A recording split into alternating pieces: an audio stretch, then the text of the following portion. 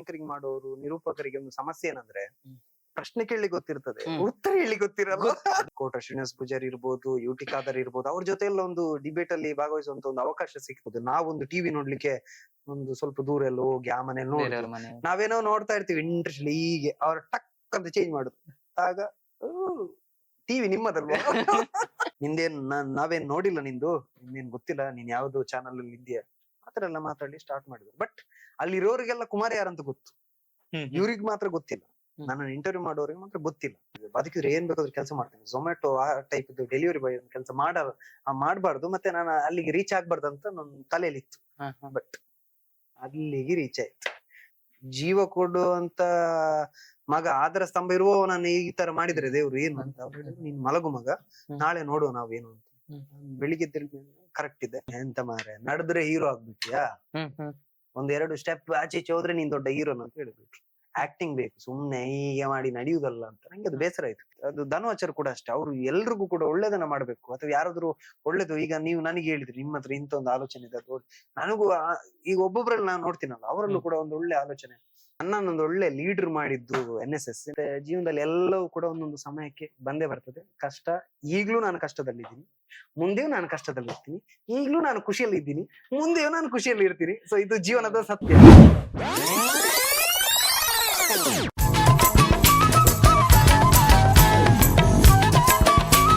Life is jingalala. Hi hello ನಮಸ್ತೆ ನಮಸ್ಕಾರ. ಏಕೆ ಬ್ರದರ್ಸ್ ನೋಡುವಂತ ನನ್ನ ಎಲ್ಲ ಆತ್ಮೀಯ ಬಂಧು ಮಿತ್ರರಿಗೆ ನಾನು ನಿಮ್ಮ ಪ್ರೀತಿಯ ಕಾರ್ತಿಕ್ ಮುಲ್ಕಿ ಮಾಡುವಂತ ನಮಸ್ತೆ.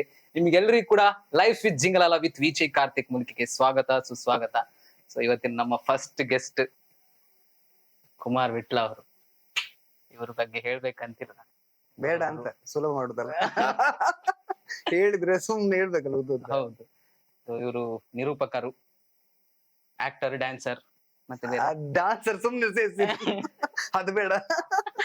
ಡ್ಯಾನ್ಸರ್ ಎಲ್ಲ ನಿಮ್ದು ಡ್ಯಾನ್ಸ್ ಚೆನ್ನಾಗಾಗ್ತದೆ ಆಕ್ಚುಲಿ ಹೇಳ್ಬೇಕಂತ. ಹೌದಾ? ಡ್ಯಾನ್ಸ್ ತುಂಬಾ ಚೆನ್ನಾಗಿ ಮಾಡ್ತೀನಿ. ಡಾನ್ಸ್ ಕಲಿಯದಿದ್ರು ಕೂಡ ಡಾನ್ಸ್ ಚೆನ್ನಾಗಿ ಆಗುತ್ತೆ. ಈಗೆಲ್ಲ ನಾನ್ ಡ್ಯಾನ್ಸರ್ಸ್ ಎಲ್ಲ ಇದ್ದಾರೆ ಗೊತ್ತುಂಟಾ? ಕುಮಾರ್ ವಿಟ್ಲ. ಅದೇ ನಮ್ಮ ದಕ್ಷಿಣ ಕನ್ನಡದಲ್ಲಿ ಕುಮಾರ್ ವಿಟ್ಲ, ಅನಂತರ ಹೊರಗೇಟಕರಿ ನಾನು ಇರ್ಬೋದೇನು. ಎಸ್, ಕುಮಾರ್ ವಿಟ್ಲ ಅವರ ಇಂಟರ್ವ್ಯೂಸ್ ಗಳಲ್ಲಿ, ಕೆಲವು ಇಂಟರ್ವ್ಯೂಸ್ ಗಳಲ್ಲಿ, ಸುಮಾರು ಇಂಟರ್ವ್ಯೂಸ್ ಗಳಲ್ಲಿ ಬಾಲ್ಯದಿಂದ ಬರ್ಲಿಲ್ಲ, ಏನು ಗೊತ್ತಿಲ್ಲ. ನಿಮ್ಮ ಚೈಲ್ಡ್ಹುಡ್ ಹೇಗಿತ್ತು? ನಮ್ಮ ಚೈಲ್ಡ್ಹುಡ್ ಎಲ್ಲರಾಗಿತ್ತು, ಏನ್ ಸ್ಪೆಷಲ್ ಏನಿಲ್ಲ. ಈ ರೀತಿ ಆಮೇಲೆ ಸ್ಟಾರ್ಟ್ ಮಾಡ್ತೀವಿ ಏನಿಲ್ಲ ಅಂತ ಹೇಳಿ. ಆಮೇಲೆ ಏನಿಲ್ಲ ಅಂತ ಹೇಳುವಾಗ ಎಲ್ರು ಅನ್ಕೊಳ್ತಾರೆ ಏನಿಲ್ಲ ಇವೊಂದು ಅಂತ. ಚೆನ್ನಾಗಿತ್ತು ಬಾಲ್ಯ. ವಿಟ್ಲದಲ್ಲಿ ಬಾಲ್ಯ ಆದದ್ದು. ನಾವು ಹುಟ್ಟಿದ್ದು ಮಂಜೇಶ್ವರ, ಕೇರಳದ ಮಂಜೇಶ್ವರ, ಕಾಸರಗೋಡು ಜಿಲ್ಲೆ ಮಂಜೇಶ್ವರ ತಾಲೂಕಿನ ವರ್ಕಾಡಿ ಅಂತ ಒಂದು ಗ್ರಾಮ ಉಂಟು, ಅಲ್ಲಿ ಹುಟ್ಟಿದ್ದು. ಅಲ್ಲಿಂದ ಸೀದಾ ತಕೊಂಡೋಗಿ ವಿಟ್ಲದಲ್ಲಿ ಹಾಕಿದ್ರು, ಬೆಳ್ದದ್ದು ವಿಟ್ಲದಲ್ಲಿ. ಹಾಗೆ ಒಳ್ಳೆ ಬೆಳವಣಿಗೆ ಎಲ್ಲ ಇತ್ತು.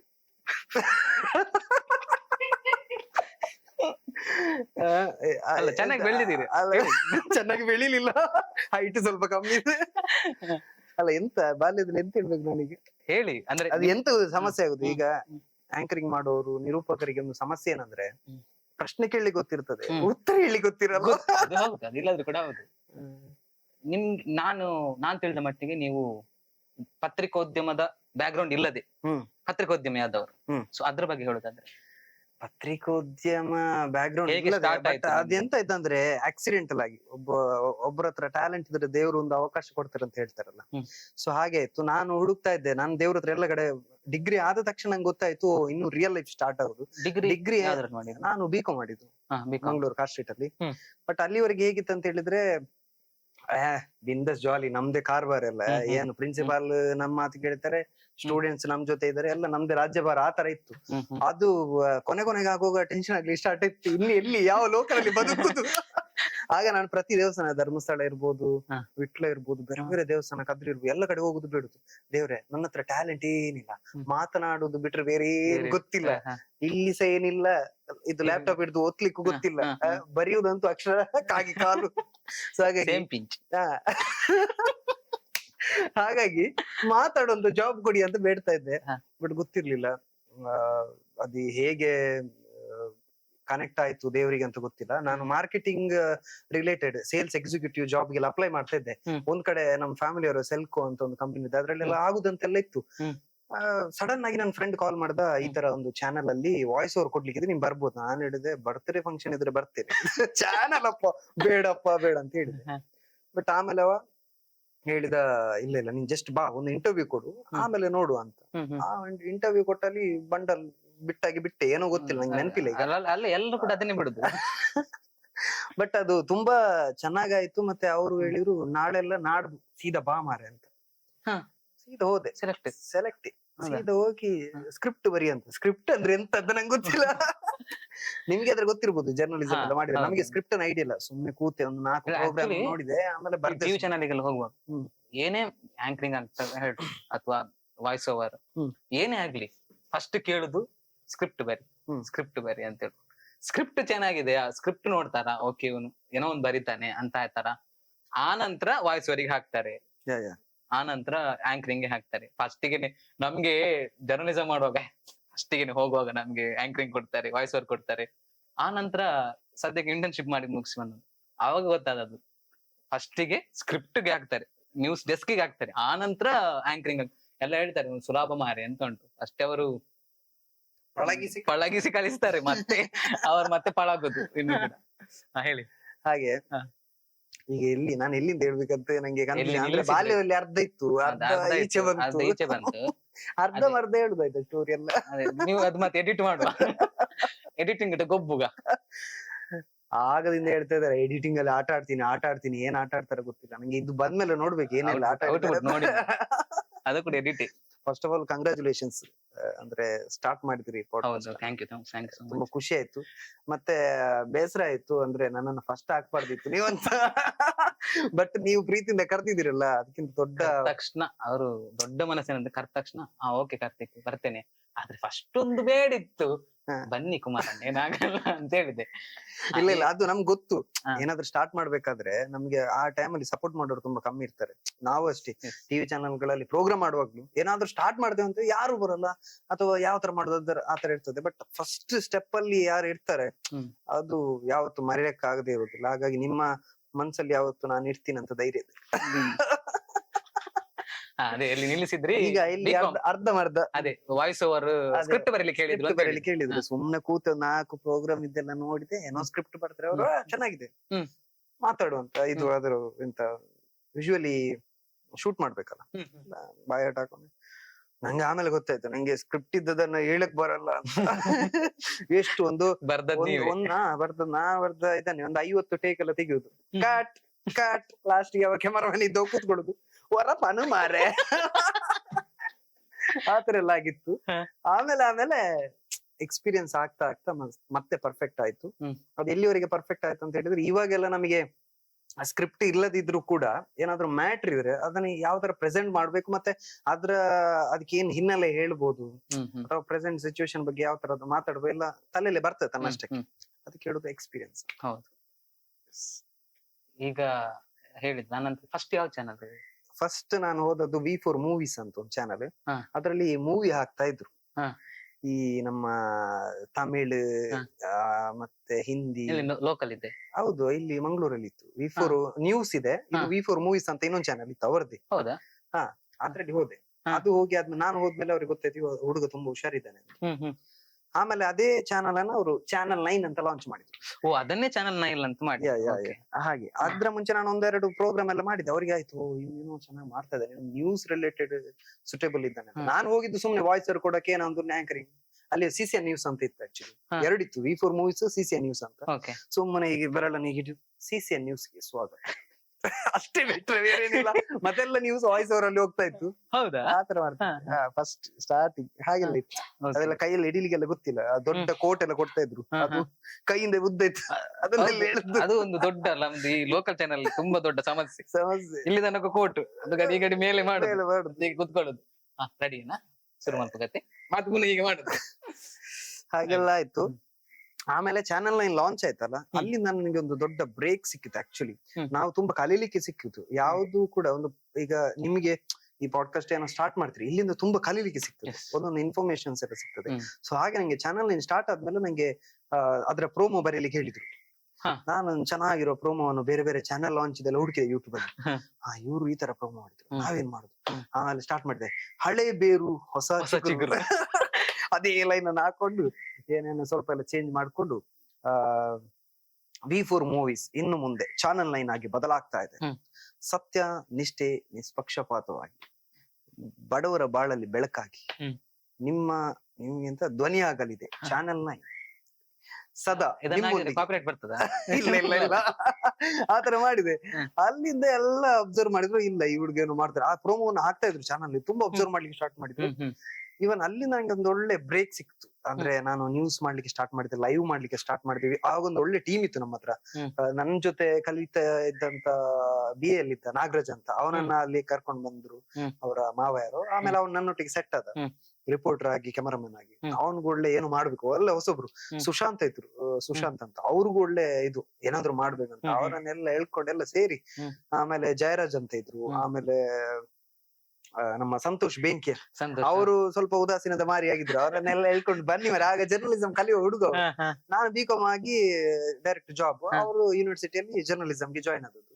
ಅವ್ರು ಹೇಳ್ಕೊಂಡು ಅವರು ಆಮೇಲೆ ಕರ್ಕೊಂಡು ಹೋಗಿ ಪರವಾಗಿಲ್ಲ ಅಂತ. ಹಾಗೆ ಎಲ್ಲ ಒಂದು ಒಳ್ಳೆ ಟೀಮ್ ಇತ್ತು ಮಾತ್ರ. ಟೀಮ್ ಇಂದಾಗಿ ಜರ್ನಿ ಸ್ಟಾರ್ಟ್ ಆಯ್ತು. ಆಮೇಲೆ ಲೈವ್ ಡಿಬೇಟ್, ಕೋಟ ಶ್ರೀನಿವಾಸ್ ಪೂಜಾರಿ ಇರ್ಬೋದು, UT ಖಾದರ್ ಇರ್ಬೋದು, ಅವ್ರ ಜೊತೆ ಎಲ್ಲ ಒಂದು ಡಿಬೇಟ್ ಅಲ್ಲಿ ಭಾಗವಹಿಸುವಂತ ಒಂದು ಅವಕಾಶ ಸಿಕ್ತು. ಆ ಟೈಮಲ್ಲಿ ಕೊರೋನಾ ಬೇರೆ, ಸೊ ರಾಜಕಾರಣಿಗಳು ಕೂಡ ಕೈಗೆ ಸಿಕ್ಕಿದ್ದಾರೆ ಆಗ. ಸಿಗುದಿಲ್ಲ ಈಗ. ಈಗೆಲ್ಲ ಎಂತ ಬಿಜೆಪಿ ಕಾಂಗ್ರೆಸ್ ನಿಂದ ವಕ್ತಾರರು ಬರ್ತಾರೆ, ಮಾತನಾಡುವವರು ಇರ್ತಾರೆ. ಕೆಳಗಡೆ ಯಾಕೆ ಗೊತ್ತಾಗ್ತದೆ ಇವರು ಸೀನಿಯರ್ ಹಾಗೆಲ್ಲ ಇರ್ತದೆ. ಬಟ್ ಒಂದು ಒಳ್ಳೆ ಎಕ್ಸ್ಪೀರಿಯನ್ಸ್ ಚಾನಲ್ 9 ಇಂದ ಒಂದು ಮೀಡಿಯಾ ಲೈಫಿಗೆ ಒಂದು ಖುಷಿ ಇದೆ. ಯಾಕಂದ್ರೆ ನಾನ್ ಚಾನಲ್ 9 ಬಂದು ಟಿವಿಲಿ ಕಾಣಿಸ್ಕೊಂಡ್ರು ಕೂಡ ನನ್ನ ಮನೆಯಲ್ಲಿ ಟಿವಿ ಇರ್ಲಿಲ್ಲ. ಅಲ್ಲ, ನಂದು ಕೂಡ ಹಾಗೇನೆ ಇದ್ದದ್ದು. ಅದು ಆ ಒಂದು ಸ್ಪಿರಿಟ್ ಇರ್ತದಲ್ಲ. ಯಾಕೆ ಟಿವಿ ಯಾಕೆ ಇರ್ಲಿಲ್ಲ? ಟಿವಿ ಅಂದ್ರೆ ಸಣ್ಣದಿರೋದು, ನಮ್ಮದೊಂದು ಮಣ್ಣಿನ ಮನೆ. ಮಣ್ಣಿನ ಮನೆ, ಸೆಗಣಿಯ ನೆಲ ಆಗಿತ್ತು ಆ ಟೈಮಲ್ಲಿ. ಸೇಮ್ ಬಟ್ ಬಟ್ ಅದು ಯಾವ ತರ ಇತ್ತಂದ್ರೆ, ಮನೆಗೆ ಟಿವಿ ಬೇಕು ಬೇಕು ಅಂತ ಇದ್ರು ಕೂಡ ತಂದೆಗೆ ಅದು ಇಷ್ಟ ಇಲ್ಲ. ಟಿವಿ ಎಲ್ಲ ಬೇಡ, ಟಿವಿ ಇದ್ರೆ ಮಕ್ಕಳು ಓದುದಿಲ್ಲ ಅಂತ. ನಮ್ಮನೇಲಿ ಕೂಡ ಉಂಟು. ಅದು 10ನೇ ಕ್ಲಾಸ್ ಅಲ್ಲಿ ಬಂದದ್ದು. ಈಗ ಅದು ಖಾಲಿ ನೋಡ್ಲಿಕ್ಕೆ ಮಾತ್ರ, ಟಿವಿ ನೋಡುದು ಮಾತ್ರ, ಅದು ಒಳಗೆ ಅಂತಿಲ್ಲ. ಓಕೆ. ಹಾಗೆ ಎಂತಾಯ್ತು, ಅದೊಂದು ಸ್ಪಿರಿಟ್ ಇತ್ತು. ಅಂದ್ರೆ ನನ್ನ ಮನೇಲಿ ಟಿವಿ ಇಲ್ಲ, ಬಟ್ ನಾನ್ ಟಿವಿಯಲ್ಲಿ ನನ್ನ ಜರ್ನಿ ಸ್ಟಾರ್ಟ್ ಆಯ್ತು, ನಾನು ಲೈಫ್ ಸ್ಟಾರ್ಟ್ ಮಾಡಿದೆ ಅಂತ. ಸೊ ಆಮೇಲೆ ಟಿವಿಯಿಂದಲೇ ಜರ್ನಿ ಸ್ಟಾರ್ಟ್ ಮಾಡಿ, ಆಮೇಲೆ ನಾನು ಮನೆಯೆಲ್ಲ ಸ್ವಲ್ಪ ಚೆನ್ನಾಗೆಲ್ಲ ಮಾಡ್ಕೊಂಡು ಈಗ ದೊಡ್ಡ ಟಿವಿ ಎಲ್ಲ ಇಟ್ಟಿದೀವಿ.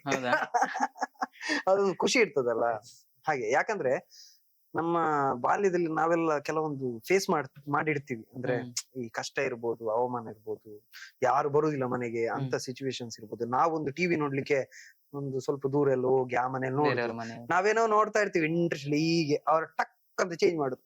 ಆಗ ಟಿವಿ ನಿಮ್ಮದಲ್ವಾ ಆತರ ಅಲ್ಲ. ನಂಗೆ ಆಗೆಲ್ಲ ಈ WW ನೋಡುದು, WWF ಅದು ರಸ್ಲಿಂಗ್ ಇಲ್ಲ, ಅದೆಲ್ಲ ನೋಡುದು, ಕ್ರಿಕೆಟ್ ನೋಡುದು, ಅದೆಲ್ಲ ಹುಚ್ಚು. ಈ ಪಕ್ಕದ ಮನೆಯಲ್ಲಿ ಯಾರಾದ್ರೂ ಇದ್ರೆ, ಈ ಆಂಟಿಯರ್ ಇರ್ಬೋದು ಅಥವಾ ಅಜ್ಜಿ ಎಲ್ಲ ಇದ್ರೆ, ಅವ್ರ ಮೇಲೆಲ್ಲ ಸೀರಿಯಲ್ ನೋಡುದು. ಅದ್ಯಾರು ನೋಡ್ತಾರೆ, ಸೇಮ್ ಸಿಚುವೇಶನ್. ಈಗ ನೋಡಿದ್ರೆ ಅದ್ ಯಾರಿಗ್ ಬೇಕು? ನಮ್ಮಲ್ಲಿ ಆದ್ರೆ ಫೈಟಿಂಗ್ ಆಗ, ಒಂದು ಪಂಚಕಿದ್ರೆ ಇನ್ನೊಂದು ಪಂಚ ರೆಡಿ ಇರ್ತದೆ. ಸೊ ಆತರ ಇತ್ತು. ಬಟ್ ಮನೆಗೆ ಟಿವಿ ಬಂದ್ಮೇಲೆ ನಾವು ಮನೇಲಿ ಇಲ್ಲ, ಮನೆಯವ್ರು ನೋಡ್ತಾ ಇದಾರೆ ಅಷ್ಟೇ. ಸದ್ಯಕ್ಕೆ ಏನ್ ಮಾಡ್ತಿದ್ದೀರಿ ಈಗ? ಸದ್ಯಕ್ಕೆ ನಾನು ವೆಬ್ಸೈಟ್ ಗೆ ವರ್ಕ್ ಮಾಡ್ತಾ ಇದ್ದೀನಿ, ಮತ್ತೆ ಆಂಕರಿಂಗ್ ಮಾಡ್ತಾ ಇದ್ದೀನಿ, ಈವೆಂಟ್ಸ್ ಎಲ್ಲ ಮಾಡ್ತಾ ಇದ್ದೀನಿ. ಮುಂಚೆ ನಾನು ಟಿವಿಯಲ್ಲಿ ತುಂಬಾ ರೆಗ್ಯುಲರ್ ಆಗಿದ್ದಾಗ ನಂಗೆ ಈವೆಂಟ್ಸ್ ಎಲ್ಲ ಕಷ್ಟ ಆಗ್ತಿತ್ತು. ಚಾನಲ್ 9 ನಲ್ಲಿ ಇರುವಾಗ ನಾನು ತುಂಬಾ ರೇರ್ ಈವೆಂಟ್ಸ್ ನಂಗೆ ಆಗ್ತಾ ಇರ್ಲಿಲ್ಲ, ಕಷ್ಟ ಆಗ್ತಾ ಇತ್ತು. ಬಟ್ ಆಮೇಲೆ ಇವಾಗ ಇವನ್ ನಾನು ಸ್ಪಂದನಕ್ಕೆ ಬಂದ ಮೇಲೆ ಸ್ವಲ್ಪ ಈವೆಂಟ್ಸ್ ಅಲ್ಲಿ ನಾನು ಇದು ಮಾಡಿದ್ದೀನಿ, ಭಾಗಿಯಾಗ್ಲಿಕ್ಕೆ ಎಲ್ಲ ಒಳ್ಳೆ ಆಯ್ತು. ಬಾಂಬೆ ಎಲ್ಲ ಹೋದೆ, ತುಂಬಾ ಅಲ್ಲಿ ಒಂದು 10 ಇವೆಂಟ್ ಮಾಡಿದೆ ಕಂಟಿನ್ಯೂಸ್ ಆಗಿ, ಖುಷಿ ಆಯ್ತು. ಸೊ ಬಾಂಬೆ ಹೋಗ್ಲಿಕ್ಕೆ ನಮ್ಮ ಸತೀಶ್ ದೇವಾಡಿಗೆ ಮುಂಬೈ ಅಂತ ಇದ್ದಾರೆ, ಅವರು ತುಂಬಾ ಸಪೋರ್ಟ್ ಮಾಡಿದ್ರು. ಹಾಗೆ ಅಲ್ಲಿ ಬಾಂಬೆಲಿ ಕೂಡ ತುಂಬಾ ಒಳ್ಳೆ ಕಾರ್ಬಾರ್ ಎಲ್ಲ ಮಾಡಿದ್ರು. ಕ್ಯಾಮರಾದಿಂದ ಒಬ್ಬ ಇದ್ದ, ಅಲ್ಲಿ ಇದ್ರು.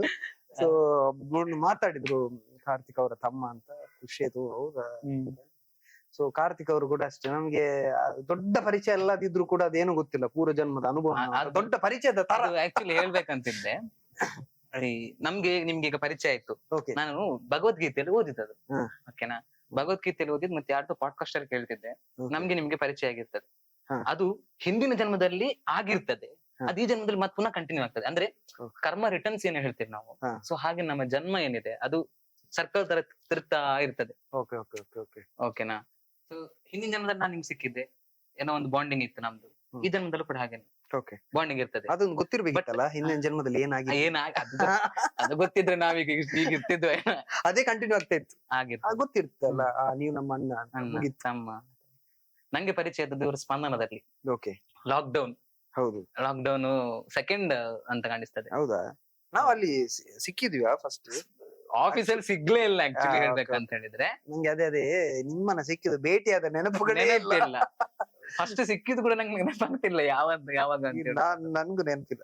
ಬಟ್ ಮತ್ತೆ ನಂಗೆ ಸ್ವಲ್ಪ ಮೆಮೊರಿ ಪವರ್ ತುಂಬಾ ಕಮ್ಮಿ ಆಯ್ತಾ. ನಂಗೆ ಒಮ್ಮೆ ಸಿಕ್ಕಿದ್ರೆ ಮತ್ತೆ ನನ್ ತಲೆಯಲ್ಲಿ ಇರಲ್ಲ. ಒಂದು 10 ಸಲ ಸಿಕ್ಕಾದ್ಮೇಲೆ ಇವ್ರು ಈಗ ನಿಮ್ಮ ತಮ್ಮಂದು ನಂಗೆ ಎಲ್ಲಾದ್ರೂ ಪರಿಚಯ ಸಿಕ್ತಿರ್ಲಿಲ್ಲ. ಅವ್ರಾಗ ಹೇಳ್ಬೇಕು ನಾನು ಕಾಲೇಜ್ ನಮ್ಮ ಹೌದಾ ಮತ್ತೆ ಇಲ್ಲದ್ರೆ ನಂಗೆ ಅದು ಮುಖ ಒಂದು 10 ಸಲ ನೋಡ್ಬೇಕು ಸೆಟ್ ಆಗ್ಬೇಕಾದ್ರೆ. ನಿಮ್ಮ ತಂದೆಯವ್ರದಾದ್ರೆ ಗುರ್ತೈತೆ, ಅಂದ್ರೆ ಒಳ್ಳೆ ಟೈಮ್ ಪಾಸ್ ಮಾಡಿದ್ವಿ ನಾವು ತುಂಬಾ ಹೊತ್ತು ಮಾತಾಡ್ತಾ ಹಾಗೆ ಒಂದು ಸಣ್ಣ ಟಕ್ ಅಂತ ಹೇಳ್ಕೊಂಡು ಫೋಟೋದಲ್ಲಿ ಶಟರ್ ಸ್ಪೀಡ್ ಹೋಗ್ತದೆ ಹಾಗೆ. ಹಾಗೆ ಸ್ಪಂದನದ ಒಂದು ಅನುಭವ ಇದೆ. ಸ್ಪಂದನ ಆಕ್ಚುಲಿ ಸ್ಪಂದನಕ್ಕಿಂತ ಮುಂಚೆ ಒಂದು ದೊಡ್ಡ ಕತೆ ಇತ್ತು. ಅಂದ್ರೆ ಚಾನಲ್ 9 ಅಲ್ಲಿ ಇರುವಾಗ ನಂಗೆ ಅದ್ ನಾನು ಕೇಳ್ಬೇಕಂತ ಚಾನಲ್ ನ ಯಾಕೆ ಬಿಟ್ಟು ಸ್ಪಂದನಕ್ಕೆ ಬಂದದ್ದು? ಅದೊಂದು ರೋಚಕ ತಿರುವು. ಆ ತಿರುವು ಹೇಳಿ ಮಾಡುವ. ಹೇಳಿ ತಿರುವು ಏನಿಲ್ಲ, ಎಕ್ಸ್ಕ್ಲೂಸಿವ್ ಆಗಿ. ಅಲ್ಲ ನೀವೊಂದು ಬ್ರೇಕಿಂಗ್ ನ್ಯೂಸ್ ಆಗ್ತೀರಾ. ಅಲ್ಲ ವಿಷಯ ಏನಾಯ್ತು ಅಂತ ಹೇಳಿದ್ರೆ ಚಾನಲ್ 9 ಅಲ್ಲಿ ಇದ್ವಿ. ಆಮೇಲೆ ನೋಡಿ ಯಾವುದೇ ಒಂದು ಸ್ಟಾರ್ಟ್ ಆಗುವಾಗ ತುಂಬಾ ಒಗ್ಗಟ್ಟು ಕೂಡ ಇರ್ತದೆ, ಅದಕ್ಕೆ ತುಂಬಾ ಸಪೋರ್ಟ್ ಕೂಡ ಇರ್ತದೆ. ಬಟ್ ಒಂದು ಹಂತ ನಾವು ಸ್ಟೆಪ್ ಮೇಲೆ ಹೋದ್ಮೇಲೆ ಅಲ್ಲಿ ಮತ್ತೆ ಏನೋ ಒಂದು ಸ್ಟಾರ್ಟ್ ಆಗ್ತದೆ. ನಮಗೂ ಅಷ್ಟೇ ಪ್ರಾಬ್ಲಮ್ ಇಲ್ಲ. ನಿಮಗೂ ಗೊತ್ತಿರ್ಬೋದು ಲೋಕಲ್ ಮೀಡಿಯಾ ಅಂತ ಹೇಳಿದಾಗ ನಿಮಗೆ ಲೋಕಲ್ ಮೀಡಿಯಾದ ಸ್ಯಾಲರಿಯಲ್ಲಿ ಬದುಕು ಸಾಗಿಸೋದು ದೊಡ್ಡ ಸಾಹಸ. ಅದಷ್ಟು ಈಸಿನೂ ಇಲ್ಲ. ಅಂಡ್ ಅದು ನಿಮ್ಮ ಅಲ್ಲಿಂದ ಇಲ್ಲಿಗೆ ಕೈಗೆ ಬರುವಾಗ ಅದು ತುಂಬಾ ಅದ್ರಲ್ಲಿ ಎಲ್ಲ ಗಮ್ಮತ್ತೆಲ್ಲ ಲೇಟ್ ಆಗ್ತದೆ. ಅದು ಸಹಿಸ್ಕೊಳ್ಳೋದು ಕಷ್ಟ. ನಾನಂತೂ ಸಹಿಸ್ಕೊಳ್ಳೋದು ಕಷ್ಟ. ನಾನ್ ಡೈರೆಕ್ಟ್ ಹೇಳೋನು, ಗಾಡಿಗೆ ಪೆಟ್ರೋಲ್ ಹಾಕಿದ್ರೆ ಮಾತ್ರ ಗಾಡಿ ಮುಂದೆ ಹುಡುಗ. ಸೊ ಅದು ಎಂತ ಆಯ್ತು, ಸ್ವಲ್ಪ ಅಲ್ಲಿ ಸಂಘರ್ಷಕ್ಕೆ ಕಾರಣ ಆಯ್ತು. ಮತ್ತೆ ಹೇಗೂ ಒಂದು ತಂಡ ಕಟ್ಕೊಂಡು ಹೋದವರು ತಂಡವಾಗಿ ಉಳಿತಾರಲ್ಲ, ಹಾಗೆ ಆ ಸಮಸ್ಯೆಯಲ್ಲೂ ಕೂಡ ತಂಡವಾಗಿ ಉಳಿದು ಬದಿಗೆಲ್ಲ ಹೋಗಿ ಏನೇನೆಲ್ಲ ಆಗಿ ಲಾಸ್ಟ್ ಜೊತೆಲಿ ಇದ್ದವರೆಲ್ಲ ಒಳಗೆ ಹೋದ್ರು, ನಾನು ಒಬ್ಬ ಹೊರಗೆ ಬಂದ. ನಾನ್ ಸ್ವಲ್ಪ ಖಡಕ್ ಆಯ್ತಾ, ಅಂದ್ರೆ ಏನಾದ್ರು ಆಗುದಾ ಇಲ್ವಾ, ಕತ್ರಿ ಹಿಡ್ದಾಗ ಹೇಳಿ ಬಿಡುದು, ಮಾತುವೆ ಹಾಗೆ ನಿಯತ್ತಾಗಿರುದು ಅಷ್ಟೇ. ನಾನು ತಪ್ಪು ಮಾಡಿದ್ರೆ ಅದನ್ನ ನಿಯತ್ತಾಗಿ ತಪ್ಪು ಮಾಡುದು, ಆತರ ಅದು ಕಾನ್ಫಿಡೆನ್ಸ್ ನಂದು. ನಾನು ಅದು ಗುಂಡಿಗೆ ಬೀಳುದಾದ್ರೆ ನಾನ್ ಬಿಡುದಲ್ಲ, ಬೀಳ್ತೀನಪ್ಪ ಅಷ್ಟೇ. ಆತರ ಅಲ್ಲಿಂದ ಹೊರಗ್ ಬಂದ್ಮೇಲೆ ನಂಗೆ ಒಂದು ವಿಚಿತ್ರ ಲೈಫ್ ಸಿಕ್ಕಿತ್ತು. ನಾನು ಅಲ್ಲಿಂದ ಹೊರಗ್ ಬಂದ್ಮೇಲೆ ಏನ್ ಜಾಬ್ ಮಾಡುದು, ಚಾನಲ್ಗೆ ಹೋಗುದಾ, ಬ್ಯಾಂಗ್ಳೂರ್ ಹೋಗುದಾದ್ರೆ ಈ ಮೀಡಿಯಾ ಅದ್ರ ಬ್ಯಾಕ್ ಗ್ರೌಂಡ್ ಬೇಕು, ಅವ್ರ ನಂಗೆ ಕನೆಕ್ಷನ್ ಇಲ್ಲ. ನಾನೀಗ ನೀವು ಗೆಸ್ಟ್ ಆಗಿ ಬಂದ್ರಿ, ನೀವು ಏನೋ ಒಂದು VIP ಆಗಿದ್ರು ಕೂಡ ನನ್ನ ವಾಟ್ಸ್ಆಪ್ ಕಾಂಟ್ಯಾಕ್ಟ್ ಆಗ್ಲಿ ನಂಬರ್ ನನ್ನ ಹತ್ರ ಇರಲ್ಲ. ಸೊ ನಾನು ಅದನ್ನ ಇಟ್ಕೊಳ್ಳೋದಿಲ್ಲ. ನನ್ನ ಆತರ ಕ್ಯಾರೆಕ್ಟರ್. ಮತ್ತೆ ನಂಗೆ ಗೊತ್ತಾಯ್ತು, ಇದು ಇನ್ನೇನ್ ಮಾಡುದು ನಾನು ಅಂತ. ಸೊ ಕ್ಯಾಟ್ರಿಂಗ್ ಹೋಗುವಾಗಿಲ್ಲ, ಬಾಕಿ ಏನು ಜಾಬ್ ಮಾಡುದು ಏನಂತ ಗೊತ್ತಿಲ್ಲ. ನಾನು ಒಂದು 2-3 ಇಂಟರ್ವ್ಯೂ ಅಲ್ಲಿ ಹೋದೆ, ಸೆಲೆಕ್ಟ್ ಆಗ್ತೀನಿ, ಬಟ್ ನನ್ ಮನ್ಸು ಕೇಳೋದಿಲ್ಲ. ಇನ್ನೊಂದು ಚಾನಲ್ಗೆ ಹೋದೆ, ಮಂಗಳೂರಿನ ಪ್ರತಿಷ್ಠಿತ ಚಾನೆಲ್. ಅಲ್ಲಿ ಹೋದಾಗ ಹೇಗನ್ನಿಸ್ತು ಅಂದ್ರೆ, ಇದು ಒಂದು 4 ಜನ ಸೇರಿ ಒಂದು ಮೀಡಿಯಾದಲ್ಲಿ ಇದ್ದು, ಅವನು ಹೇಗಿದ್ದಾನೆಲ್ಲ ಗೊತ್ತು ಅವ್ರಿಗೆ, ಗೊತ್ತು. ಅವನ ಇಂಟರ್ವ್ಯೂಸ್ ನೋಡಿದ್ದಾರೆ, ಅವನು ಯೂಟಿ ಖಾದರ್ ಜೊತೆನೂ ಮಾತಾಡಿದಾನೆ, ಮತ್ತೆ ಇವ್ರ ಜೊತೆನು ಲೈವ್ ಅಲ್ಲಿ ಮಾತಾಡುವಂತ ಅವನಿಗೆ ಅಷ್ಟು ಪವರ್ ಇದೆ ಅಂತ ಗೊತ್ತಿದ್ರು ಕೂಡ ಇವ್ರು ಏನ್ ಮಾಡ್ತಾರೆ ಅಂತ ಹೇಳಿದ್ರೆ 4 ಜನ ಸೇರ್ಕೊಂಡು ನನ್ನನ್ನು ಇಂಟರ್ವ್ಯೂ ಮಾಡುದು. ಇದು ಈಗ ವೀರೇಂದ್ರ ಹೆಗ್ಗಡೆ ಇಂಟರ್ವ್ಯೂ ಮಾಡು, ಈಗ AB ಶೆಟ್ಟಿ ಇಂಟರ್ವ್ಯೂ ಮಾಡು, ಈಗ ಇದು ಕಾರ್ತಿಕ್ ಮುಲ್ಕ್ ಇಂಟರ್ವ್ಯೂ ಮಾಡು. ಸೊ ಆತರ ಮಾಡ್ತಾ ಇದಾರೆ. ನಾನ್ ಅನ್ಕೊಂಡೆ, ನಾನೇನು ಈ ಫೀಲ್ಡಿಗೆ ಹೊಸಬ್ಬನ ಅಥವಾ ನನ್ ಕತೆ ಏನು, ಈ ತರ ನಾನು ಥಿಂಕ್ ಮಾಡಿ ಸ್ಟಾರ್ಟ್ ಮಾಡಿ ನಾನು ಮಾಡಿದೆ. ಎಲ್ಲದಕ್ಕೂ ರೆಸ್ಪಾಂಡ್ ಮಾಡಿದೆ. ಲಾಸ್ಟ್ ಜಾಬ್ ಎಲ್ಲ ಆಗ್ತದೆ ಅಂತ ಹೇಳಿದ್ರು. ನಾವೇನ್ ನೋಡಿಲ್ಲ, ನಿಂದೇನ್ ಗೊತ್ತಿಲ್ಲ, ನೀನ್ ಯಾವ್ದು ಚಾನಲ್ ಅಲ್ಲಿ ಇದೆಯಾ, ಆತರ ಎಲ್ಲ ಮಾತಾಡಿ ಸ್ಟಾರ್ಟ್ ಮಾಡಿದ್ರು. ಬಟ್ ಅಲ್ಲಿರೋರಿಗೆಲ್ಲ ಕುಮಾರ್ ಯಾರಂತ ಗೊತ್ತು, ಇವ್ರಿಗೆ ಮಾತ್ರ ಗೊತ್ತಿಲ್ಲ. ನನ್ನ ಇಂಟರ್ವ್ಯೂ ಮಾಡೋರಿಗೆ ಮಾತ್ರ ಗೊತ್ತಿಲ್ಲ, ಅವ್ರು ಹೇಳೋ ಪ್ರಕಾರ. ಬಟ್ ನೋಡಿದಾರೆ, ಎಲ್ಲ ಇದೆ. ಬಟ್ ಅದನ್ನ ಫೇಸ್ ಮಾಡಿದೆ. ಚಾನಲ್ ನಿಂದ ಹೊರಗೆ ಬಂದ್ಮೇಲೆ ಲೈಫ್ ಏನ್ ಮಾಡುದು ಅಂದ್ರೆ, ಒಮ್ಮೆ ನೀವು ಮೈನ್ ಸ್ಟ್ರೀಮಿಗೆ ಬಂದ್ಮೇಲೆ ಸಡನ್ ಆಗಿ ನಿಮ್ಮ ಪಾತ್ ಚೇಂಜ್ ಮಾಡಕ್ಕಾಗಲ್ಲ. ನಿಮ್ದೊಂದು ಡ್ರೀಮ್ ಇರ್ತದೆ, ನೀವೇನೋ ಆಗ್ಬೇಕಂತ ಹೊರಟಿರ್ತೀರ. ಆಗ ನಾನೇನ್ ಮಾಡ್ಲಿ ಅಂತ ನಂಗಾಯ್ತು. ದಿನಾಲು ಥಿಂಕ್ ಮಾಡುದು. ನಾನು ತುಂಬಾ ಪ್ರೇ ಮಾಡುದು ಕಟೀಲು ಶ್ರೀ ದುರ್ಗಾ ಪರಮೇಶ್ವರಿ. ನಾನು ಅವರ ಫೋಟೋ ನನ್ನ ರೂಮ್ ಅಲ್ಲಿ ಯಾವತ್ತಿರ್ತದೆ. ನಾನು ಕಣ್ಣಂದ್ರೆ ನೀರ್ ಬರ್ತಾ ಇತ್ತು. ಅಂದ್ರೆ ಯಾವ ತರ ಅಂದ್ರೆ ಏನ್ ಮಾಡ್ಲಿ ನಾನು, ನನಗೆ ಎಂತಕ್ಕೆ ಈ ಪರೀಕ್ಷೆ, ಕಷ್ಟ ಎಲ್ಲ ನೋಡಿ ಆಯ್ತಲ್ಲ ಜೀವನದಲ್ಲಿ, ಬೇಕಾದಷ್ಟು ನೋಡಿದೀನಿ ನಾನು ಸಣ್ಣದಿರುವಾಗ ಎಲ್ಲ ಏನೇನ್ ಕೆಲಸ ಎಲ್ಲ ಇದೆ ಎಲ್ಲ ಮಾಡಿ ಆಗಿದೆ, ಇನ್ ಏನಕ್ಕೆ ಇದು ಅಂತ ಎಲ್ಲ ಹೇಳ್ತಾ ಇದ್ದೆ. ಮನವರಿಗೋಸ್ಕರ ಏನೇನು ಮಾಡ್ಬೇಕಂತ ಎಲ್ಲ ಕನ್ಸಿದೆ, ಯಾಕೆ ಈ ತರ ಅಂತ. ಸೊ ಆಮೇಲೆ ಏನ್ ಮಾಡುದು ಅಂತ ಗೊತ್ತಿಲ್ಲ. ಆಮೇಲೆ ಒಬ್ರು ಫ್ರೆಂಡ್ ಪರಿಚಯ ಆಗಿದ್ರು, ಅವ್ರು ಹೇಳಿದ್ರು ಏನಿಲ್ಲದ್ರೆ ಒಂದು ಝೊಮ್ಯಾಟೊ ಮಾಡಿ ಅಂತ. ಸೊ ಅನ್ಫಾರ್ಚುನೇಟ್ಲಿ ನಂಗೆ ಮನ್ಸಿಲ್ಲ ಆಕ್ಚುಲಿ. ನಾನು ಚಾನಲ್ ನಲ್ಲಿ ಇರುವಾಗ ನಾನು ಹೇಳಿದೆ, ಬದುಕಿದ್ರೆ ಏನ್ ಬೇಕಾದ್ರೂ ಕೆಲಸ ಮಾಡ್ತೇನೆ, ಝೊಮ್ಯಾಟೊ ಆ ಟೈಪ್ ಡೆಲಿವರಿ ಬಾಯ್ ಕೆಲಸ ಮಾಡ್ಬಾರ್ದು, ಮತ್ತೆ ನಾನು ಅಲ್ಲಿಗೆ ರೀಚ್ ಆಗ್ಬಾರ್ದು ಅಂತ ನನ್ನ ತಲೆಯಲ್ಲಿ ಇತ್ತು. ಬಟ್ ಅಲ್ಲಿಗೆ ರೀಚ್ ಆಯ್ತು. ಏನ್ ಮಾಡುದು, ಡ್ರೆಸ್ ಎಲ್ಲ ಬಂತು, ಫೋಟೋ ಎಲ್ಲ ತೆಗ್ದೆ, ಮುಖದಲ್ಲಿ ಏನ್ ತೇಜಸ್ ಇತ್ತು ಡಿಬೇಟ್ ಮಾಡುವಾಗ, ಒಂದು ಟಿವಿಯಲ್ಲಿ ಕೂತ್ಕೊಳ್ಳುವಾಗ. ಸಡನ್ ಆಗಿ ಅದು ನನಗೆ ನನ್ನನ್ನ ಡೆಲಿವರಿ ಬಾಯ್ ಆಗಿ ಒಂದು ಟಿವಿಯಲ್ಲಿ ಸಡನ್ ಡೆಲಿವರಿ ಬಾಯ್ ಆಗುದು ನನಗೆ ಅದು ಸಹಿಸ್ಕೊಳ್ಲಿಕ್ಕೆ ಆಗ್ಲಿಲ್ಲ. ಅಂದ್ರೆ ಮನಸ್ಸು ಒಪ್ತಾ ಇಲ್ಲ, ಇಲ್ಲ ನನ್ನ ಒಂದು ಟ್ಯಾಲೆಂಟ್ ಇದೆ, ನಾನು ಈ ಕೆಲ್ಸ ಅಲ್ಲ, ನನ್ ಬೇರೆ ಇದೆ, ಬಟ್ ಹಣ ಬೇಕು. ಏನ್ ಮಾಡುದು, ಮನೆಯಲ್ಲಿ ನಾನು ಒಬ್ನೇ ದುಡಿತಾ ಇದ್ದೆ. ನಮ್ಗೊಂದು ಹೊಟ್ಟೆ ಅಂತ ಹೇಳೋದು ಹೌದು, ಹೊಟ್ಟೆ ತುಂಬ. ಹೊಟ್ಟೆ ತುಂಬ ಏನ್ ಮಾಡುದು, ಬ್ಯಾಗ್ ಹಾಕೊಂಡು ಹೊರಟೆ. ಎಲ್ಲ ಸಿಕ್ಕಿದವರೆಲ್ಲ ಕೇಳುದು, ಏ ಕುಮಾರ್ ಝೊಮ್ಯಾಟೊ ಯಾವಾಗ? ಅದ್ರಲ್ಲಿ ಅವ್ರಿಗೆ ಖುಷಿ ಸಿಗ್ತಾ ಇತ್ತ ಅಥವಾ ಬೇಸರ ಆಗ್ತಾ ಇತ್ತ ನಂಗೆ ಏನ್ ಗೊತ್ತಿಲ್ಲ. ಬಟ್ ಅದ್ ಮೊನ್ನೆ ಸುಮ್ನೆ ಟೈಮ್ ಪಾಸ್ಗೆ ಮಾಡ್ತಾ ಇದ್ದೀನಿ ಅಂತ ಹೇಳ್ತಾ ಇದ್ದೆ. ಬಟ್ ಟೈಮ್ ಪಾಸ್ ಅಲ್ಲ, ಫುಲ್ ಟೈಮ್ ಅದನ್ನೇ ಮಾಡ್ತಾ ಇದ್ದೆ. ರಾತ್ರಿ ನನ್ ಗ್ರಾಚಾರಕ್ಕೆ ನಾನ್ ಯಾವಾಗ ಹೋದೆ ಆವಾಗ ಝೊಮ್ಯಾಟೊದಲ್ಲಿ ಆರ್ಡರ್ ಎಲ್ಲ ತುಂಬಾ ಕಮ್ಮಿ ಆಗಿತ್ತು. ಕೂತು ಸೊಂಟ ನೋವು ತುಂಬಾ, ಒಂದ್ 2 ತಿಂಗಳಲ್ಲಿ ಬೇಡ ಅಂತ ಅನಿಸ್ಬಿಡ್ತು. ಬಟ್ ಅದ್ರ ನಡುವೆ ನಾನು ಟ್ರೈ ಮಾಡ್ತಾ ಇದ್ದೆ. ಕಪ್ಪು ಆಗಿದ್ದೆ, ಮೀಡಿಯದಲ್ಲೆಲ್ಲ ಬೆಳ್ಳ ಕಾಣ್ತೀವಿ, ಆಮೇಲೆ ಕಪ್ಪು ಎಲ್ಲ ಆಯ್ತು. ಕ್ಯಾಮರಾದಲ್ಲಿ ಬೆಳ್ಳಗೆ ಕಾಣದಿದ್ರು ಬೆಳ್ಳಗ್ ಮಾಡ್ತಾರ. ಸೊ ಹಾಗೆ ಝೊಮ್ಯಾಟೊನು ಆಯ್ತು. ಆಮೇಲೆ ಬೇರೆ ಇಂಟರ್ವ್ಯೂ ಎಲ್ಲ ಹೋಗಿದೆ, ಸೆಲೆಕ್ಟ್ ಮಾಡ್ತಾರೆ. ಬಟ್ ಅವರು ನನ್ನ ಹತ್ರ ಆಂಕರಿಂಗ್ ನ ಟ್ಯಾಲೆಂಟ್ ಇದೆ ಅಂತ ಗೊತ್ತಿತ್ತು. ಸೊ ಅವ್ರ ಏನ್ ಮಾಡ್ತಾರೆ, ಅವ್ರಿಗೇನ್ ಯೂಸ್ ಅದನ್ನ ಅವ್ರು ಹುಡುಕ್ತಾ ಇರ್ತಾರೆ, ನಂಗೆ ಗೊತ್ತಾಯ್ತು. ಆಮೇಲೆ ನಾನು ಇದಲ್ಲ ನಾನು ಅದೇ ಫೀಲ್ಡ್ ಹೋಗ್ಬೇಕು ಅಂತ. ಆ ಟೈಮ್ಗೆ ಏನಾಯ್ತು, ಇನ್ಸ್ಟಾಗ್ರಾಮ್ ಅಲ್ಲಿ ಕೀರ್ತಿ ಅವ್ರು ಲೈವ್ ಬರ್ತಾರೆ ಆಯ್ತಾ. ನಾನು ಆಗ ಕೀರ್ತಿ ಅವ್ರ 2 ಪ್ರೋಗ್ರಾಮ್ ನೋಡಿದ್ದೆ. ನಾನು ಯಾವ್ದೇ ಟ್ಯಾಲೆಂಟ್ ಇದ್ರು ಕೂಡ ಅಷ್ಟೇ, ಅವರು ಎಮರ್ಜ್ ಆಗ್ತಾ ಇದಾರೆ, ಮುಂದೆ ಬರ್ತಾ ಇದಾರೆ ಅಂತ ನಾನು ಟಕ್ಕ ಮೆಸೇಜ್ ಹಾಕಿ, ನಮ್ಮ ಕೀರ್ತಿ ಕಿರಿಕಿರಿ ಹಾಗೆ ನಾನು ನಿಮಗೆ ಅಷ್ಟೇ, ನೀವೇನಾದ್ರೂ ಒಂದು ಒಳ್ಳೆ ಇದ್ರೆ ನಿಮ್ಗೆ ಮೆಸೇಜ್ ಹಾಕಿ ನಾನು ವಿಶ್ ಮಾಡ್ತೇನೆ ಅಂದ್ರೆ ನಿಮ್ಗೆ ಅದು ಆಗ್ತದೆ, ಕುಮಾರ್ ವಿಶ್ ಮಾಡಿದ್ರು, ನನ್ನ ಹತ್ರ ಏನೋ ಇದೆ, ನೀವೇನೋ ಮುಂದೆ ಹೋಗ್ತೀರಿ. ಕೀರ್ತಿಗೆ ತುಂಬಾ ಖುಷಿ ಆಯ್ತು ನಾನು ವಿಶ್ ಮಾಡಿದ್ದು. ಕೀರ್ತಿ ಎಲ್ಲ ತುಂಬಾ ಖುಷಿ, ಕುಮಾರ್ ಅವ್ರು ಚಾನಲ್ ಇರುವವ್ರು ನನ್ನನ್ನು ವಿಶ್ ಮಾಡಿದ್ರು, ಖುಷಿ ಆಯ್ತು ಕೀರ್ತಿಗೆ. ಸೊ ಅವಾಗ ಆಮೇಲೆ ಎಂತಾಯ್ತು, ಹೀಗೆ ಮಾತಾಡ್ತಿರುವಾಗ ಅವ್ರು ಹೇಳಿದ್ರು, ನೀವು ಈಗ ಚಾನಲ್ 9 ಅಲ್ಲಿ ಇದ್ದೀರಾ? ನಾನು ಇಲ್ಲ ಅಂತ ಹೇಳಿದ್ರು, ಇದರ ಝೊಮ್ಯಾಟೊ ಮಾಡ್ತಿದ್ದೆ. ಅವ್ರಿಗೆ ಶಾಕ್ ಆಯ್ತು. ಆಮೇಲೆ ಅವ್ರು ಹೇಳಿದ್ರು, ನೀವು ಬರ್ತೀರಾ ಸ್ಪಂದನಕ್ಕೆ ಅಂತ. ಆಮೇಲೆ ನೋಡುವ, ನಂಗೆ ಇಂಟ್ರೆಸ್ಟ್ ಇಲ್ಲ ಅಂತ ಹೇಳಿದೆ. ಸಡನ್ ಆಗಿ ಮತ್ತೆ ಅವರು ಕರೆದ್ರು, ಪ್ರಸಾದ್ ಸುವರ್ಣ ಅಂತ ಇದ್ರಲ್ಲ, ಅವರೆಲ್ಲ ಕರೆದ್ರು, ಮತ್ತೆ ಮೀಟಿಂಗ್ ಎಲ್ಲ ಆಯ್ತು. ಓಕೆ, ಹೋದೆ ಸೀದಾ. ಅಲ್ಲಿಂದ ಸ್ಪಂದನದ ಜರ್ನಿ ಸ್ಟಾರ್ಟ್. 1.5 ತಿಂಗಳು 2 ತಿಂಗಳು ಉಡುಪಿಯಲ್ಲಿದ್ದೆ, ಡೈಲಿ ನ್ಯೂಸ್ ಅದು ಇದು ಎಲ್ಲ ಇಂಟರ್ವ್ಯೂಸ್ ಎಲ್ಲ. ಸೊ ಐ ಥಿಂಕ್ ಕೊರೋನಾ ಇತ್ತು ಆಮೇಲೆ ಸೀದಾ ಮಂಗಳೂರು ಸ್ಟುಡಿಯೋ ಓಪನ್ ಆಯ್ತು. ಮಂಗಳೂರಲ್ಲಿ ಕೀರ್ತಿ ಮತ್ತೆ ನಾವು ಎಲ್ಲ ಒಟ್ಟಿಗಿದ್ದವರು. ಸೊ ಅಲ್ಲಿಂದ ಒಂದು ಒಳ್ಳೆ journey, daily debates, daily programmes ಆ ತರ ಹೋಗ್ತಾ ಇತ್ತು. ನ್ಯೂಸ್ ಇರ್ಲಿಲ್ಲ, ಇಂಟರ್ವ್ಯೂಸ್ ಎಲ್ಲ ಹೋಗ್ತಾ ಇತ್ತು. ಅಲ್ಲಿಂದ ಒಂದು ಒಳ್ಳೆ ಜರ್ನಿ ಸಿಕ್ಕಿತು. ಮತ್ತೆ ಸ್ಪಂದನದ ನಂತರ ಈಗ ನೆಕ್ಸ್ಟ್ ಆಂಕರಿಂಗ್ ಹೋಸ್ಟ್ ಅಂದ್ರೆ ಹೊರಗಡೆ ಈವೆಂಟ್ಸ್ ಇದು ನಾನು ಏನಾಯ್ತು ಗೊತ್ತಾ, ಚಾನಲ್ ಬಿಟ್ಟಾದ್ಮೇಲೆ ನಾನು ಅಳು ಬರ್ತಾ ಇತ್ತು ಡೈಲಿ. ನಾನು ಏನ್ ಮಾಡುದು, ಇನ್ನು ಏನ್ ಮಾಡುದು, ಹಣಕ್ಕೆ ಏನ್ ಮಾಡುದು, ಈವೆಂಟ್ಸ್ ಕೂಡ ನಂಗೆ ಗೊತ್ತಿಲ್ಲ. ಆಗ ನನ್ನ ಕೈ ಹಿಡಿದದ್ದು, ನಾನು ಇವನ್ ಮೆಸೇಜ್ ಹಾಕಿದ್ದೆ ಡೈರೆಕ್ಟ್, ನನ್ಗೆ ಏನ್ ಮಾಡ್ಬೇಕು, ಸಾಯ್ಬೇಕಾ ಬದುಕ್ಬೇಕು, ಆ ಟೈಪ್ ಫೀಲಿಂಗ್ ಮನ್ಸಲ್ಲಿ. ಆದ್ರೆ ನಂಗೆ ನನ್ನ ಮನ್ಸು ಅಷ್ಟು ಸ್ಟ್ರಾಂಗ್ ಇಲ್ಲ ಆಯ್ತಾ. ನಾನು ತುಂಬಾ ವೀಕ್ ಪರ್ಸನ್. ಅಂದ್ರೆ ಒಂದು ಟೆನ್ಷನ್ ಆದ್ರೆ ನಾನು ಮತ್ತೆ ಕುಗ್ಗೋಗುದೇನಿಲ್ಲ, ನನ್ ಮನೆಯದ್ದು ನೆನಪಾಗ್ತದೆ. ಸೊ ಹಣ ಇಲ್ಲ, ಮನೆಯನ್ನ ನೋಡ್ಕೊಳ್ಬೇಕು, ಮನೆಯವರಿದ್ದಾರೆ, ಅಕ್ಕ ಇದ್ದಾಳೆ, ತಂಗಿ ಇದ್ದಾಳೆ, ತಮ್ಮ ಇದ್ದಾರೆ, ಓದ್ತಾ ಇದಾರೆ ಎಲ್ಲ, ಆತರ ತುಂಬಾ ಟೆನ್ಷನ್ ಆಗೋದು. ಇಲ್ಲ ನಾವು ಕಷ್ಟ ಇನ್ನು ಬದುಕಿದ್ರೆ, ಆತರ ಥಾಟ್ ಬರ್ತದೆ. ನಾನು ಮಧುರಾಜಿಗೆ ಮೆಸೇಜ್ ಹಾಕಿದೆ ಇಮಿಡಿಯೇಟ್ಲಿ, ಅಣ್ಣ ಈ ತರ ಎಲ್ಲ ಆಗ್ತುಂಟು. ಅವರು ಸಡನ್ ಆಗಿ ಮೆಸೇಜ್ ನಾನು ಮತ್ತೆ ಕಾಲ್ ಮಾಡಿದ್ರು, ಏನ್ ಸಮಸ್ಯೆ ಆಯ್ತು? ಹೇಳಿದೆ, ಹೀಗೆ ಬಿಟ್ಟಿದ್ದೇನೆ. ನೀ ಎಂತಕ್ಕೆ ಎಷ್ಟು ಟೆನ್ಷನ್ ಮಾಡ್ತೀರಾ ಹಾಗೆ ಅಂತ ಹೇಳಿದ್ರು.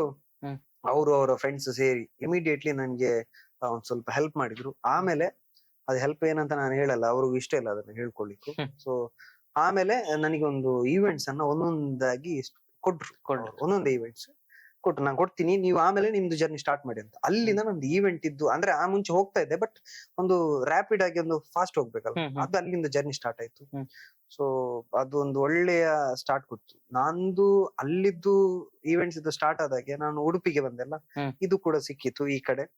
ಅಲ್ಲೂ ಕೂಡ ನಂಗೆ ಎಷ್ಟು ಫೈನಾನ್ಷಿಯಲಿ ಬರ್ಡನ್ ಕಮ್ಮಿ ಆಗ್ಲಿಲ್ಲ, ಆತರನೇ ಇತ್ತು. ಮಂಗಳೂರು ಬಂದಾದ್ಮೇಲೆ ಅಲ್ಲಿ ಸ್ಪಂದನವನ್ನು ಬಿಟ್ಟೆ ಬಂದೆ. ನಂಗೆ ಮನೇಲಿ ಸ್ವಲ್ಪ ಪ್ರಾಬ್ಲಮ್ ಆಗಿತ್ತು, ನಂದು ತಮ್ಮಂದೆಲ್ಲ ತುಂಬಾ ಪ್ರಾಬ್ಲಮ್ ಆಗಿತ್ತು, ಹೆಲ್ತ್, ಅಕ್ಕಂದು ಹೆಲ್ತ್ ಹುಷಾರಿಲ್ಲ, ಏನೇನೆಲ್ಲ ಆಯ್ತು ಅಲ್ಲಿ. ಸೊ ಸಡನ್ಲಿ ನಾನು ಇಲ್ಲಿ ಬಂದೆ, ವಿಟ್ಲ ಬಂದು ಆಮೇಲೆ ಏನ್ ಮಾಡುದು ಅಂತ ಆಗ್ತಾ ಇತ್ತು. ಆ ಟೈಮಲ್ಲಿ ಮಂಗ್ಳೂರಲ್ಲಿ ಓಪನ್ ಆಗ್ತದೆ ಅಂತ ಎಲ್ಲ ಆಯ್ತು. ಆ ಟೈಮಲ್ಲಿ ಒಂದ್ ಕಡೆ ಅಕ್ಕಂದು ಹೆಲ್ತ್, ತಮ್ಮಂದು ಹೆಲ್ತ್, ಅಮ್ಮ ಕೂಡ ತುಂಬಾ ವೀಕ್ ಆಗಿದ್ರು, ಎಲ್ಲ ಅಪ್ಸೆಟ್ ಆಗಿತ್ತು ಮನೆ. ಸೊ ಆ ಟೈಮಲ್ಲಿ ನಾನ್ ಏನ್ ಮಾಡ್ತಿದ್ದೆ, ಎಲ್ಲವನ್ನು ಕೂಡ ಸೆಟ್ ಮಾಡ್ಲಿಕ್ಕೆ ಅಂದ್ರೆ ಟ್ರೈ ಮಾಡುದು, ಮನೆಯನ್ನ ಸೇವ್ ಮಾಡ್ಬೇಕು ಎಲ್ಲರನ್ನು. ಸೊ ಆತರ ಆಗ್ತಾ ಇರುವಾಗ ನಾನೇ ಗಾಡಿಯಲ್ಲಿ ಬಿದ್ದೆ. ಆಗ ನಮ್ಮ ಕಿರಿಕ್ಟ್ರೋಲ್ ಅಡ್ಮಿನ್ ಕಾರ್ತಿಕ್ ಅವರು, ನಾವು ದಿಲ್ರಂಗಿದ್ದು ಡಬ್ಬಿಂಗ್ ಆಗಿ ಹೋಗುದಾಯ್ತಾ, ಸಡನ್ ಹೋಗ್ತಾ ನಂಗೆ ಗೊತ್ತಿಲ್ಲ ಏನಾಗಿದೆ ಅಂತ. 8:15 ಕರೆಕ್ಟ್ ಆಗಿ 8:15 ಹೊತ್ತಿಗೆ ನಾನು ಬಿದ್ದಿದ್ದೇನೆ ನಿಂತಿ. ಅಂದ್ರೆ ಗಾಡಿ ಸ್ಕಿಡ್ ಆಗಿ ಬಿದ್ದಂತೆ. ಹಿಂದೆ ಅವರಿದ್ರು, ಯಾರು ಕಾರ್ತಿಕ್ ಅವ್ರು, ಅವ್ರಿಗೆ ಏನು ಆಗಿಲ್ಲ, ಗಾಡಿಗೆ ಏನು ಆಗಿಲ್ಲ, ನನಗೂ ಏನು ಆಗಿಲ್ಲ. ಏನು ಆಗಿಲ್ಲ, ಬಿದ್ದಿದ್ದೀನಿ. ನನಗೆ ಪ್ರಜ್ಞೆ ತಪ್ಪಿದೆ. ಇಮಿಡಿಯೇಟ್ಲಿ ಎದುರಲ್ಲಿ ಒಂದು ಓಮಿನಿ ಅವ್ರು ಬರ್ತಾ ಇದ್ರು, ಅವ್ರು ಪುತ್ತೂರಲ್ಲಿ ಅವರ ಫ್ರೆಂಡ್ಸ್ ಅನ್ನ ಡ್ರಾಪ್ ಮಾಡಿ ಬರೋರು ಇಮಿಡಿಯೇಟ್ಲಿ ನನ್ನ ಕಾರಲ್ಲಿ ಹಾಕೊಂಡು ವಿಟ್ಲ ಗವರ್ಮೆಂಟ್ ಹಾಸ್ಪಿಟಲ್ಗೆ ಬಂದ್ರು. ಆಗ ಏನಾಯ್ತು ಅಂತ ಹೇಳಿದ್ರೆ, ನಾನು ಎಚ್ಚರ ಆಗೋದಿಲ್ಲ, ಕಾರ್ತಿಕ್ ಅವ್ರು ಟೆನ್ಷನ್ ಆಗ್ತಾ ಇದಾರೆ. ನಂಗೆ ಒಂದು 10 ಗಂಟೆ ಐ ಥಿಂಕ್ ಆಗಿರ್ಬೋದು. ಆ ಹೊತ್ತಿಗೆ ನಂಗೆ ಸ್ವಲ್ಪ ಕಿವಿ ಕೇಳಿಸ್ದೆ ಸ್ಟಾರ್ಟ್ ಆಯ್ತು. ಅಂದ್ರೆ ಮಾತಾಡ್ತಾ ಇದ್ದಾರೆ. ನಾನು ಫುಲ್ ಅಂದ್ರೆ ನೀವು ಸುಸ್ತಾಗಿ ಮಲಗಿರ್ತೀರಲ್ಲ, ಆಮೇಲೆ ಈಗ ಹೇಳ್ತಿರಲ್ಲ. ಸೊ ಹಂಗೆ ಎದ್ದಾದ್ಮೇಲೆ ನೋಡ್ತೀನಿ ಪಕ್ಕದಲ್ಲಿ ಇದ್ದಾರೆ. ನಾನು ಇಮಿಡಿಯೇಟ್ಲಿ ಮೊಬೈಲ್ ಕೊರ್ಲಿ ಅಂತ ಹೇಳಿ ನನ್ನ ಅಮ್ಮನಿಗೆ ಕಾಲ್ ಮಾಡಿದೆ. ಹೀಗೆ ನಾನು ಬಿದ್ದಿದ್ದೇನೆ ಕಾಣ್ತದೆ, ಕಟ್ ಮಾಡಿದೆ ಅಂತ ಕಾಣ್ತದೆ, ನಂಗೆ ಏನ್ ಗೊತ್ತಿಲ್ಲ ಆಯ್ತಾ. ಆಮೇಲೆ ಅವರು, ನಾನು ಕೇಳಿದೆ ಇದು ಇವರಿಗೆ, ಕಾರ್ತಿಕ್ ಅವರಿಗೆ, ನನಗೆ ಏನಾಯ್ತು ನಂಗೆ ಅಂದ್ರೆ ಹೇಳಕ್ ಆಗ್ತಿಲ್ಲ. ಏನು ಒಂದು ಗೀಟ್ ಕೂಡ ಬಿದ್ದಿಲ್ಲ ಕೈಯಲ್ಲಿ. ಸೊ ಏನು ಆತರ ಏನಾಗಿದೆ ನಂಗೆ ಅಂತ ಹೇಳಕ್ ಆಗ್ತಿಲ್ಲ. ಅವ್ರು ಹೇಳಿದ್ರು ಏನಿಲ್ಲ ಟೆನ್ಷನ್, ಅವು ಫುಲ್ ಟೆನ್ಷನ್ ಬಂದ್ಬಿಡ್ಚಿದ್ರು. ನಾನು ಯಾರಿಗಾದ್ರು ಕಾಲ್ ಮಾಡಿ ಫ್ರೆಂಡ್ಸಿಗೆ, ಮನೆಗೆ ಹೇಳ್ಬೇಡಿ, ಗಾಡಿಯಿಂದ ಬಿದ್ದು ನಿಮ್ಗೆ ಸ್ವಲ್ಪ ತಾಗಿದೆ ಹಾಗೆ. ಫ್ರೆಂಡ್ ಯಾರು, ನನ್ನ ಬೆಸ್ಟ್ ಫ್ರೆಂಡ್, ನನ್ನ ಲೈಫ್ ಅಲ್ಲಿ ಒಂದೇ ಒಂದು ಒಳ್ಳೆ ಫ್ರೆಂಡ್ ಅಂತ ಇರೋದು ವಿಲಾಸ್ ಅಂತ, ನನ್ನ ಊರ್ನವ. ಸೊ ಅವನಿಗೆ ಕಾಲ್ ಮಾಡ್ಲಿಕ್ಕೆ ಹೇಳಿದೆ, ಅವ್ರು ಕಾಲ್ ಎಲ್ಲ ಮಾಡಿದ್ರು ಹೀಗೆ ಅಂತ. ಅವನ್ ಮತ್ತೆ ನನ್ನ ಅತ್ತಿಗೆ ಮಗನಿಗೆ ಕಾಲ್ ಮಾಡಿ ಅವು ಬಂದು ನನ್ನನ್ನು ಕರ್ಕೊಂಡು ಡಿಸ್ಚಾರ್ಜ್ ಎಲ್ಲ ಇಮಿಡಿಯೇಟ್ಲಿ ಸ್ವಲ್ಪ ಹೊತ್ತಾಗಿ ಮಾಡುದು. ಆಮೇಲೆ ನಂಗೆ ಗೊತ್ತಾಯ್ತು ಏನೇನಾಗಿದೆ ಅಂತ. ಇಲ್ಲಿ ಒಂದು ದೊಡ್ಡ ತೂತ ಆಗಿದೆ, ಇಲ್ಲೆಲ್ಲ ಸ್ವಲ್ಪ ಬರ್ದಿದೆ, ಎಲ್ಲ ಡಾಮರಿದು ಪೆಟ್ಟೆಲ್ಲ ಆಗಿತ್ತು. ಬಟ್ ನಂದು ಏನು ಪ್ರಾಬ್ಲಮ್ ಅಂದ್ರೆ, ಮನೆಗೆ ಹೋದ್ಮೇಲೆ ನಾನು ಈಗ ಎಷ್ಟು ಹೇಳಿದೆಲ್ಲ ಇಲ್ಲ, ಮತ್ತೆ ಅದನ್ನು ಹೇಳುದು. ಒಂದ್ 10 ಸಲ ಹೇಳಿದ್ಮೇಲೆ ಅಮ್ಮನಿಗೆ ಆಯ್ತು ಇವ್ನ ತಲೆಗೇನೋ ಆಗಿದೆ ಅಂತ ಟೆನ್ಷನ್ ಆಯ್ತು. ಅವ್ರಿಗೆ ಅಳು ಬರ್ಲಿಕ್ಕೆ ಸ್ಟಾರ್ಟ್ ಆಯ್ತು. ಜೀವ ಕೊಡುವಂತ ಮಗ, ಆದರ ಸ್ತಂಭ ಇರುವ ನಾನು ಈ ತರ ಮಾಡಿದ್ರೆ ದೇವ್ರು ಏನು ಅಂತ. ಅವ್ರು ಹೇಳಿದ್ರು, ನೀನ್ ಮಲಗು ಮಗ, ನಾಳೆ ನೋಡುವ ನಾವೇನು ಅಂತ. ಬೆಳಿಗ್ಗೆ ಕರೆಕ್ಟ್ ಇದೆ. ಸೊ ಅಲ್ಲಿಂದ ನಂಗೆ ಸತೀಶ್ ದೇವಡಿಗೆ ಮುಂಬೈ ಅಂತ ಹೇಳಿದಲ್ಲ, ಅವ್ರು ನಂಗೆ ಟೆಕ್ಸ್ಟ್ ಮಾಡ್ತಾ ಇದ್ರು. ಆಮೇಲೆ ಅವ್ರ ಹತ್ರ ಅವರು ದೇವ್ರದೆಲ್ಲ ಅವ್ರಿಗೆ ಜಾಸ್ತಿ ಇದೆ. ನಾನು ದೇವ್ರಿಲ್ಲ, ಸುಮ್ನೆ ದೇವ್ರಿದ್ರೆ ನಂಗೆ ಈಗ ಮಾಡ್ತಾನೆ, ಏನ್ ದೇವ್ರು ಸುಮ್ನೆ, ನಾನು ಎಷ್ಟು ಬೇಡಿಲ್ಲ. ನಮ್ಗೆ ಪೀಕ್ ಲೆವೆಲ್ ಅಲ್ಲಿ ತುಂಬಾ ಕಷ್ಟ ಅಂತ ಇರುವಾಗ ದೇವ್ರು ಕೂಡ ಇಲ್ಲ, ಎಂತ ಕೂಡ ಇಲ್ಲ, ಹಾಗೇನಾಗ್ತದೆ. ಆ ನಂತರ ನಮ್ಗೆ ಅದು ಏನಾದ್ರು ಕಷ್ಟ ಹೋಯ್ತು, ನಾವೇನೋ ಕಷ್ಟವನ್ನು ಎದುರಿಸಿದ ನಂತರ ದೇವರಿದ್ದಾನೆ, ಹೌದು ದೇವರಿದ್ದಾನೆ ಅಂತ ಅನ್ಕೊಂಡು ಬಂದೇ ಬರ್ತದೆ, ಯೂಶುವಲಿ ಬರ್ತದೆ. ನಂಗೆ ಅವರು ಮಾತ್ರ ನಂಗೆ ಈಗ್ಲೇ ಬಂತು. ಹೌದಾ, ಇವನು ನಿಖಿಲ್ ಅಂತ ತಿಳ್ಕೊಂಡು ನಿಮ್ಮನ್ನ ಕರ್ಕೊಂಬರ್ಲಿಕ್ಕೆ ಪಿಕ್ ಮಾಡ್ಲಿಕ್ಕೆ ಇತ್ತು, ಅವನ್ ಬಂದೇ ಇಲ್ಲ, ಪವನ್ ಅಂತ ಹೇಳ್ಕೊಂಡು ಇವತ್ತು ಪವನ್ ಅವ್ರು ಬಂದ ತಕ್ಷಣ ನಂಗೆ ದೇವ್ರು ಬಂದಾಗೆ ಇತ್ತು. ಸೊ ಆಗ್ತದೆ ಟೈಮ್. ಮತ್ತೆ ನಿನ್ನೆ ಕೂಡ ಒಂದು ಆಗಿತ್ತು ಹಾಗೇನೆ ಅಲ್ವಾ ನಾಶು, ಪೇಮೆಂಟ್ ವಿಷಯದಲ್ಲಿ. ನಂಗೆ ಹೇಗಂತ ಹೇಳಿದ್ರೆ, ಪೇಮೆಂಟ್ ಆಗ್ಬೇಕು, ನಂದು EMI ಕಟ್ಲಿಕ್ಕಿದೆ, ಒಂದು ಹಣ ಬರ್ಲಿಕ್ಕಿತ್ತು ನಂದು. ಅದು ಇವತ್ತು ಬರ್ತದೆ ನಾಳೆ ಬರ್ತದೆ, ಇವತ್ತು ಬರ್ತದೆ ನಾಳೆ ಬರ್ತದೆ. ನಾನು ಕಾಯ್ತಿದ್ದೆ. ಲಾಸ್ಟಿಗೆ ನಿಮ್ಗೆ ಒಂದು ಗಿಫ್ಟ್ಗೆ ಪರ್ಚೇಸ್ ಮಾಡ್ಬೇಕಂತ ಹೇಳ್ಕೊಂಡು ಹೋದೆ. ಆಯ್ತಾ, ಕೇಳಿ ವಿಷಯ ಕೇಳಿ. ಅವ್ರಿಗೆ ಗುರ್ತಿದ ಕಾರಣ, ಅಣ್ಣ ಜಾಸ್ತಿ ಇಲ್ಲ, 150 ರೂಪಾಯಿ ಹಾಕ್ತೇನೆ, ಮತ್ತೆ ಬೇಕಿದ್ರೆ ನೋಡುವ ಅಂತ. ಸರಿ ಕಾರ್ತಿಕರೆ ಪಾಡ್ಲೆ ಅಂತ ಹೇಳಿ ಹಾಕ್ತೇನೆ. ಅಕೌಂಟ್ ಅಲ್ಲಿ ಬ್ಯಾಲೆನ್ಸ್ ಜಾಸ್ತಿ ತೋರಿಸ್ತುಂಟು, 300 ರೂಪಾಯಿ ಇತ್ತಲ್ಲ, 16,000 ಬರ್ಲಿಕ್ಕಿತ್ತು. 16,150 ಎಲ್ಲಿಂದ ಬಂತು, ನಾನ್ ತಲೆ ಬಿಸಿ ಮಾಡಿ ಮತ್ತೆ ಪಾಸ್ಬುಕ್ ನೋಡುವಾಗ ಹಣ ಬಂದಿದೆ. ಆಯ್ತಾ, ನಾನು ಆ EMI ಕಟ್ಲಿಕ್ಕೆ ನನ್ನ ಫ್ರೆಂಡ್ಸ್ ಹತ್ರ, ಫ್ರೆಂಡ್ಸ್ ಮತ್ತೆ ತುಂಬಾ ಹೆಲ್ಪ್ ಮಾಡಿದ್ದಾರೆ. ಅವನ ಹತ್ರ 1,000, ಇವನ ಹತ್ರ 2,000, ಅವನ ಹತ್ರ 150 ರೂಪಾಯಿ, ಇವನ ಹತ್ರ 150 ರೂಪಾಯಿ ಎಲ್ಲ ಸೇರಿಸಿ 3,000 ಮಾಡಿದ್ದೆ. ಇನ್ನು ಎಷ್ಟು 700 ರೂಪಾಯಿ ಏನು ಬೇಕು, 700 ರೂಪಾಯಿ ಸಿಕ್ತಿಲ್ಲ. 700 ರೂಪಾಯಿ 3,000 ಮಾಡಿದಂಗೆ 700 ರೂಪಾಯಿ ಸಿಕ್ತಿಲ್ಲ. ಲಾಸ್ಟಿಗೆ ಬಂದ ತಕ್ಷಣ ಏನ್ ಮಾಡಿದೆ ಅಂತೇಳಿ, ಯಾರೆಲ್ಲ ಕೊಟ್ಟಿದ್ದಾರೆ ಅವ್ರಿಗೆಲ್ಲ ಹಾಕ್ಬಿಟ್ಟೆ. ಅವಾಗ ನಂಗೆ ಎಣಿಸ್ತಾ, ದೇವ್ರಿದ್ದಾನೆ ಮಾರೆ, ದೇವ್ರಿದ್ದಾನೆ ಅಂತ ಹೇಳ್ಕೊಂಡು. ನಿಜ ಅದು ಪ್ರತಿಯೊಬ್ಬರ ಜೀವನದಲ್ಲಿ ಆ ಟೈಮ್ ಬರ್ತದೆ. ಮತ್ತೆ ನಮ್ಮದು ಕಲ್ಪನೆ, ನಮ್ಗೆ ಸಹಾಯ ಸಿಗದೆ ಇದ್ರೆ ದೇವ್ರು ಇಲ್ಲ, ಸಹಾಯ ಸಿಕ್ಕಿದ್ರೆ ದೇವ್ರು ಇದ್ದಾರೆ ಅಂತ. ಅದು ಕಲ್ಪನೆ ಸುಳ್ಳಲ್ಲ, ನಿಜ. ಬಟ್ ಸೋಲ್ ಆದಾಗ್ಲೂ ಕೂಡ ದೇವ್ರು ಇರ್ತಾರೆ. ಬಟ್ ಅದು ಅನುಭವ ನಮಗೆ ಸಿಗ್ಬೇಕಾದ್ರೆ ದೇವ್ರು ಏನ್ ಮಾಡ್ಬೇಕಾಗ್ತದೆ? ಪರೀಕ್ಷೆ ಮಾಡುದು ಅಷ್ಟೇ ಪರೀಕ್ಷೆ. ಮತ್ತೆ ನಮ್ಗೆ ನಮ್ಮ ಇದ್ರಲ್ಲಿ ಬರ್ದಿರ್ತದೆ ನಾವ್ ಇಂಥ ಕಷ್ಟದನ್ನ ನೋಡ್ಬೇಕಂತ. ನಾವ್ ಅದು ನೋಡ್ಬಾರ್ದು, ನಂಗೆ ಸಾಕು ಇಷ್ಟ ಅಂತ ಹೇಳಿಕ್ ಆಗ್ತದೆ. ಅದು ಆಲ್ರೆಡಿ ಬರ್ತಿರ್ತದೆ, ಇಷ್ಟ ಕಷ್ಟ ನೀನ್ ಬರ್ಲೇಬೇಕು ಅಂತ. ಅದು ಎಲ್ಲೂ ಹೋಗುದಿಲ್ಲ, ಅದು ಬಂದೇ ಬರ್ತದೆ. ಸೊ ಹಾಗೆ ಅಲ್ಲಿಂದ ಇವರು ನಮ್ಮ ಸತೀಶ್ ಅಣ್ಣ ನಂಗೆ ತುಂಬಾ ಹೆಲ್ಪ್ ಮಾಡಿದ್ರು. ಅಂದ್ರೆ ಮುಂದೆ ಬರ್ತೀರಾ ಹಾಗೆ ಹೀಗೆ ಅಂತ. ಇವನ್ ಮಧುರಾಜ್ ಕೂಡ ಪ್ರೋಗ್ರಾಮ್ ಎಲ್ಲ ಕೊಡ್ಲಿಕ್ಕೆಲ್ಲ ಟ್ರೈ ಮಾಡಿದ್ರು. ಇವನ ಇದು ನಾನ್ ಬಿದ್ದದ್ದಾಗ್ಲಿ ಇದಾಗ್ಲಿ ಇವರಿಗೆ ಮಧುರಾಜ್ಗೆ ಗೊತ್ತಿರ್ಲಿಲ್ಲ ಕಾಣ್ತದೆ. ಸೊ ಬಟ್ ಅವ್ರು ಪ್ರೋಗ್ರಾಮ್ ಕೊಟ್ರು.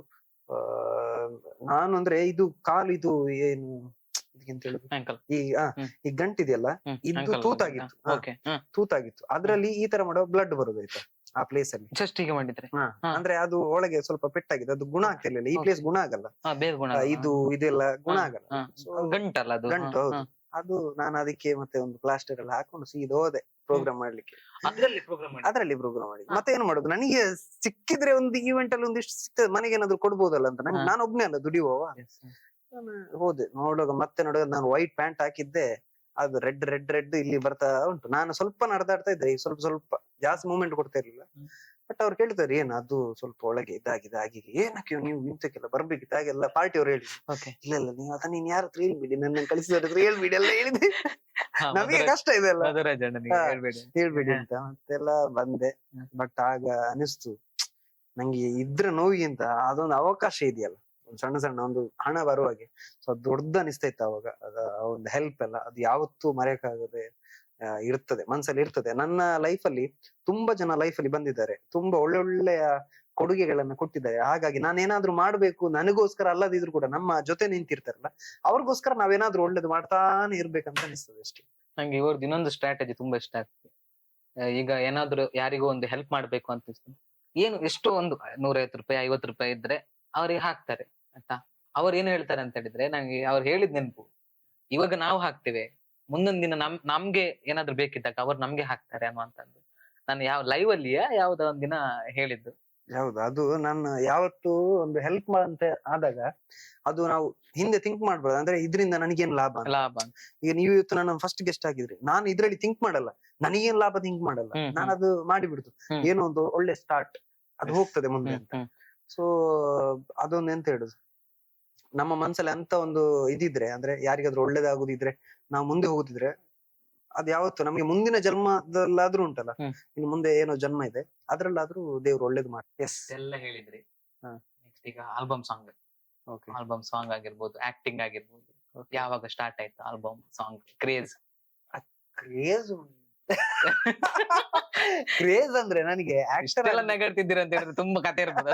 ತುಂಬಾ ಕತೆ ಹೇಳಲಿಕ್ಕೆ ಆಗಲ್ಲ. ಇಲ್ಲ ಏನಿಲ್ಲ, ನನಗೆ ಆಕ್ಟರ್ ಆಗ್ಬೇಕನ್ನೋಂತ ಕನಸಿತ್ತು. ಅಂದ್ರೆ ನಾನು NSS ಅಲ್ಲಿ ಇರುವಾಗೆಲ್ಲ ಸ್ಟೇಜ್ ಅಲ್ಲಿ ಹೋಗ್ತಿದ್ದೆ, PUC ಇಂದ. ಅಲ್ಲಿಂದ ಸ್ಟಾರ್ಟ್ ಆಗಿದೆ. ನಾನು ಈ ತಾಯಿ ವೇಷ, ನಂಗೆ ತಾಯಿ ಬಗ್ಗೆ ಎಲ್ಲ ಜಾಸ್ತಿ, ಅಂದ್ರೆ ಅವರ ಫೀಲಿಂಗ್ಸ್ ಎಲ್ಲ ಇದೆಯಲ್ಲ ಅದೆಲ್ಲ ತುಂಬಾ ಹತ್ರ ನೋಡಿದ್ದೇನೆ. ನನ್ನ ತಾಯಿ ಎಷ್ಟು ಕಷ್ಟಪಟ್ಟಿದ್ದಾರೆ, ಅದು ಬೇರೆಯವ್ರ ತಾಯಿಯನ್ನು ಕೂಡ ನೋಡ್ತಾ ಇರ್ತೀನಿ, ಅವರೆಲ್ಲ ಎಷ್ಟು ಕಷ್ಟ ಪಡ್ತಾ ಇರ್ತಾರೆ ಮಕ್ಳಿಗೋಸ್ಕರ ಅಂತ. ಸೊ ಅಲ್ಲಿ ನಮ್ಮ ಒಂದು ಸಂಘದಲ್ಲಿ ನಮ್ಮ ಅಣ್ಣ ಏನ್ ಮಾಡ್ತಾನೆ, ಸಡನ್ ಆಗಿ ಕರಿತಾನೆ, ಕುಮಾರ್ ಒಂದು ಲೇಡಿ ಆಕ್ಟರ್ ನಮ್ಮಲ್ಲಿ ಇಲ್ಲ, ನೀನೊಂದು ಹುಡುಗಿ ವೇಷವ. ಆಯ್ತು ಅಂತ ಹೇಳಿದ್ರೆ, ಏನಕ್ಕೆ ಆಯ್ತು ಅಂತ ಹೇಳಿದ್ರೆ ಗೊತ್ತಿಲ್ಲ. ಬಟ್ ಅದಕ್ಕಿಂತ ಮುಂಚೆ ಒಂದು ಸ್ಕಿಟ್ ಎಲ್ಲ ಮಾಡ್ತಾ ಇದ್ದೇನೆ. ಅವ್ರು ಹೇಳಿದ್ರು ಸ್ಕಿಟ್ ಎಲ್ಲ ಮಾಡ್ತೇನೆ ಅಂತ.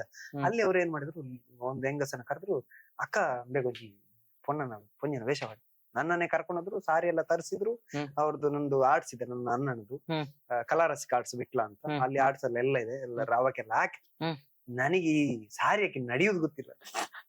ನಾನು ಕಪ್ಪೆ ನಡೆದಾಗೆ ನಡೀತಾ ಇದ್ದೀನಿ ಸ್ಟೇಜ್ ಅಲ್ಲಿ. ಆಮೇಲೆ ನಾನು ವಿಡಿಯೋ ನೋಡುದ ಈ ತರ ನಡೆದಿದ್ದೀನಿ. ಸೊ ಅಲ್ಲಿ ಮಾತ್ರ ಆಕ್ಟಿಂಗ್ ನಾನು ಏನೋ ಒಂದು ನನ್ಗೇನ್ ಗೊತ್ತಿಲ್ಲ. ಪ್ರೋಗ್ರಾಮ್ ಸ್ಟಾರ್ಟ್ ಆದ್ಮೇಲೆ ಫಂಕ್ಷನ್ ಆಗ್ತಾ ಇರುವಾಗ ನನ್ನ ಕರೆದು ಈ ತರ ಸುಮ್ನೆ ಮಾಡ್ತಾ ಇರೋ ಅಂತ ಹೇಳಿ. ನಾಟಕದ ಹೆಸರು ನೆನ್ಪುಂಟ? ಅದು ಸಾಂಗ್ ನೆನಪಿದೆ, ಅದು ರೂಪಕ ತರ.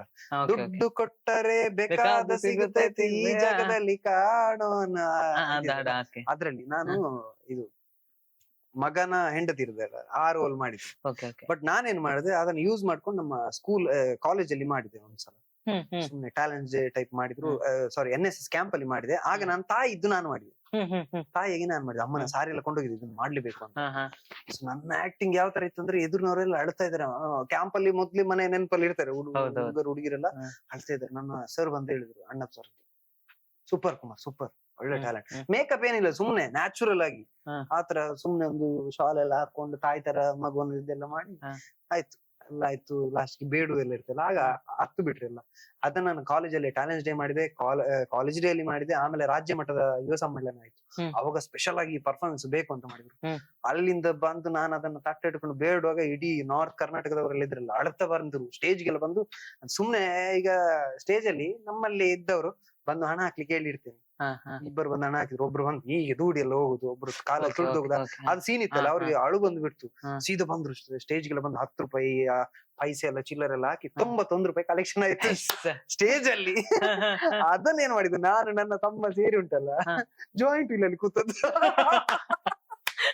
ಅದೇ ಹಣದಲ್ಲಿ ಅಲ್ಲಿ ಅದೇ ಹಣದಲ್ಲಿ ಪಕ್ಕದಲ್ಲಿ ಜಾಯಿಂಟ್ ವೀಲ್ ಚೆನ್ನಾಗಿ ಕೂತು ಜಾಯಿನ್ ಮಾಡಿ ಸೊ ಅಲ್ಲಿಂದ ಕ್ರೇಜ್ ಇತ್ತು. ಅದ್ ಯಾವ ತರ ಇತ್ತು ಅಂತ ಹೇಳಿದ್ರೆ, ಇಲ್ಲ ನನ್ನಲ್ಲಿ ಒಂದು ಟ್ಯಾಲೆಂಟ್ ಇದೆ, ನಾನು ಏನಾದ್ರೂ ಆಗ್ಬೇಕು, ಒಂದು ಆಕ್ಟರ್ ಆಗ್ಬೇಕು, ಏನಾದ್ರೂ ಒಂದು ಕಾಮಿಡಿ ಆದ್ರೂ ಮಾಡ್ಬೇಕು, ಏನಾದ್ರೂ ಒಂದು ಆಕ್ಟರ್ ಆಗ್ಬೇಕು ಅಂತ. ಸೊ ಅದು ಹಾಗೇ ಇತ್ತು. ಕಾಲೇಜಿಗೆ ಬಂದೆ, NSS ಇಲ್ಲಿ ಡಿಗ್ರಿಗೆ ಬಂದೆ, ಅಲ್ಲೂ ಕೂಡ ಆಕ್ಟಿಂಗ್ ಎಲ್ಲ ಮಾಡ್ತಾ ಇದೆ, ಡೈರೆಕ್ಷನ್ ಮಾಡುದು ಅದು ಇದು. ಆಕ್ಟರ್ ಅಲ್ಲದವರನ್ನ ಆಕ್ಟರ್ ಮಾಡುದು ಹೇಗೆ, ಅದೆಲ್ಲ ಸ್ಕಿಲ್ ಎಲ್ಲ ಇತ್ತು. ಸುಮ್ನೆ ಹೀಗೆ ಮಾಡು ಮಾರೆ ಆಗ್ತದೆ ಆದ್ರೆಲ್ಲ ಮಾಡಿಸಿ ಮೇನ್ ಕೆಲವೊಂದು ರೋಲ್ ಇರ್ತದೆ, ಟಿಪಿಕಲ್ ರೋಲ್ಸ್ ಎಲ್ಲ, ಅದು ನಮ್ಗೆ ಇಷ್ಟ ಆಗಿರ್ತದೆ. ನಾವು ಅದನ್ನ ನಮಗೋಸ್ಕರ ಕ್ರಿಯೇಟ್ ಮಾಡಿ ಇಡ್ತೀವಿ. ಸೊ ಅದನ್ನ ನಾವ್ ಮಾಡುದು. ಹಾಗೆಲ್ಲ ಪಾಸ್ ಆಗ್ತಾ ಇತ್ತು. ಆಮೇಲೆ ನಾಟಕ ಎಲ್ಲ ಬರೀತೀರ ಹಾಗಾದ್ರೆ? ಅದು ಸುಮ್ನೆ ನಾವೆಲ್ಲ ನಾಟಕ ನೋಡಿ ನಮ್ದು ಒಂದು ನಾಟಕ ಬೆನ್ನಿದ ಬದುಕಂತ ನಾನೊಂದು ಮಾಡಿದ್ದೆ ಡಿಗ್ರಿಯಲ್ಲಿ, ಅದು ಮತ್ತೆ ಹೇಳ್ತೀನಿ. ಈಗ ಏನಾಯ್ತು, ನಾನು ಇದು ಡಿಗ್ರಿಯಲ್ಲಿ ಇರುವಾಗ ಕೂಡ ಒಂದು ಆಲ್ಬಮ್ ಸಾಂಗ್ ನಮ್ಮ ಸೀನಿಯರ್ಸ್ ಇದ್ರು, ಅವರೆಲ್ಲ ಮಾಡ್ತಾರೆ, ರಕ್ಷಣೆ ಮಾಡೋರೆಲ್ಲ ಇದ್ರಲ್ಲ, ಅವರ ಒಂದು ಟೀಮ್ ಇತ್ತು. ಅವ್ರ ಜೊತೆ ಎಲ್ಲ ಒಂದು ಅಭಿಲಾಷ್ ಬಜ್ಪೆ ಅಂತ ಇದ್ರು, ಅವ್ರ ಜೊತೆ ಓ ಮೇರಿ ಮುನ್ನಿ ಬೆಂದು ತಿನ್ರೆ ಸಣ್ಣಿ ಅಂತ ಒಂದು, ಹೌದು ಓ ಮೇರಿ ಮುನ್ನಿ ಅಂತ ಸಾಂಗ್, ಅದು ಈಗಲೂ ಇದೆ ಯೂಟ್ಯೂಬ್ ಅಲ್ಲಿ. ಸೊ ಅದ್ರಲ್ಲಿ ನಾನು ಫಸ್ಟ್ ನಮ್ದು ಆಲ್ಬಮ್ ಪ್ರವೇಶ ಆಯ್ತು. ಸುಮ್ನೆ ಒಂದು ಸೂಟ್ ಕೇಸ್ ಇಟ್ಕೊಂಡು ಡಿಂಗ್ ಅಷ್ಟೇ, ಬೇರೆ ಏನಿಲ್ಲ, ಡ್ಯಾನ್ಸ್ ಏನಿಲ್ಲ, ಹೇಳ್ಲಿಕ್ಕೆ ಏನಿಲ್ಲ. ಅಲ್ಲಿಂದ ಮತ್ತೆ ಅರ್ಕಂಜಿ ಅಂತ ಮಾಡಿದ್ರು. ಅರ್ಕಂಜಿ ಅಂತ, ಅರ್ಕಂಜಿ ಗೊತ್ತಿಲ್ಲ ನಂಗೆ. ಈ ತುಳುದು ಸಿನಿಮಾ ಆಗಿರ್ಬೋದು, ನಾಟಕ, ಆಲ್ಬಮ್ ಸಾಂಗ್, ಅದಕ್ಕೆಲ್ಲ ಟೈಟಲ್ ಹಿಡಿದು ಖುಷಿ ಆಗ್ತದೆ, ಕ್ರೇಜ್ ಇರ್ತದೆ. ಕ್ರೇಜಿ ಎನ್ನಿಲೆ ಕೈಜೇರು ಮತ್ತೆ ಅರ್ಕಂಜಿ ಇಂಚ ಆದ್ರೆ ಅರ್ಕಂಜಿ ಅಂತ ಅದು, ಅದ್ರಲ್ಲಿ ಲಿರಿಕ್ಸ್ ಏನಿಲ್ಲ, ಸುಮ್ಮನೆ ನಕ್ಕು ನ್ಯಾಯ ಮಾಡಿದೆ ಅದು. ಈಗ್ಲೂ ಕೂಡ ನಂಗೆ ಈಗ ಬಾಯಲ್ಲಿ ಬರಲ್ಲ, ಗೊತ್ತಾಯ್ತಾ? ಕುഞ്ഞാವಳಿ ಮರ್ಕಳಿ ಯಾವಳಿ ಕಿಲಿ ಆತರ ಅದ್ರ ಬೀಟ್ ಎಲ್ಲ ಮಾಡಿ ಚೆನ್ನಾಗ್ ಮಾಡಿದ್ರು. ರಕ್ಷಣ್, ಸಂದೇಶ್ ನಿರ್ಮಾರ್ಗ ಅವ್ರಿದ್ರು, ಅಭಿಲಾಷ್ ರಕ್ಷಣ್ ಇದ್ದು ಕೆಲವು ಸಾಂಗ್ ಎಲ್ಲ ತುಂಬಾ ಕ್ರೇಜ್ ಇರ್ತದೆ. ಸೊ ಆಗ ಅದ್ರಲ್ಲಿ ನಾವು ದನ ಆಗಿದ್ದು, ಅದ್ರಲ್ಲಿ ಅರ್ಕಂಜಿಯಲ್ಲಿ ದನದ ಇದು ಆ ಕಡೆ ಈ ಕಡೆ ಕುഞ്ഞാವಳಿ ಮರ್ಕಳಿ ಯಾವಳಿ ಕಿಲಿಕಿ ಅಂತ ಅಷ್ಟೇ ಇತ್ತು. ಆಮೇಲೆ ನಂಗೆ ಆಯ್ತಾಯ್ತು, ಇಲ್ಲ ಇದ್ದಲ್ಲ ನನ್ನಂದ್ರೆ ಏನೋ ಒಂದು ಇದೆ ಮಾರ, ಅದು ಯಾವಾಗ ಅಂದ್ರೆ ಯಾವಾಗ ಅದು ಕರೆಕ್ಟ್ ಫ್ರೇಮ್ ನಂಗೆ ಸಿಗ್ತದೆ ಗೊತ್ತಿಲ್ಲ. ಚಾನಲ್ ಲೈನ್ ನಲ್ಲಿ ಇರ್ಬೇಕಾದ್ರೆ ನನ್ನ ಫ್ರೆಂಡ್ ಧನ್ರಾಜ್ ಅಂತ ಒಬ್ರು ಬಂಟ್ವಾಳದವರು, ಅವ್ರು ನಮ್ಮ ಕಾಲೇಜಲ್ಲಿ M.Com ಮಾಡ್ತಾ ಇದ್ರು. ಆಗ ನಮ್ಮ ಟೀಮ್ ಅಲ್ಲಿ ಒಬ್ಬ ಪೆರ್ಗುಡೆ ಅಂತ ಇದ್ದ. ನಮ್ದು ಕಾಲೇಜಲ್ಲಿ ಟೀಮ್ ಇತ್ತು, ಪೆರ್ಗುಡೆ ಯುವಕ ಸಂಘ, ಟೀಮ್ ಗಿಳಿಮಂಜ ಆತರ. ಅದ್ರಲ್ಲಿ ಒಬ್ಬ ಪೆರ್ಗುಡೆ ಅಂತ ಇದ್ದ, ಅವನ ಹೆಸರು ಲಕ್ಷ್ಮೀ ಪ್ರಸಾದ್ ಆಚಾರ್ಯ ಅಂತ. ಅವನು ಕ್ರೇಜ್ ಅಂದ್ರೆ ತುಂಬಾ, ಅವನಿಗೆ ಫೀಲ್ಡ್ ಬಾಯ್ಸ್ ಇರೋದ್ರಲ್ಲಿ, ಆದ್ರೆ ಬಾಯ್ಸ್ ಇರ್ತದೆ, ಹುಡುಗಿಯರ ನನ್ನ ಇದು ನೋಡಿದ್ರೆ ಲೈಫ್ ಅಲ್ಲಿ ಈಗ ಎಲ್ಲ ಜನ ಮಾತಾಡುದು ಬಿಟ್ರೆ, ಹುಡುಗಿಯರ ಹಾಗೆ ಹೀಗೆ ಅಂತೆಲ್ಲ ಡ್ಯಾನ್ಸ್ ಎಲ್ಲ ಮಾಡ್ತಾನೆ ಬಿಟ್ರೆ, ನಮ್ಮ ಇದ್ರಲ್ಲಿ ಹುಡುಗಿಯರ ವಿಷಯವಿಲ್ಲ. ಆಯ್ತು, ಬಾಯ್ಸ್ ಒಟ್ಟಿಗೆ ಜಾಲಿ. ನಮ್ದು ಕಾನ್ಸೆಪ್ಟ್ ಡಿಗ್ರಿಯಲ್ಲಿ ಇರುವಾಗ ಹುಡುಗಿಯರ ಹಿಂದೆಲ್ಲ ಹೋಗೋ ಹುಡುಗರನ್ನ ಕಂಡ್ರೆ ನಾವು ತಮಾಷೆ ಎಲ್ಲ ಮಾಡುದು, ಒಣ್ಣಲ್ಲಿ ಬಿರೋ ನಮ್ಮಡಿ ಬಾಯ್ಸ್ ಜೊತೆ ಜಾಲಿ ಮಾಡ್ಬೇಕು ಆತರ. ಎಂತಾಯ್ತು, ಅವರು ಒಂದು ಸಾಂಗ್ ಬರಿತಾ ಇದ್ರು. ಆಗ ಇದು ಎಂತ ಗೊತ್ತುಂಟಾ, ತೆಲುಗಿದೊಂದು ಹಾಡು ನಂಗೆ ಬರಲ್ಲ, ಸೊ ಅದು ವೈರಲ್ ಆಗ್ತೈತೆ. ಆ ಟೈಮಲ್ಲಿ ಇವ್ರು ಅದಕ್ಕೆ ಬರೆದ್ರು. ಯಾವ ಟೈಮಲ್ಲಿ? 1920 ಅಲ್ಲಿ ರಿಲೀಸ್ ಆದವು, ಡಿಸೆಂಬರ್ ಅಲ್ಲಿ ಅದು. ಸೊ ಆಗ ಇವರು ಸುಮ್ನೆ ಒಂದು ಏನೋ ಒಂದು ಮಾಡ್ಬೇಕಂತ ಹೇಳಿ ಆಲ್ಬಮ್ ಸಾಂಗ್ ಮಾಡಿದ್ವಿ. ವಿಟ್ಲದಲ್ಲಿ ಫಸ್ಟ್ ಡೇ ಶೂಟಿಂಗ್, ದೇವಸ್ಥಾನದಲ್ಲಿ. ಅಲ್ಲಿಂದ ಸ್ಟಾರ್ಟ್ ಆಯ್ತು. ಕೆರೆಯಲ್ಲಿ ತೆಗ್ದ್ವಿ, ಅಲ್ಲಿ ಇಲ್ಲಿ ಸ್ವಲ್ಪ ತೆಗ್ದು ಏನೋ ಒಂದು ರೂಪ ಕೊಟ್ವಿ. ಸೊ ಅಲ್ಲಿಂದ ನಮ್ದು ಜರ್ನಿ ಸ್ಟಾರ್ಟ್ ಆಯ್ತು. ಆಗ ನಮ್ಮ ಇದು ಪೆರ್ಗುಡೆ ಯುವಕ ಸಂಘ ಇರ್ಬೋದು, ನಮ್ಮ ಟೀಮ್ ಎಲ್ಲರೂ ತುಂಬಾ ಕಷ್ಟಪಟ್ಟಿದ್ದಾರೆ. ಕಂಡದ ಇದು ಅಂತ ಗದ್ದೆ ಬದಿಯಲ್ಲೆಲ್ಲ ತುಂಬಾ ಕಷ್ಟ ಎಲ್ಲ ಪಟ್ಟು ಏನೇನೋ ಮಾಡ್ಕೊಂಡು, ಕಟ್ಟ ಪುಣಿ ಎಲ್ಲ ನಡೆಯುವುದೆಲ್ಲ ಕಷ್ಟ. ಸುಮ್ನೆ ಅದ್ರಲ್ಲಿ ಆಲ್ಬಮ್ ಸಾಂಗ್ ಸುಮ್ನೆ ನಡೆಯುದು, ಹೋಗುದು, ಬರುದು, ಪ್ರಪೋಸ್ ಉಂಟು. ಆಗ ಅದೇ ಕ್ರೇಜ್ ದೊಡ್ಡದು. ಸೊ ಹಾಗೆ ನಮ್ದು ಎಂಟ್ರಿ ಆಯ್ತು. ಸಾರಜನ್ಮ ಅಂತ ಆಲ್ಬಮ್ ಸಾಂಗ್, ಟೀಸರ್ ಒಂದು 10K ವ್ಯೂಸ್ ಆಯ್ತು ಅವಾಗ. ಸೊ ಅಲ್ಲಿಂದ ಅದು ಇವಾಗ ನೋಡಿದ್ರೆ 4 ಲಕ್ಷ ರೀಚ್ ಆಗ್ತಾ ಉಂಟು ಆ ಸಾಂಗ್. 4 ವರ್ಷ ಆಯ್ತು ಅದಕ್ಕೆ. ಅಲ್ಲಿಂದ ನಂಗೆ ಕೆಲವರು ಹೇಳಿದ್ರು, ಎಂತ ಮಾರೆ ನಡೆದ್ರೆ ಹೀರೋ ಆಗ್ಬಿಟ್ಟಿಯಾ, ಒಂದೆರಡು ಸ್ಟೆಪ್ ಆಚೆ ಈಚೆ ಹೋದ್ರೆ ನೀನ್ ದೊಡ್ಡ ಹೀರೋನ ಅಂತ ಹೇಳ್ಬಿಟ್ರು. ಆಕ್ಟಿಂಗ್ ಬೇಕು, ಸುಮ್ನೆ ಹೀಗೆ ಮಾಡಿ ನಡೆಯುವುದಲ್ಲ ಅಂತ. ನಂಗೆ ಅದು ಬೇಸರ ಆಯ್ತು. ಇಲ್ಲ ಒಂದ್ ಒಳ್ಳೆ ಸಾಂಗ್ ಅನ್ನ ಕೊಡ್ಬೇಕಂತ ಪ್ಲಾನ್ ಮಾಡಿ ಸಂತೋಷ್ ಬೆಂಕಿನ ಹತ್ರ ಎಲ್ಲ ಹೇಳಿ, ಆಮೇಲೆ ಕೌಶಿಕ್ ಅಂತ ಇದ್ರು, ಅವರೆಲ್ಲ ಲಿರಿಕ್ಸ್ ಎಲ್ಲ ಬರೀದಂತ ಶ್ರೀಮತಿಯನ್ನ ಇಡಿಸಿದ. ಆಗ ಈ ನಮ್ಮ ಹರ್ಷಿತ್ ಸೋಮೇಶ್ವರ ಅನಾರ್ಕಲಿ ಮೂವಿ ಡೈರೆಕ್ಟರ್, ಅವ್ರ ಹತ್ರ ಎಲ್ಲ ಮಾತಾಡಿ ಅವರ ಡೈರೆಕ್ಷನ್ ಅಲ್ಲಿ ಈ ಶ್ರೀಮತಿಯನ್ನ ಮಾಡಿದ್ರು. ಅದು ಒಳ್ಳೆ ಆಗ ಒಂದು ಸಿನಿಮಾ ರೇಂಜ್ಗೆ ಹಿಟ್ ಆಯ್ತು ಆಗ. ಅಂದ್ರೆ ಎಲ್ರು ಕೂಡ ಕುಮಾರ್ ಸೂಪರ್ ಸಖತ್ ಆಕ್ಟ್ ಮಾಡಿದ್ದಾನೆ. ಸೊ ಅಲ್ಲಿಂದ ಒಂದು ಅಷ್ಟು ಆಲ್ಬಮ್ ಸಾಂಗ್ಸ್ ಬರ್ತಾ ಬರ್ತಾ ಹೋಯ್ತು. ಸೊ ಆಮೇಲೆ ಕೆಲವು ಆಲ್ಬಮ್ ಸಾಂಗ್ಸ್ ಎಲ್ಲ ಈ ಹೊಸ ಹೊಸ ಪ್ರಾರಂಭ ಮಾಡೋ ಟೀಮ್ ಎಲ್ಲ ಕರೆಯುದು ನಮ್ಮನ್ನ, ಕುಮಾರಣ್ಣ ಬಲೆ ಪ್ಲೀಸ್. ದಿಲ್ರಂಗ್ ಕೂಡ ಹಾಗೇನೆ ಆದದ. ದಿಲ್ರಂಗ್ ಆಕ್ಚುಲಿ ದಿಲ್ರಂಗ್ ಅಲ್ಲಿ ನಾನು ಇಲ್ಲ, ಟೀಮ್ ಅಲ್ಲಿ ವರ್ಕ್ ಮಾಡಿದ್ದೆ. ದಿಲ್ರಂಗ್ ಇವರು ಅಭಿಷೇಕ್ ರಾವ್ ಅವರ ಟೀಮ್ ಎಫರ್ಟ್. ಸೊ ನಾವು ಅದನ್ನ ಪ್ರಮೋಷನ್ ಟೀಮ್ ಅಲ್ಲೆಲ್ಲ ತುಂಬಾ ವರ್ಕ್ ಮಾಡಿದ್ವಿ. ಹಾಗೆ ಅದು ಪ್ರೋಗ್ರಾಮ್ಸ್ ಲಾಂಚ್ ಇರ್ಬೋದು, ಅದೆಲ್ಲ ಇವನ್ ಬಾಂಬೆಲ್ ರಿಲೀಸ್ ಆಗುವಾಗ ಸತೀಶ್ ಅಣ್ಣನ್ ಜೊತೆ ಮಾತಾಡ್ಬಿಟ್ಟು ಅದೆಲ್ಲ ತುಂಬಾ ಪ್ರಮೋಷನ್ ಎಲ್ಲ ಹೆಲ್ಪ್. ದಿಲ್ರಂಗ್ ಇದ್ದು ಇದ್ರಲ್ಲಿ ಇದೇನೋ ಅಂತ ಟೌನ್ ಹಾಲ್ ಅಲ್ಲಿ ಒಂದು ಪ್ರೋಗ್ರಾಮ್ ಮಾಡಿತ್ತು. ಹೌದೌದು, ಅವಾಗ ನಿಮ್ದು 150ನೇ ಕರೆಕ್ಟ್ ನೆನಪಿದೆ. 150ನೇ ಇವೆಂಟ್. ಈಗ ಎಷ್ಟಾಯ್ತು? ಈಗ ಆಮೇಲೆ ಲೆಕ್ಕ ಇಡಕ್ಕಾಗ್ಲಿಲ್ಲ. ಅಂದ್ರೆ ನಂದು ಕೂಡ ಹಾಗೇನೆ ಪರಿಸ್ಥಿತಿ ಆಗಿದೆ. ಫಸ್ಟ್ ಗೆ ನಾವು ಲೆಕ್ಕ ಇಡ್ತೀವಿ, ಒಂದು 200 ಆದ್ರೆ ಲೆಕ್ಕ ಇಡ್ಬೋದು. ಈ ಆಮೇಲೆ ಏನಾಗ್ತದೆ ಅಂದ್ರೆ ಅದು ಮತ್ತೆ ಕ್ರೇಜ್ ಕಮ್ಮಿ ಆಗ್ತದೆ. ಸೊ ಮತ್ತೆ ನಂದು ಕೂಡ 100 ಆಗಿದೆ. ಈಗ ಮತ್ತೆ ಲೆಕ್ಕ ಇಡ್ತೇನೆ ಅನ್ನೋ ಧೈರ್ಯ ಇಲ್ಲ. ಇಲ್ಲ ಆಗಲ್ಲ. ಅದು ಒಂದು ಹಂತದವರೆಗೆ, ಅಂದ್ರೆ ನಿಮ್ಮ ಆ ಏಜ್ ಅಲ್ಲಿ ನಿಮ್ಗೆ ಒಂದು ಕ್ರೇಜ್ ಇರ್ತದೆ, ಲೆಕ್ಕ ಎಲ್ಲ ಇಡ್ಬೇಕು, ಎಲ್ಲ ಬರಿಬೇಕು, ಅದೆಲ್ಲ ಇರ್ತದೆ. ಯಾವ ಇವೆಂಟ್ ಎಲ್ಲೂ ಹೀಗಿರಲ್ಲ, ಎಲ್ಲಿ ಬಿಟ್ಟ ಹೋಯ್ತು ಬಂದ ಮುಗೀತು ಆತರ ಆಗ್ತದೆ. ಹಾಗೆ ನಂದು ಆಲ್ಬಮ್ ನನ್ಗೆ ಅದು ಆಕ್ಟಿಂಗ್ ಇದ್ದು ತುಂಬಾ ಜನ ಗುರುತಿಸುವಂತೆ ಎಲ್ಲ ಆಯ್ತು. ಎಲ್ಲ ಕಡೆ ಕುಮಾರ್ ಇವ್ರು ನಿಮ್ದು ಸಾಂಗ್ ನೋಡಿದ್ದೇನೆ, ಅದೆಲ್ಲ ಖುಷಿ ಆಗ್ತದೆ. ಸೊ ಇಷ್ಟೊತ್ತಿಗೆ ಸಿನಿಮಾ ಇಂಡಸ್ಟ್ರಿಗೆ ಒಂದು ಪಾದದೊಂದು ಬೆರಳಾದ್ರೆ ಇಡ್ಬೇಕಿತ್ತು, ಇಟ್ಟಿಲ್ಲ. ಅದ್ ಯಾವ ಹೊರತು ಗೊತ್ತಿಲ್ಲ. ಬಟ್ ಆಸೆ ಇದೆ ಮತ್ತೆ ಆಸಕ್ತಿ ಇದೆ ಆಕ್ಟಿಂಗ್ ಅಲ್ಲಿ ಮುಂದೆ ಹೋಗ್ಬೇಕಂತ. ಅದು ದೇವ್ರು ಬಾಗಿಲು ತೆಗ್ದಾಗ ಹೋಗುದಷ್ಟೇ. ನಾನೊಂದು ಕೇಳ್ಬೇಕಂತಿದ್ದೆ. ಹೇಳಿ. ನೀವು ಇಷ್ಟೆಲ್ಲ ಆಂಕರಿಂಗ್ ಎಲ್ಲ ಹೋಗ್ತೀರಿ ಅಥವಾ ಇದ್ರಲ್ಲಿ ಎಂತ ಚಾನಲ್ ಅಲ್ಲಿ ವರ್ಕ್ ಮಾಡಿದ್ರಿ, ಲೋಕ ಚಾನಲ್, ಯಾಕೆ ಬೆಂಗಳೂರಲ್ಲಿ ದೊಡ್ಡ ದೊಡ್ಡ ಚಾನಲ್ ಗೆ ಟ್ರೈ ಮಾಡಿದ್ದೀರಾ? ಇಲ್ಲ ಮಾಡಿಲ್ಲ. ಅಂದ್ರೆ ಅದೇನಾಗ್ತದೆ ಅಂತ ಹೇಳಿದ್ರೆ, ನಾನು ಹೇಳಿದೆಲ್ಲ, ನಂದು ಕೆಲವೆಲ್ಲ ಕಮಿಟ್ಮೆಂಟ್ಸ್ ಮನೆಗೋಸ್ಕರ ನಾನು ರಾಜ್ ಮಾಡ್ಕೊಡ್ಬೇಕಾಗ್ತದೆ. ಸೊ ಹಾಗಾಗಿ ಅಂದ್ರೆ ನಾನು ಇಲ್ಲಿದ್ರೆ ಮನೆ ನಡೀತದೆ, ಆತರ ಸಿಚುವೇಶನ್ ಇರುವಾಗ ನಂಗೆ ದೂರ ಹೋಗುದು ಕಲ್ಪನೆಗೂ ಅಸಾಧ್ಯ. ಮತ್ತೆ ಅಲ್ಲಿ ಹೋದ್ರೆ ನನಗೆ ಒಂದು ಎಷ್ಟು ಸ್ಯಾಲ್ರಿ ಸಿಗ್ಬೋದು ಅಂತ ನನಗೆ ಗೊತ್ತಿದೆ. ನಾನು ಅದ್ರ ಎನ್ಕ್ವೈರಿ ಮಾಡಿದೀನಿ ಎಲ್ಲ. ನಂದು ನನ್ನ ರೆಸ್ಯೂಮ್ ಎಲ್ಲ ಅಲ್ಲಿ ಹೋಗಿದೆ. ಅಲ್ಲಿ ಕಾಲ್ ಎಲ್ಲ ಬಂದು ಒಳ್ಳೆ ಚಾನಲ್ ಎಲ್ಲ ನಮ್ಗೆ ಅಪ್ರೂವ್ ಆಗಿತ್ತು. ಬಟ್ ನಾನು ಅಲ್ಲಿ ಸ್ಯಾಲ್ರಿ ಕೇಳಿ ಸ್ವಲ್ಪ ಹಿಂದಿದೆ. ಅಂದ್ರೆ ಅಲ್ಲಿ ಸ್ಯಾಲ್ರಿ ಇಷ್ಟು ಸಿಕ್ಕಿದ್ರೆ ಅಲ್ಲಿ PG ಅಲ್ಲಿ ಇರೋಕು, ರೂಮ್ ಅಲ್ಲಿ ಇರೋಕು ಇಷ್ಟು ಖರ್ಚು, ಆಮೇಲೆ ಅಲ್ಲಿ ಮನೆಗೆ ಕಳಿಸ್ಬೇಕಾದ್ರೆ ಏನನ್ನು ಕಳಿಸೋದು. ಸೊ ಈಗೆಲ್ಲ ಆದ್ಮೇಲೆ ಅದಕ್ಕಿಂತ ಜಾಸ್ತಿ ಇಲ್ಲೇ ದುಡಿತಾ ಇದ್ದೀನಲ್ಲ, ಆರಾಮದಲ್ಲಿ ಇದ್ದೀನಿ, ಬೇಡ ಅಂತ ಅನಿಸ್ಬಿಡುತ್ತೆ. ಅದು ಯಾಕೆಂತ ಗೊತ್ತಿಲ್ಲ. ಬಟ್ ನನ್ನ ಡ್ರೀಮ್ ಇದ್ದು TV ನವರೆಗೆ ಹೋಗ್ಬೇಕಂತ ದೊಡ್ಡ ಡ್ರೀಮ್ ಇತ್ತು. ಅದು ಯಾಕೆ ಅದು ಬ್ರೇಕ್ ನಾನಾಗಿ ತಕೊಂಡು ಅಥವಾ ಸಿಚುವೇಶನ್ ಆಗಿ ಮಾಡ್ತಾ ಗೊತ್ತಿಲ್ಲ. ಸೊ ಮತ್ತೆ ಈ ಮೀಡಿಯಾದ ಕೆಲವು ಎಂತ ಹೇಳುದು, ನಾವೇನೋ ಎಥಿಕ್ಸ್ ಇಟ್ಕೊಂಡು ಬಂದಿರ್ತೀವಿ, ಬಟ್ ಅಲ್ಲಿ ಏನೋ ಎಲ್ಲ ಪೊಲಿಟಿಕ್ಸ್ ಅದು ಇದೆಲ್ಲ ಇರ್ತದೆ. ಸೊ ಅದೆಲ್ಲ ನೋಡಿದಾಗ ಏನು ಬೇಡ ಅಂತ ಅನ್ಸ್ಬಿಟ್ಟಿದೆ ಈಗ ಸುಮ್ನೆ. ಈಗ ಮೀಡಿಯಾ ಅಂತೂ ಅದೇ ಏನ್ರಿ, ಮೀಡಿಯಾ ಕೇಳೋ ಅಷ್ಟೊತ್ತು ಬೆಳೆದಿದೆ, ಬೇಜಾನ್ ಬೆಳೆದು ಬಿಟ್ಟಿದೆ. ಅದನ್ನ ತುಂಬಾ ಬೆಳೆದಿದೆ. ಆಕ್ಚುಲಿ ಮೀಡಿಯಾದಲ್ಲಿ ಇರೋರೆಲ್ಲ ಪರ್ಸನಲ್ ಆಗಿ ತುಂಬಾ ಚೆನ್ನಾಗಿರ್ತಾರೆ, ಬಟ್ ಮೀಡಿಯಾ ಅಂತ ಒಂದು ಸರ್ಕಲ್ ಬಂದಾಗ ಅಲ್ಲಿ ಒಂದು ವಿಚಿತ್ರ ಆಗ್ಬಿಡ್ತಾರೆ. ಅದು ಎಕ್ಸ್ಟ್ರಾ, ಅದು ಹೈಪ್ ಇಲ್ಲ. ಸೋಷಿಯಲ್ ಮೀಡಿಯಾ ಬಂದಂತೂ ಮೀಡಿಯಾಗೆ ಅದು ಸೋಷಿಯಲ್ ಮೀಡಿಯಾ ಇಲ್ಲ. ಅದು ಆಕ್ಚುಲಿ ಗಮ್ಮತ್ತು, ಒಂದು ಕಾಮಿಡಿ ಇತ್ತು. ಲಾಕ್ಡೌನ್ ಟೈಮ್ ಅಲ್ಲಿ ಯಾರ್ದೋ ಒಬ್ರು ಹೀಗೆ ಹೋಗ್ತಾ ಇರ್ಬೇಕಾದ್ರೆ ಮೀಡಿಯಾದವರಿಗೆ ಮಾತ್ರ ಎಂಟ್ರಿ ಅಂತ ಇತ್ತಲ್ಲ ಆ ಟೈಮ್ ಅಲ್ಲಿ, ಹೊರಗಡೆ ಹೋಗುದಾದ್ರೆ ಇವನೊಬ್ಬ ಕ್ಯಾಮ್ರಾ ನೋಡ್ಕೊಂಡು ಹೋಗ್ತಿದ್ದಾನಂತೆ ಮೊಬೈಲ್ ಅಲ್ಲಿ. Sir media? ಯಾವ ಮೀಡಿಯಾ? Social media. ಅದು ವೈರಲ್ ಆಗಿದೆ. ಸೊ ನಾವು ಧರ್ಮಸ್ಥಳದ ಲಕ್ಷದೀಪ ಮಾಡು ಕೂಡ ಹಾಗೇನೆ. ನಮ್ದು ಅಂದ್ರೆ ನಮ್ಗೆ ಕಾಲೇಜಿಗೆ ಬರ್ತದೆ, ಅಂದ್ರೆ ಯಾವುದೇ ಒಂದು ಮೀಡಿಯಾ ಕಳಿಸ್ಬೇಕಿದ್ರು ನಾವೇ ಕಳಿಸುದು. ಬರ್ದು ಗಿರ್ದು ಫೋಟೋ ತೆಗ್ದು ವಿಡಿಯೋ ತೆಗ್ದು ಎಲ್ಲ ನಾವೇ ಮಾಡಿ, ಅಂದ್ರೆ ನಮ್ಗೇನೆ ಕೊಡ್ತಿದ್ರು ಲಕ್ಷದೀಪ ಟೈಮ್ ಅಲ್ಲಿ. ತುಂಬಾ ಲಾಸ್ಟ್ ದಿನ ಫುಲ್ ರಶ್ ಆಗಿತ್ತು. ನಾನು ಇದೇ ಟ್ರೈಪಾಡ್ ಹಿಡ್ಕೊಂಡು ಹೀಗೆ ಹೋಗ್ತಾ ಇದ್ದೇನೆ, ಹೀಗೆ ಫುಲ್ ಟೈಟ್, ಫುಲ್ ರಶ್, ಹಿಂದ್ಗಡೆ ಬ್ಯಾಗ್, ದೊಡ್ಡ ಬ್ಯಾಗ್ ಹಾಕೊಂಡು ಹೋಗ್ತೇವೆ. ಸರ್ ಮೀಡಿಯಾ ಸರ್, ಬಿಡಿ ಸರ್, ಬಿಡಿ ಸರ್. ಸರ್ ನಾವು ಮೀಡಿಯಾನೇ, ನಾವ್ ಇಲ್ಲಿ ನಿಂತಿಲ್ವಾ ನೀವೇನಂತ ಕೇಳಿದ್ರು. ಸರ್ ಯಾವ ಮೀಡಿಯಾ ಅಂತ ಹೇಳಿದ್ರು. ನಮ್ದು ಯೂಟ್ಯೂಬ್ ಚಾನಲ್ ಇದೆ.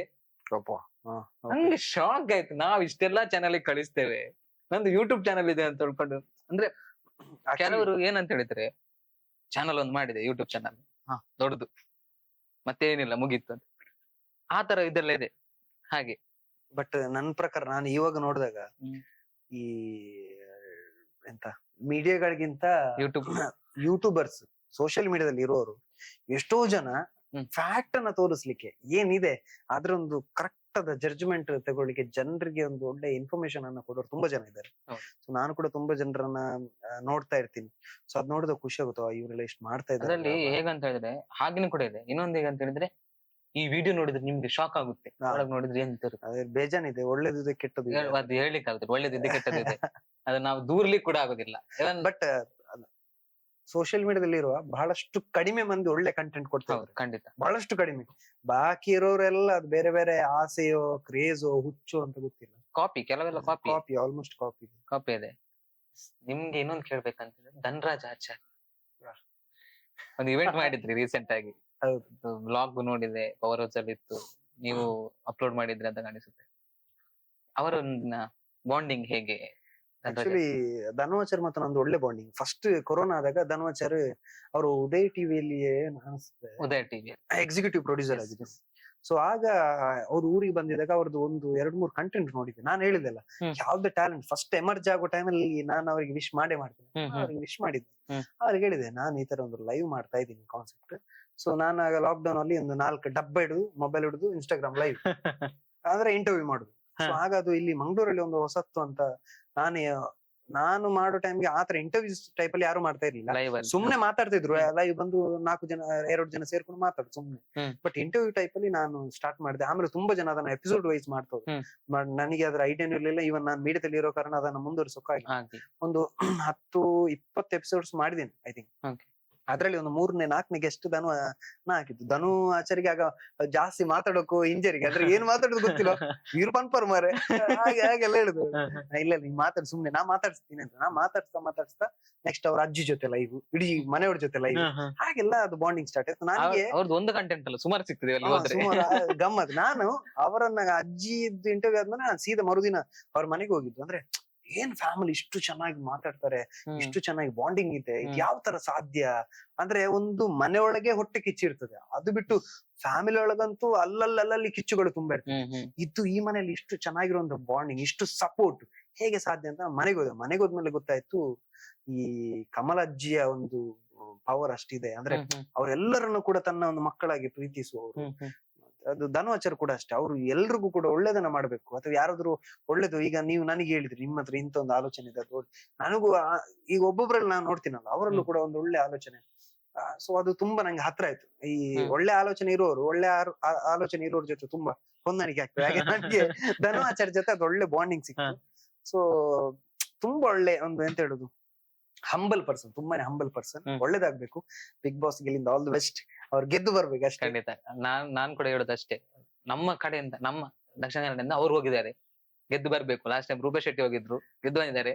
ಧನ್ವಣ್ಣ ನೀವು ಹೋಗಿದ್ದೀರಿ, ನೀವು ಕೂಡ ಗೆದ್ದು ಬರ್ಬೇಕು. All the best. ಅದು ಈಗ ನೋಡಿ ಧನು ಹೋಗಿದ್ರೆ ಕೆಲವರೆಲ್ಲ ಸ್ಟಾರ್ಟ್ ಆಗಿದೆ ಬಿಗ್ ಬಾಸ್ ಒಳ್ಳೇದ ಕೆಟ್ಟದ ಹಾಗೆ ಅಂತ. ಮೊನ್ನೆ ಸುದೀಪ್ ಅವ್ರ ಅದ್ರಲ್ಲಿ ರಮ್ಮಿ ಬಗ್ಗೆ ಒಂದು ಅದನ್ನ ಮ್ಯೂಟ್ ಮಾಡಿ ಹಾಕ್ಬೇಕು ಮಾತ್ರ. ಅಲ್ಲಲ್ಲ ಸುಮ್ನೆ ಪ್ರಮೋಷನ್ ಆಗ್ಬಿಡಕ್ಕೆ. ಅಲ್ಲಲ್ಲ ಅದ್ರ ಬಗ್ಗೆ ಹೇಳಿದ್ರು ಸುದೀಪ್ ಅವ್ರು ಒಂದು ಒಳ್ಳೆ ಮಾತಾಡಿದ್ರು. ಸಮಾಜದಲ್ಲಿ ಮದ್ಯನೂ ಇದೆ, ಸಿಗರೇಟು ಸಿಗ್ತದೆ, ಹಾಗಂತ ನೀವೆಲ್ಲ ಸಿಗರೇಟ್ ಸೇರ್ತೀರಾ? ಇಲ್ಲ, ಬೇಕಾದವರು ಸೇರ್ತಾರೆ, ಅದು ಬೇಡ ಅಂತ ಗೊತ್ತಿದೆ, ತಪ್ಪು ಅಂತ ಗೊತ್ತಿದೆ, ಸೇರ್ತಾರೆ. ಕುಡಿಯೋರು ಕುಡಿತಾರೆ, ಹಾಗಂತ ಎಲ್ರು ಹೋಗಿ ಕುಡಿಯಲ್ಲ. ಸೊ ಹಾಗಾಗಿ ಜನರ ಮುಂದೆ ಆಪ್ಷನ್ಸ್ ಇದೆ, ಒಳ್ಳೇದು ಬೇಕಾ ಕೆಟ್ಟದ್ದು ಬೇಕಂತ. ಬಿಗ್ ಬಾಸ್ ಅನ್ನೋದೊಂದು ಶೋ ಹೌದು, ಕಮರ್ಷಿಯಲ್ ಆಗಿ ಜನರಿಗೆ ಅದ್ರಲ್ಲಿ ಎಂಟರ್ಟೈನ್ಮೆಂಟ್ ಇದೆ ಅಲ್ವಾ, ಅದು ಒಳ್ಳೇದೇ. ಬಟ್ ಅಲ್ಲಿ ಆಗೊಂದು ಕೆಟ್ಟದು ಅಂತ ಅನ್ಕೊಂಡವ್ರಿಗೆ ಅದು ಕೆಟ್ಟದಾಗಿರ್ತದೆ ಅಷ್ಟೇ. ಸೊ ಹಾಗಾಗಿ ಒಳ್ಳೇದು ಕೆಟ್ಟದ್ದು ಎಲ್ಲದ್ರಲ್ಲಿ ಇರ್ತದೆ. ರಿಸೀವ್ ಮಾಡೋದ್ರಲ್ಲಿ ಟಿವಿ ಚಾನಲ್ ಅವರು ಏನ್ ಕೊಡ್ತಾರೆ ಅಂತ ಹೇಳಿದ್ರೆ, ನಿಮ್ಗೆ ಏನ್ ಬೇಕು ಅದನ್ನ ಕೊಡ್ತಾರೆ. ನಿಮ್ಗೆ ಅದು ನೋಡ್ಲೇಬೇಡಿ, ಅದು ತನ್ನಷ್ಟಿಗೆ ನಿಲ್ತದೆ. ಅಂದ್ರೆ ಹಾಗಂತೇಳಿ ಸಪೋರ್ಟ್ ಮಾಡಿ. ಅದೇ ನಾನು ಹೇಳುದು, ಒಳ್ಳೇದು ಕೆಟ್ಟದ್ದು ಎಲ್ಲದ್ರಲ್ಲಿ ಇರ್ತದೆ. ನಿಮ್ಗೆ ಬೇಕದನ್ನ ಪ್ರಮೋಟ್ ಮಾಡಿ, ಬೇಡದನ್ನ ಖಂಡಿಸಿ, ಅಷ್ಟೇ ಮುಗೀತು. ಎಸ್, ನಿಮ್ದು ಇನ್ನೊಂದು, ನಂಗೆ ಯಾವಾಗ್ಲೂ ಕೆಲವರದ್ದು ದೇವರದ್ದು ಸ್ಟೇಟಸ್ ಹಾಕುವಾಗ ಅಥವಾ ಇನ್ಸ್ಟಾಗ್ರಾಮ್ ಅಲ್ಲಿ ನಾನು ನಿಮ್ಗೆ ಕಳಿಸ್ತೇನೆ, ಕೊನೆಸ್ತೇನೆ. ಇವ್ರದೊಂದು ವಾಯ್ಸ್ ತುಂಬಾ ಅಂದ್ರೆ ತುಂಬಾ ಫೇಮಸ್, ಅದನ್ನ ಹಾಕ್ತೇನೆ ಮತ್ತೆ ನೋಡಿ ಕೇಳಿ. ತುಂಬಾ ಫೇಮಸ್. ನಾನು ಇಲ್ಲಿ ದೇವರದೊಂದು ನೋಡುವಾಗ ಆ ಥಾಟ್ ಹೇಗೆ ಬಂತ, ಆ ವರ್ಡಿಂಗ್ಸ್ ಉಂಟಲ್ಲ, ಆ ವರ್ಡಿಂಗ್ಸ್ ತುಂಬಾ ಕಷ್ಟ. ಹೌದೌದು. ಅದೇನಾಯ್ತಂದ್ರೆ, ನಾನು ಹೇಳಿದೆ ಸತೀಶ್ ಅಣ್ಣ ಅಂತ, ಅವ್ರು ಆಕ್ಚುಲಿ ನಂಗೊಂದು ವಿಡಿಯೋ ಕಳಿಸಿದ್ರು. ಅದ್ರಲ್ಲಿ ಏನಾಯ್ತಂದ್ರೆ ಕನ್ನಡದಲ್ಲಿ ಇತ್ತು. ಅಂದ್ರೆ ಈ ತರ ನಾನು ಕಷ್ಟದಲ್ಲಿದ್ದೀನಿ ಅಂದ್ರೆ ಯಾವ ದೇವ್ರಿಗೆ ಬರ್ದಿದ್ರು ಅಂತ ಗೊತ್ತಿಲ್ಲ. ಹಾಗಾಗಿ ನನಗೆ ಇದರಿಂದ ಹೊರಗೆ ಏನೋ ಒಂದು ವರ್ಡಿಂಗ್ಸ್ ಇತ್ತು. ಬಟ್ ಅವ್ರು ಹೇಳಿದ್ರು ಇದನ್ನು ಎಂತ ಇದನ್ನು ಈ ತರ ನೀವೊಂದು ಮಾಡಿ ಅಂತ ಹೇಳಿ ಹ್ಮ್. ಇಲ್ಲ ಅದನ್ನೇ ನಾನು ಮಾಡಿದ್ರೆ ಅದಕ್ಕೆ ಅದಕ್ಕೆ ಅರ್ಥ ಅರ್ಥ ಇರಲ್ಲ. ಇರೋದಿಲ್ಲ. ಸೊ ನಾನು ನನಗೆ ಅಂದ್ರೆ ಈ ಮುನ್ಕೂರು ದುರ್ಗಾ ಪರಮೇಶ್ವರಿ ದೇವಿದು ಭಯಂಕರ ಅಟ್ರಾಕ್ಷನ್ಸ್ ಇದೆ ಆ ದೇವಿ ಹತ್ರ, ಏನಂತ ಹ್ಮ್. ಗೊತ್ತಿಲ್ಲ, ತುಂಬಾ ಇಷ್ಟ ಆ ಒಂದು ತೇಜಸ್ಸು ಮುಖದಲ್ಲಿರುವ ಕಳೆ ಎಲ್ಲ. ಹ್ಮ್. ಸೊ ಅವ್ರನ್ನ ನೋಡ್ಕೊಂಡು ನನ್ಕೊಂಡು ಬರ್ದೆ ಸುಮ್ನೆ ಈ ತರ ಹ್ಮ್. ಆ ಏನು ಇಲ್ಲದ ಅಂದ್ರೆ ಜೀವನಕ್ಕೆ ನೀವ್ ಯಾವ ತರ ಒಂದು ಹ. ಬರ್ದೆ ತುಳುವಲ್ಲಿ. ಹ. ಅದು ವಾಯ್ಸ್ ನಾನು ಸ್ಪಂದನದಲ್ಲಿ ಇದ್ದೆ, ಹ್ಮ್. ಹ್ಮ್. ಅಲ್ಲಿ ಸ್ಟುಡಿಯೋದಲ್ಲಿ ಕೊಟ್ಟದ್ದು. ಅದು ಒಳ್ಳೆ ಚೆನ್ನಾಗಿ ಬಂತು, ನಂಗೆ ಖುಷಿ ಆಯ್ತು. ಸುಮ್ನೆ ಸ್ಟೇಟಸ್ ಎಲ್ಲ ಹಾಕಿ ಬಿಟ್ಟದ್ದು ಆಯ್ತಾ. ಹ. ಅದು ನನಗೆ ಗೊತ್ತಿಲ್ಲ, ನೀವೆಲ್ಲ ಕಳಿಸೋವಾಗ ನಂಗೆ ಗೊತ್ತಾಯ್ತು ಇದು ವೈರಲ್ ಆಗಿದೆ ಅಂತ. ಅದು ಆಮೇಲೆ ಕೊರಗಜ್ಜನ ಸ್ಟೇಟಸ್ಗೆ ಹೋಯ್ತು, ಬೇರೆ ಬೇರೆ ದೇವಿದು ಎಲ್ಲ ದೇವಿಗೆ. ನಾನ್ ಹೇಳ್ತೇನೆ, ಕೊರಗಜ್ಜಂದು, ಕಟೀಲಿದ್ದು, ನಮ್ಮ ಬಪ್ಪನಾಡಿದ್ದು, ಮುನ್ಕುರಿದ್ ಹೇಗಿದ್ದು ನೀವು ಮಾಡಿದ್ದು. ಹೌದು, ಕೊರಗಜ್ಜಂದು ಎಷ್ಟು ಬಂದಿದೆ ಅಂತ ಹೇಳಿದ್ರೆ ಸುಮಾರು ಬಂದ್. ನಾನ್ ಸ್ಕ್ರೋಲ್ ಮಾಡುವಾಗ ಈ ವಾಯ್ಸ್ ಎಲ್ಲಿ ಯಾಕೆ ಕೇಳಿದಾಗಿದೆ, ಕುಮಾರಣ್ಣಂದು ವಾಯ್ಸ್ ಅಲ್ಲ, ನಿಮ್ಮನ್ನ ಟ್ಯಾಗ್ ಮಾಡೋದು ಕಳಿಸೋದು. ನಾನು ತುಂಬಾ ನೋಡಿದೆ ಇನ್ಸ್ಟಾಗ್ರಾಮ್ ಅಲ್ಲೆಲ್ಲ ಕೆಲವೆಲ್ಲ ತುಂಬಾ ವ್ಯೂಸ್ ಆಗಿದೆ, ನನಗೆ ಗೊತ್ತಿಲ್ಲ. ಕೆಲವರದೆಲ್ಲ ಅದು ನನ್ನ ವಾಯ್ಸ್ ಅಂತ ಯಾರಿಗೂ ಗೊತ್ತಿಲ್ಲ. ಹ್ಮ್. ಸೊ ಅಷ್ಟು ವೈರಲ್ ಆಗಿದೆ. ಬಟ್ ಅದು ಆ ದೇವಿ ಆಶೀರ್ವಾದ ಅಂತ ಹೇಳ್ಬೋದು. ಆತರ ವೈರಲ್ ಆಗ್ಬೇಕಾದ್ರೆ ಅದು ಸುಮ್ಮನೆ ಅಲ್ಲ. ಮತ್ತೆ ಅದ್ರಲ್ಲಿ ಇದ್ದ ವರ್ಡಿಂಗ್ಸ್, ಪ್ರತಿಯೊಬ್ಬರ ಫೀಲಿಂಗ್ಸ್, ಅದೇ ಅದು ಎಂತ ಹೇಳುದು, ತುಂಬಾ ವೈರಲ್ ಆಯ್ತು. ತುಂಬಾ ಖುಷಿ ಇದೆ ಅದ್ರ ಬಗ್ಗೆ. ನಿಮ್ಮ ಫೇವ್ರೆಟ್ ದೇವ್ರು ಯಾರು? ನೀವು ತುಂಬಾ ಆಗ ಹೇಳಿದ್ರಿ, ಕಟೀಲ್ ಹೇಳಿದ್ರಿ, ಮುನ್ಕೂರ್ ಹೇಳಿದ್ರಿ. ನನಗೆ ಈ ಸ್ಪಿರಿಚುವಲ್ ವಿಷಯ ಇದೆ ಅಲ್ಲ, ತುಂಬಾ ಹತ್ರ. ಹ್ಮ್. ನನಗೆ ಕಷ್ಟ ಅಂತ ಬಂದಾಗ ನಾನು ಟಕ್ಕಂತ ಇದು ಮನಸ್ಸಲ್ಲಿ ಎಲ್ಲ ದೇವರು ಬರ್ತಾರೆ. ಬಟ್ ನನಗೆ ತುಂಬಾ ಕ್ಲಿಷ್ಟಕರ ಅಂದ್ರೆ ಇದಕ್ಕೆ ಸಮಸ್ಯೆ ಪರಿಹಾರನೇ ಇಲ್ಲ, ದೇವರದ್ದೊಂದು ಅಲ್ಲಿ ಬ್ಲೆಸ್ಸಿಂಗ್ಸ್ ಬೇಕಂತ ಆದಾಗ ಒಂದು ಕೊರಗಜ್ಜನನ್ನ ಬೇಡ್ತೇನೆ, ಮತ್ತೆ ಕಟೀಲು ದುರ್ಗಾ ಪರಮೇಶ್ವರಿ ಬೇಡುದಿದೆ. So ಅದು ಅಂತ ಸಿಚುವೇಶನ್ ಬಂದಾಗ, ಇಲ್ಲಾಂದ್ರೆ ನಾರ್ಮಲ್ ಆಗಿ ಎಲ್ಲ ದೇವ್ರ ಹತ್ರ ನಾನು ಬಿಲೀವ್ ಮಾಡ್ತೀನಿ. ನನಗೆ ಬಪ್ಪನಾಡು ಬರ್ಬೇಕಂತ ಆಸೆ ಇತ್ತು, ಅದು ನಿಮ್ ಜೊತೆಗೆ ಈಡೇರಿತು. ನಂಗೆ ತುಂಬಾ ಖುಷಿ ಇತ್ತು ಅವತ್ತು, ಅನ್ಎಕ್ಸ್ಪೆಕ್ಟೆಡ್ ಆಗಿ ಅದು ಜರ್ನಿ. ಹಾಗಾಗಿ ನಂಗೆ ದೇವಸ್ಥಾನ ಹೋಗುದು ಮತ್ತೆ ಅಲ್ಲಿ ವೈಬ್ ಜೊತೆ ಕನೆಕ್ಟ್ ಆಗೋದು ತುಂಬಾ ಇಷ್ಟ. ನಂಗೆ ಹೋಗಿ ಟಕ್ ಅಂತ ಬರುದು ಅದಿಷ್ಟ ಇಲ್ಲ, ಹೋಗ್ಬೇಕು ಅಲ್ಲಿ ಕೂತ್ಕೊಳ್ಬೇಕು, ತುಂಬಾ ಹೊತ್ತು ಸುಮ್ನೆ ಕೂತ್ಕೊಳ್ಬೇಕು, ಅದೇನೋ ಒಂದು ಕನೆಕ್ಷನ್ ಇದೆ ದೇವ್ರ ಜೊತೆ. ಸೊ ಮನ್ಸಲ್ಲಿ ಇದ್ದದೆಲ್ಲ ಹೋಗ್ತದೆ, ಬೆವರಾಗಿ ಹೋಗ್ತಾ ಇರ್ತದೆ, ನಮ್ಗೆ ಗೊತ್ತೇ ಇರಲ್ಲ. ಅದು ಮಾಯ ಆಗ್ತಾ ಇರ್ತದೆ, ಪೀಸ್ ಸಿಗ್ತದೆ, ನೆಮ್ಮದಿ ಸಿಗ್ತದೆ. ಸೊ ಹಾಗಾಗಿ ನನ್ನದಲ್ಲ ಪನ್ನೆಂಡ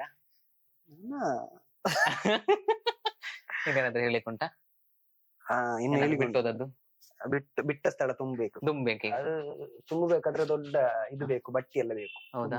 ತುಂಬಾ ಇದೆ ಬಿಟ್ಟ ಸ್ಥಳ ತುಂಬಕ್ಕೆ. ಫ್ಯಾಮಿಲಿ ಬಗ್ಗೆ ಕೇಳಿಲ್ಲ. ಹೌದು, ಫ್ಯಾಮಿಲಿ ಬಗ್ಗೆ ಹೇಳಿ. ಫ್ಯಾಮಿಲಿ ನಮ್ದು ವಿಟ್ಲದಲ್ಲಿದೆ. ತಂದೆ ಇದ್ದಾರೆ, ಅವರು ಮುಂಚೆ ಮೇಸ್ತ್ರಿ ಆಗಿದ್ರು, ಈಗ ಮನೆಯಲ್ಲಿದ್ದಾರೆ.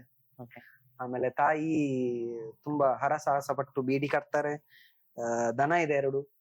ಸೊ ಆಮೇಲೆ ದೇವಸ್ಥಾನಕ್ಕೆ ಒಮ್ಮೆ ಕೆಲ್ಸಕ್ಕೆ ಹೋಗ್ತಾರೆ, ಒಮ್ಮೆ ಇಲ್ಲಿ ಹೋಟೆಲ್ಗೂ ಕೂಡ ಕೆಲ್ಸಕ್ಕೆ ಹೋಗ್ತಾರೆ. ನಂಗೆ ಅವ್ರು ಫಸ್ಟ್ ಹೋಟೆಲ್ ಕೆಲ್ಸಕ್ಕೆ ಹೋಗೋ ನಂಗೆ ಮನ್ಸೇ ಇಲ್ಲ, ನೀವ್ ಯಾಕೆ ಹೋಗ್ಬೇಕು, ನಾನು ಇಷ್ಟು ದುಡಿತಾ ಇದ್ದೀನಿ ಹಾಗೆ ಅಂತ. ಬಟ್ ನಾನ್ ಮತ್ತೆ ಅನ್ಕೊಂಡೆ, ಅವ್ರಿಗೆ ಇಷ್ಟ ಇದ್ದು ಹೋಗ್ತಾರಲ್ಲ. ಸೊ ಅವ್ರಿಗೆ ಈಗ ಹೋಗಿ ಬ್ಯಾಂಕ್ ಅಲ್ಲಿ ಕೆಲಸ ಮಾಡಕ್ಕಾಗಲ್ಲ, ಏನೋ ಬಿಸ್ನೆಸ್ ಮಾಡ್ತೀನೋ ಮಾಡಕ್ಕಾಗಲ್ಲ. ಅವ್ರ ಇಷ್ಟ, ಹೋಟೆಲ್ ಹೋಗ್ತಾರ ಅಥವಾ ಟೆಂಪಲ್ ಹೋಗ್ತಾರ, ಕೆಲ್ಸ ಅವ್ರು ಇಷ್ಟಪಟ್ಟು ಮಾಡೋ ಕೆಲ್ಸವನ್ನ ನಾವ್ ಯಾವತ್ತದನ್ನ ನೀವು ಹೋಗ್ಬೇಡಿ, ನೀನು ಬೀಡಿ ಕಟ್ಬೇಡಿ ಅಂತ, ಅದ್ ತಪ್ಪು. ಅವ್ರ ಇಷ್ಟ ಅವ್ರು ಮಾಡ್ಲಿ. ಸೊ ಅದು ನಂಗೆ ಮತ್ತೆ ಬಂತು. ಬಟ್ ಫಸ್ಟ್ ಗೆ ನನ್ಗೂ ರಿಸೀವ್ ಮಾಡಕ್ ಆಗಿರ್ಲಿಲ್ಲ. ಬಟ್ ಆತರ. ಆಮೇಲೆ ಅಕ್ಕ ಇದಾರೆ, ಅವ್ರ ಮನೇಲಿ ಇರೋದು. ಆಮೇಲೆ ಇವರು ತಂಗಿ ಇದ್ದಾಳೆ, ಅವಳು ಡಿಗ್ರಿ BSc ಮಾಡಿ ಈಗ ಒಂದು ಕಂಪ್ನಿಯಲ್ಲಿ ಕೆಲಸದಲ್ಲಿ ಇದ್ದಾಳೆ. ಆಮೇಲೆ ತಮ್ಮ ರೀಸೆಂಟ್ಲಿ ಡಿಗ್ರಿ ಮುಗಿಸ್ತಾ, ಈಗ ಒಂದು ಕಂಪ್ನಿಯಲ್ಲಿ ಸೇಲ್ಸ್ ಎಕ್ಸಿಕ್ಯೂಟಿವ್ ಅವ್ನು ಕೆಲಸ ಮಾಡ್ತಾ ಇದ್ದಾನೆ. ಹಾಗೆ ನಮ್ಮದೊಂದು ತಂದೆ ತಾಯಿ ಮತ್ತೆ 4 ಮಕ್ಕಳ ಒಳ್ಳೆಯ ಕುಟುಂಬ. ನಾನು ಬಂದಿದ್ದೆ ಸತಿ ಮನೆಗೆ. ಹೌದು, ಇವ್ರನ್ನ ಕರೆದಿದ್ದೀನಿ, ಬಂದಿದ್ದಾರೆ. ಬರ್ತಾ ಇರಿ, ಇನ್ನು ಸಹ ಖಂಡಿತ ಬರ್ತೇನೆ. ನೀವು ಸಹ ಬನ್ನಿ ಆಯ್ತಾ, ವಿಟ್ಲ ಜಾತ್ರೆಗೆಲ್ಲ ಬನ್ನಿ. ಜನವರಿಯಲ್ಲಿ ಜಾತ್ರೆ ಇದೆ, ಈಗಲೇ ಇನ್ವಿಟೇಷನ್ ಕೊಟ್ರು. ಹೌದು, ನೀವು ಬಪ್ಪನಾಡ್ ಜಾತ್ರೆಗೆ ಬನ್ನಿ, ಯಾವಾಗಂತ ಗೊತ್ತಿಲ್ಲ ಅಷ್ಟೇ. ಹಾಕ್ತೇನೆ ನಾನು ಮೆಸೇಜ್. ಎಸ್, ನೀವು ಫಸ್ಟ್ ಸ್ಟೇಜ್ ಹತ್ತಿದ್ದೆ ಯಾವಾಗ?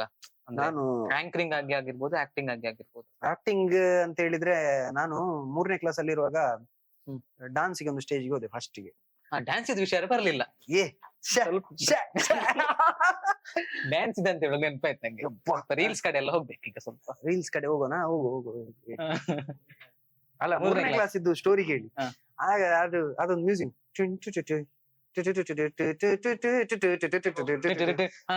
ಅದುಂಟಲ್ಲ, ಅದ್ ನಮ್ದು ಸ್ವಲ್ಪ ಥೀಮ್ ಆಗೇನೆ ಉಂಟು ಸಾಂಗ್, ನಮ್ದು ಇಂಟ್ರೋ ಆಗೇನೆ ಉಂಟು. ಸೊ ಅದ್ರಲ್ಲಿ ಏನಿತ್ತು ಗೊತ್ತಿಲ್ಲ, ಸುಮ್ನೆ ಏನೋ ಒಂದು ಕೊಟ್ಟಿದ್ರು ಕೈಯಲ್ಲಿ.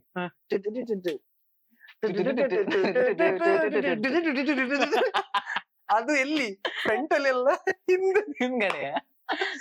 ಅದು 3ನೇ ಕ್ಲಾಸ್. ಆಮೇಲೆ ಸ್ಟೇಜ್ಗೆ ಹೋಗಿದ್ದು 7ನೇ ಕ್ಲಾಸ್. ಸ್ಟೇಜ್ ಡೈರೆಕ್ಟ್ ಹೇಳಿಕೆ. ಆನಂತರ ನಾನು ಹೋಗಿಲ್ಲ ಸ್ಟೇಜ್. ಅದೇನಕ್ಕೆ ಹೋಗಿದ್ದು ಗೊತ್ತುಂಟಾ? ಯಾಕೆ? ಪ್ರೈಸ್ ಎಲ್ಲ ಕೊಡುವಾಗ ಹುಡುಗಿಯರು ಕೊಂಡೋಗುದು, ನಾವು ಸೆಟ್ ಮಾಡಿ ಕೊಡುದು. ಮತ್ತೆ ಪರದೆ ಎಳೆಯುವುದು. ಪರದೆ ಎಳೆಯೋರು ಎಲ್ಲಿಯಾ ಇಲ್ಲಿದ್ದಾರೆ ಟೀಚರ್, ನಾನಿದ್ದೇನೆ ಪರದೆ ಎಳಿಲಿಕ್ಕೆ. ಹಾಗೆಲ್ಲ ಪರದದ್ದು ಕಾನ್ಸೆಪ್ಟ್ ತುಂಬಾ ಭಯಂಕರ ಬಾರಿ. ಪರದೆ ಸರಿ ಎಳಿದಿದ್ರೆ ಬೆನ್ನಿಗೆ ಬೀಳ್ತದೆ. ಬೀಳ್ತದೆ. ನಮ್ಗೆ ಹೇಗಂತ ಹೇಳಿದ್ರೆ ಈಗೆಲ್ಲ ಲೈಟ್ ಆಫ್ ಮಾಡ್ತಾರೆ, ಹೌದು. ಆಗ ಪರದೆನ ಎಳೆಯುವುದು. ಅದು ಹೌದು. ಎಳಿಲಿಕ್ಕೆ ಇಬ್ರು ನಾವು ಕೊಡಿ ಮರದ್ದು ಕೊಡಿ ಎಳೆಯುವ ಹಾಗೆ ಎಳೆಯುವುದು. ಅದು ಒಂದು ಪರದೆ ಅಲ್ಲ, ಹಿಂದೆಗೊಂದು ಅದ್ರ ಮುಂದೆ ಒಂದು ಅರ್ಧ ಅರ್ಧ ಬರುದು, ಇನ್ನೆರಡು ಇಲ್ಲಿ ಮೇಲೆ ಅರ್ಧ ಸ್ವಲ್ಪ. ಹೌದು, ಅದೆಲ್ಲ ಅದು ಹೆವಿ ಇತ್ತು. ನಮ್ಮ ಇವನಿಗೆ ಒಂದು ಪರದೆ ಎಳೆದು ಕಣ್ಣಿಗೆ ಈಗ ಬಿದ್ದು ಯಪ್ಪ. ಕಣ್ಣೆಲ್ಲ ಹೋಗಿತ್ತು. ಈಗ ಸರಿ ಇದೆ ಅಲ್ಲ, ಸರಿ ಇದೆ. ಹಾಗೆ 3ನೇ ಕ್ಲಾಸ್, ಆಮೇಲೆ ಏಳನೇ 7ನೇ ಕ್ಲಾಸ್ ಪರದೆಗೆ ಹೋದೆ. ಹ. ಆಮೇಲೆ ತೆರೆಯ ಹಿಂದೆ ತೆರೆ ಹಿಂದೆ, ಆಮೇಲೆ ಪರದೆ ಹೋಗಿಲ್ಲ, ಹಿಂದೆ. ಆಮೇಲೆ ಹೋಗೇ ಇಲ್ಲ. ಆಮೇಲೆ 10th ಅಲ್ಲಿ ಒಂದು ಸ್ಕಿಟ್ ಅಲ್ಲಿ ಹೋದೆ. ಹ. ಸ್ಕಿಟ್ ಅಲ್ಲಿ ಅದೊಂದು ಫೇಮಸ್ ಸ್ಕಿಟ್ ಇತ್ತು, ಗೊತ್ತುಂಟು ನಿಮ್ಗೆ? ಫಿಲ್ಮ್ ಮಾಡುದು, ಈ ಡೈರೆಕ್ಟರ್ ಅಂತ ಒಂದು ಕಾನ್ಸೆಪ್ಟ್ ಇತ್ತು. ಅದು ಸ್ಕಿಟ್ ಮಾತ್ರ. ಹ್ಮ್. ಅವನೊಂದು ಸ್ಟೈಲ್ ಅನ್ನು ಮಾಡುದು, ಗೊತ್ತಾಯ್ತಲ್ಲ? ಹ್ಮ್. ಅಳುದು, ಎದೆನೋ ತಿಗಲೆಬೇನೆ ಅಂತ, ಅಮ್ಮೆರಿಗೆ ತಿಗಲೆಬೇನೆ ಅಂತ. ಅದು ಕಾನ್ಸೆಪ್ಟ್ ಇಲ್ಲಿ ಫೇಮಸ್ ತುಳುನಾಡಲ್ಲಿ. ತುಂಬಾ ಭಯಂಕರ famous ಅದು. ತಿಗಲೆಬೇನೆ ಸ್ಕಿಟ್. ಹ. ಅದ್ರಲ್ಲಿ ನಾನು ಕ್ಯಾಮರಾಮನ್ ಆಯ್ತಾ. ಕ್ಯಾಮರಾಮನ್ ಏನ್ ಕೆಲ್ಸ ಇದೆ? ಹೀಗೆ ಅದು ಉಲ್ಟಾ ಆ ಕಡೆ ಮಾಡಕ್ಕಾಗಲ್ಲ, ಸ್ಕಿಟ್ ಆಗುದು ಈ ಕಡೆ ಎಲ್ಲ. ಸೊ ಅದು ಬೆನ್ನಾಕಿ ಸ್ಕಿಟ್ ಇತ್ತು. ಸ್ಟೇಜ್ ಅಲ್ಲಿ ಇದ್ದ ಎಲರ್ಜಿ ಲೈಟ್ ಇತ್ತಲ್ಲ, ಆಗೊಂದು- ನನ್ನ ಬ್ಯಾಕ್ ಸೈಡ್ ಗೆ ಬಿದ್ದು ಬಿದ್ದು ಬಿಸಿ ಬಿಸಿ ಆಗ್ತಾ ಇತ್ತು. ಆಗೊಂದು ಭಯಂಕರ ಕಾನ್ಸೆಪ್ಟ್ ಏನಂತಂದ್ರೆ, ಸ್ಟೇಜ್ಗೆ ಇದಾಕ್ಬಾರ್ದು ಅಂತ, ಕುಂಡೆ ಹಾಕ್ಬಾರ್ದು, ಹ್ಮ್. ಬ್ಯಾಕ್ ಹಾಕ್ಬಾರ್ದು, ಹೌದೌದು. ಸ್ಟೇಜಿಗೆ ಬ್ಯಾಕ್ ಹಾಕ್ಬಾರ್ದು. ಬ್ಯಾಕ್ ಹಾಕಿದ ತಕ್ಷಣ ಸಾರಿ ಬೈದಿದ್ರು. ಹಾಗೆ ನನಗೆ ಈಗೆಲ್ಲ ಕ್ಯಾಶುವಲ್ ಆಗಿ ನ್ಯಾಚುರಲ್ ಆಗಿ ಹೌದು, ನನಗಾಗ ಅದು ಸ್ಟೇಜ್ ಗೆ ಬ್ಯಾಕ್ ಹಾಕಿ ಎಲರ್ಜಿನ್ ಲೈಟ್ ಎಲ್ಲ ಬಿದ್ದು ಬಿಸಿ ಬಿಸಿ ಎಲ್ಲ ಆಗಿ ಮತ್ತೆ ನಂಗೆ ಆಯ್ತು. ಎಲ್ಲರಿಗೂ ಹೊಗಳ್ತಾ ಇದಾರೆ, ಹ್ಮ್.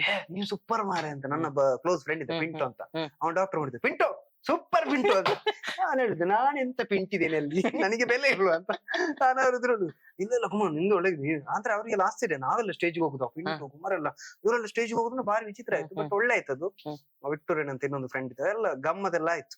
ಆಮೇಲೆ ಡೈರೆಕ್ಟ್ ನಾನು PUC NSS ಅಲ್ಲಿ ಅದೇ ಸರ್ ಹೇಳ್ತಾ ಇದ್ರು, ತಪ್ಪು ಮಾಡುವ ವೇದಿಕೆ ಅಂತ. ತಪ್ಪು ಮಾಡಿ ಮಾಡಿ ಮತ್ತೆ ಸ್ವಲ್ಪ ಸರಿ ಮಾಡುವರ್ತಾ ಹೋಗ್ತಾ ಇದ್ದೇವೆ ಈಗ ಸರ್. ಅದು NSS ತುಂಬಾ ಕಲಿಸ್ತದೆ. ನಿಜ ನಿಜ, ತುಂಬಾ ಟ್ಯಾಲೆಂಟ್ಸ್ ಅನ್ನ ಎಮರ್ಜ್ ಮಾಡಿಸಿದ ಒಂದು ದೊಡ್ಡ ಒಂದು ಸಂಘಟನೆ ಇದ್ರೆ ನಂಗೆ ಅದು ಮಾತ್ರ NSS. ದುರದೃಷ್ಟ ಆಯ್ತು. ನಾನು ಫಸ್ಟ್, ನಮ್ಗೆ 2 ವರ್ಷ ಅಲ್ಲ, ಫಸ್ಟ್ ಇಯರ್ ಮತ್ತೆ ಸೆಕೆಂಡ್. ಫಸ್ಟ್ ಇಯರ್ ಅಲ್ಲಿ ಏನಾಯ್ತು ಅಂತ ಹೇಳಿದ್ರೆ, ನಾನು ಮಾಲೆ ಹಾಕಿದ್ದೆ. ಹ್ಮ್. ಶಬರಿಮಲೆಗೆ ಹೋಗ್ಬೇಕು ಅಂತ ಹೇಳ್ಕೊಂಡು, ಅದು ಆ ವರ್ಷದ್ದು ನಂಗೆ ಹೋಯ್ತು, ಮಿಸ್ ಆಯ್ತು. ಮಿಸ್ ಆಯ್ತು. ಪರವಾಗಿಲ್ಲ, ನೆಕ್ಸ್ಟ್ ಇಯರ್ ಬರ್ತದೆ ಅಂತ ಹೇಳ್ಕೊಂಡು ಬರುವ ಅಷ್ಟೊತ್ತಿಗೆ ದೊಡ್ಡ ಅಲೆ ಒಂದು ಬಂತು. ಹ್ಮ್. ಕೊರೋನಾ ಎಂಬಂತ ಮಹಾಮಾರಿ. ಮಹಾಮಾರಿ. ಕ್ಯಾಂಪ್ ಮಾಡುವಾಗಿಲ್ಲ, ನಂದೊಂದು ಹಣೆ ಬರ, ಕ್ಯಾಂಪಿಗೆ ಹೋಗಿಲ್ಲ. ಆದ್ರೆ ಫಸ್ಟ್ ಇಯರ್ ಇದ್ದು ಕ್ಯಾಂಪ್ ಅಲ್ಲಿ ನಂದು ಫೋಟೋ ಇದೆ. ಓಕೆ ಲಾಸ್ಟ್ ಡೇ ಹೋದದ್ದು ಪ್ರಸಾದ್ ಹಿಡ್ಕೊಂಡು. Okay okay. ನಂಗೆ ಅದೊಂದು ತುಂಬಾ ಗಿಲ್ಟ್ ಫೀಲ್ ಇದೆ ಸರ್, ನಾನೊಂದು ಕ್ಯಾಂಪ್ Camp. ಅಟೆಂಡ್ ಆಗಿಲ್ಲ ಅಂತ. ಆದ್ರೂ NSS ತುಂಬಾ ಕಲಿಸ್ತದೆ, ತುಂಬಾ ಕಲಿಸ್ತದೆ. ನನ್ನೊಂದು ಒಳ್ಳೆ ಲೀಡರ್ ಮಾಡಿದ್ದು NSS. ನಾವು ಡಿಗ್ರಿಯಲ್ಲಿ ಇರ್ಬೇಕಾದ್ರೆ ಇದು ಸ್ಟೋರಿ ಯಾರು ಗೊತ್ತಿಲ್ಲ ಆಯ್ತಾ. ನಾವು ಕೊಣಜೆಯಲ್ಲಿ 10 ಎಕರೆ ಅಡಿಲು ಬಿದ್ದ ಭೂಮಿಯನ್ನ ಹ್ಮ್. ನಾವೇ ಉಳುಮೆ ಮಾಡಿ, UT ಖಾದರ್ ಸರ್ ಹತ್ರ ಮಾತಾಡಿ ಒಂದು ಟಿಲ್ಲರ್ ಮತ್ತೆ ಅದನ್ನ ಬಿಡುವವರನ್ನೆಲ್ಲ ಇದು ಸರ್ ಮಾತಾಡಿಸಿ, ಹಡಿಲು ಬಿದ್ದ ಎಲ್ಲಿ ಮರ ಮತ್ತೆ ಇದೆಲ್ಲ ಬಂದಿದ್ದಂತ ಹಡಿಲು ಬಿದ್ದ ಗದ್ದೆ ಉಂಟಲ್ಲ, ಸೊ ಅದನ್ನ ನಾವು ಸರ್ವೆ ಮಾಡಿದ್ವಿ. ಫಸ್ಟ್ ಸರ್ವೆ ಮಾಡಿ ಅದನ್ನ ಉಳುಮೆ ಮಾಡಿ ಅದ್ರಲ್ಲಿ ಬಿತ್ತಿ ಅದ್ರಲ್ಲಿ ಬೆಳೆದು ಅದರ ಕಳೆ ಕಿತ್ತು ಅದನ್ನ ಅದು ಅಷ್ಟು ಮಾಡಿ ಕ್ಯಾಂಪ್ ಯಾವಾಗ ಗೊತ್ತುಂಟ, ಈ ಕಟಾವ್ ಟೈಮ್. ಆ ಟೈಮಲ್ಲಿ ನಾವು ಕಟಾವನ್ನ ಕ್ಯಾಂಪ್ ಅಲ್ಲಿ ಮಾಡಿದ್ದು. ಬೆಳೆದೆಲ್ಲ ಸರಿ ಆಗಿತ್ತು. ಕಟಾವ್ ಮಾಡಿ ತೂರಿಸುದು, ಯಾವ ದೇವ್ರೇ, ಈ ಹುಡುಗಿರೆಲ್ಲ ಬೈದು ಎಂಚಿನ ಕುಮಾರಣ್ಣ ಒಂದು. ಆಮೇಲೆ ಕುಮಾರ್ ಎಲ್ಲರಿಗೂ ಕುಮಾರ್ ಆಗ ಕಾಲೇಜಲ್ಲಿ ಅಣ್ಣನೇ, ಅಂದ್ರೆ ಅದು ನಂದು ಅದೃಷ್ಟ. ಮುಂದೆ ಹೋದವ್ರ ಅಣ್ಣನೇ. ಆಮೇಲೆ ಗೊತ್ತಾಯ್ತಲ್ಲ. ಇನ್ನೊಂದ್ ಏನಂದ್ರೆ, ನಾನ್ ನೋಡೋದಕ್ಕೂ ಕೂಡ ಹೈಟ್ ತುಂಬಾ, ಹಾಗಾಗಿ ತುಂಬಾ ಉದ್ದ, ಹಾಗಾಗಿ ಆಟೋಮೆಟಿಕ್ ಅಣ್ಣ ಸೆಲೆಕ್ಷನ್ ಇಂದ ಹೊರಗೆ. ಹಾಗೆ ನನ್ನನ್ನು ನೋಡಿ ಕೂಡ ಎಂತ ಅಂತಿಲ್ಲ, ಕಾರ್ತಿಕ್ ಅಣ್ಣ. ನೀವು ಸ್ವಲ್ಪ ದೊಡ್ಡ ಕಾಣ್ತೀರಾ ಅಂತ. ಆಗ್ಲೇ ಗಡ್ಡ ಇತ್ತ. ಇಲ್ಲ, ಆಗ ಗಡ್ಡೆ ಇರ್ಲಿಲ್ಲ. 3rd ಇಯರ್ ಬಂದ ನಂತರ ಗಡ್ಡ ಜಾಸ್ತಿ ಆದ, ಒಮ್ಮೆಲೆ ಬೆಳೆದ. ಅದು ಒಮ್ಮೆ ಲಾಕ್ಡೌನ್ ಎಫೆಕ್ಟ್. ನಾವು ಗದ್ದೆ ಮಾಡಿದ್ವಲ್ಲ, ಆ ಗದ್ದೆಯಲ್ಲಿ ನಾವು ತುಂಬಾ ಕಲ್ತ್ವಿ. ಸೊ ಏನಾಯ್ತು ಅಂದ್ರೆ 10 ಎಕರೆಯನ್ನ ಉಳುಮೆ ಮಾಡೋದು ದೊಡ್ಡ ವಿಷಯ. ಆ ಸ್ಟೂಡೆಂಟ್ಸ್ ನನ್ನ ಜೊತೆ ಇದ್ದೊಂದು ಟೀಮ್ ಇತ್ತು ಒಳ್ಳೆ. ನಾನು ಹೇಳಿದಾಗ ಪೆರುಗುಡೆ ಯೋಗಸನ ತಮಾಷೆ ಗುರಡಿ ಅವರು ಕೆಲಸ NSS ಅಲ್ಲಿ ಇದ್ದಂತ ಒಂದು ಆ 2 ವರ್ಷದಲ್ಲಿ ನಾವು ಮಾಡಿದೀವಿ. ಇಡೀ ಇವಾಗ್ಲೂ ಕೂಡ ಕೊಣಜೆಯಲ್ಲಿ ಗುಡ್ಡುಪಾಲು, ಅನ್ನೆರೆಪಾಲು ಅಲ್ಲೆಲ್ಲ ಪ್ಲೇಸ್ ಎಲ್ಲ ಇದೆ. ಇವಾಗ್ಲೂ ಕೂಡ ಕುಮಾರನಿಗೆ ಒಂದು ಒಳ್ಳೆ ಸ್ವಾಗತ ಇರ್ತದೆ. ಯಾವ ಅಂದ್ರೆ ಅದೊಂದು ಆ ಪ್ರೀತಿ ಬಾಂಧವ್ಯ. ಈಗ NSS ಕ್ಯಾಂಪ್ ಆದ್ಮೇಲೆ ನಾವು ಆ ಊರಿಗೆ ಹೋಗೋದೆಲ್ಲ ಬಿಟ್ಟು ಬಿಡ್ತೀವಿ. ನಾನು ಇವಾಗ್ಲೂ ಹೋಗ್ತೀನಿ, ವರ್ಷಕ್ಕೊಮ್ಮೆ ಆದ್ರೂ ಅಲ್ಲಿ ವಿಸಿಟ್ ಮಾಡಿ ಎಲ್ಲರ ಮನೇಲಿ ಚಾ ಎಲ್ಲ ಕುಡಿದು ಬರುದು, ಗಮ್ಮತ್ ಮಾತಾಡುದು. ಅವ್ರಲ್ಲಿ ನೀವ್ ಈಗ ಸಹ ಚೇಂಜ್ ಆಗ್ಲಿಲ್ಲ, ಹೇಗೆ ಚೇಂಜ್ ಆಗುದು? ಅದು ಮನೆ ತರ ಆಗಿದೆ. ಅಲ್ಲಿ 10 ಎಕರೆಯಲ್ಲಿ ಸುಮಾರು ಗದ್ದೆಯನ್ನೆಲ್ಲ ಕಟಾವ್ ಮಾಡಿ ಕ್ಯಾಂಪ್ ಅಲ್ಲಿ ಅದನ್ನು ಬಡ್ದು ಅದ್ರ ಭತ್ತವನ್ನು ತಗೊಂಡು ನಾನು ಇನ್ನೊಬ್ಬ ಪ್ರವೀಣ್ ಅಂತ ಇದ್ದ ಅವನ್ನೆಲ್ಲ ಹೋಗಿ ಮಿಲ್ಲಿಗೆ ಕೊಟ್ವಿ. ಮಿಲ್ಲಲ್ಲಿ ಮತ್ತೆ ಅದು ಅಕ್ಕಿ ಆದ್ಮೇಲೆ ನಮ್ಮನ್ನು ಕಾಲ್ ಮಾಡಿದ್ರು, ಅಕ್ಕಿ ಎಲ್ಲ ಆಯ್ತು ನಿಮ್ದು ಅಂತ. ತಗೊಂಡು ಬಂದು ಕಾಲೇಜಿಗೆ ತಂದು ಅಲ್ಲಿಗೆ ಮುಗಿಲಿಲ್ಲ, ಅದ್ರಲ್ಲಿ ಬಿಸಿ ಊಟ ಸ್ಟಾರ್ಟ್ ಮಾಡಿದ್ರು. ಬಿಸಿ ಊಟ ಸ್ಟಾರ್ಟ್ ಮಾಡ್ಬೇಕಾದ್ರೆ ಗ್ಯಾಸ್ ಬೇಕು, ಸ್ಟವ್ ಬೇಕು, ಎಲ್ಲ ಬೇಕಲ್ವಾ. ಸೊ ನಾವು ಲೆಕ್ಚರರ್ ಹತ್ರ ಹೇಳಿದ್ವಿ. ಒಂದು ಎಷ್ಟು ಮುಡಿ ಅಂದ್ರೆ ಎಷ್ಟು ಕೆಜಿ? ತುಂಬಾ ನಂಗೆ ಅದ್ರ ಈಗ ಕರೆಕ್ಟ್ ಅದ ಫಿಗರ್ ಗೊತ್ತಿಲ್ಲ, ಬಟ್ ಹೇಳಕ್ಕಾಗಲ್ಲ. ಒಂದು ಆಲ್ಮೋಸ್ಟ್ ಒಂದು ಪಿಕಪ್ ಅಲ್ಲಿ ಸಾಧಾರಣ ತಂದಿದೀವಿ ನಾವು. ಹೌದಾ? ಒಂದು ಪಿಕಪ್ ಅಲ್ಲಿ ತಂದಿದೀವಿ ಅಂತ ಹೇಳಿದ್ರೆ ಅನ್ಕೊಳ್ಳಿ ನಾವು ಎಷ್ಟು ತಂದಿರ್ಬೋದು. ಸೊ ಅಷ್ಟು ತಂದಿದೀವಿ. ಅದ್ರಲ್ಲಿ ಸಾಧಾರಣ ಒಂದು 3 ತಿಂಗಳು ಎಲ್ರಿಗೂ ಒಂದು 5 ರೂಪಾಯಿಗೇನೋ ನಾವು ಊಟ ಕೊಡಿ. 5 ರೂಪಾಯಿ ಏನಕ್ಕೆ ಅಂದ್ರೆ ಚಟ್ನಿ ಮಾಡೋಕೆ, ಇದು ಗ್ಯಾಸ್ ಇದ್ರೆ ಖರ್ಚಿಗೆ ಬೇಕಾಗುತ್ತೆ ಅಂತ. So Rajashekhar sir, Hebbar sir ಇದ್ರು, ತುಂಬಾ ಸಪೋರ್ಟ್ ಮಾಡ್ತಾ ಇದ್ರು ನಮ್ಮ ಪ್ರಿನ್ಸಿಪಲ್ ಸರ್. ಸೊ ಏನ್ ಹೇಳಿದ್ರು, ಕುಮಾರ ರೆಡಿ, ಹೋಗಿ ನೀವು ಮಾಡ್ತೀರಾ ರೆಡಿ. ಸೊ ಆಮೇಲೆ ನವೀನ್ ಕೊಣಜ್ಜೆ ಸರ್ ಇದ್ರ ಈ ಥಾಟ್ ಕೊಟ್ಟು ಅವ್ರು ಹೇಳಿದ್ರು, ನೀವು 100% ಕೊಡೋದಾದ್ರೆ ಮಾತ್ರ ನಾನು ಒಳ್ಳೆ ಐಡಿಯಾ ಕೊಡ್ತೀನಿ ಅಂತ. ನಮ್ಗೆ ಕೆಲಸ ಬೇಕು ಸರ್, ಕೆಲಸ ಕೊಡಿ ಅಂತ ನಾವು ನಮ್ಮ ಟೀಮ್ ಇದೆ. ಸೊ ಆ 2 ವರ್ಷ ನಮ್ಮ 100% ಅನ್ನ ನಾವು ಕೊಟ್ಟಿದೀವಿ. ಕಾಲೇಜಲ್ಲಿ ಇವಾಗ್ಲೂ ಕೂಡ ನನ್ನ ಜೊತೆ ಇದ್ದಂತ ಒಂದು ತಂಡಕ್ಕೆ ಇವಾಗ್ಲೂ ಕೂಡ ಮರ್ಯಾದೆ ಕೊಡ್ತಾರೆ ಕಾಲೇಜಲ್ಲಿ. ಅಂದ್ರೆ ನಾವು ಅಷ್ಟು ಕಾಲೇಜಿನ ಹೆಸರು ಆಗ ತುಂಬಾ ಎಮರ್ಜ್ ಆಯ್ತು. ಎಲ್ಲ ಇಂಗ್ಲಿಷ್ ಪೇಪರ್, ಮಲಯಾಳಂ ಪೇಪರ್, ಎಲ್ಲ ಪೇಪರ್ ಅಲ್ಲೂ ಕೂಡ. ಆದ್ರೆ ಸ್ಟೂಡೆಂಟ್ಸ್ ಹೋಗುದು, ಸರ್ವೆ ಮಾಡುದು, ಅಲ್ಲಿ ಉಳುಮೆ ಮಾಡುದು, ಅದ್ರಲ್ಲಿ ಬಿತ್ತುದು, ಬೆಳೆಯುವುದು, ಕಟಾವ್ ಮಾಡುದು, ಬಡಿಯುವುದು, ತರುವುದು, ಮಿಲ್ಲಲ್ಲಿ ಕೊಡುದು, ತಂದು ಬಿಸಿ ಊಟ ಸ್ಟಾರ್ಟ್ ಮಾಡುದು, ಇದೆಲ್ಲ ದೊಡ್ಡ ಕಾನ್ಸೆಪ್ಟ್. ಅದು ಅಷ್ಟು ಈಸಿ ಇಲ್ಲ. ಇವಾಗ್ಲೂ ಕೂಡ ಇದು ಚಾಲೆಂಜ್ ಯಾರಿಗೆ ಬೇಕಾದ್ರು ಅದನ್ನ ಮಾಡಿ ಅಂತ. ಸುಮ್ಮನೆ ಒಂದು ದಿನ ಹೋಗಿ ಉಳುಮೆ ಮಾಡಿ ಬರೋದು ಅಷ್ಟು ಈಸಿ ಇಲ್ಲ. NSS ಅಲ್ಲಿ ಒಂದು ಒಳ್ಳೆ ಅನುಭವ ಸಿಕ್ಕಿದೆ.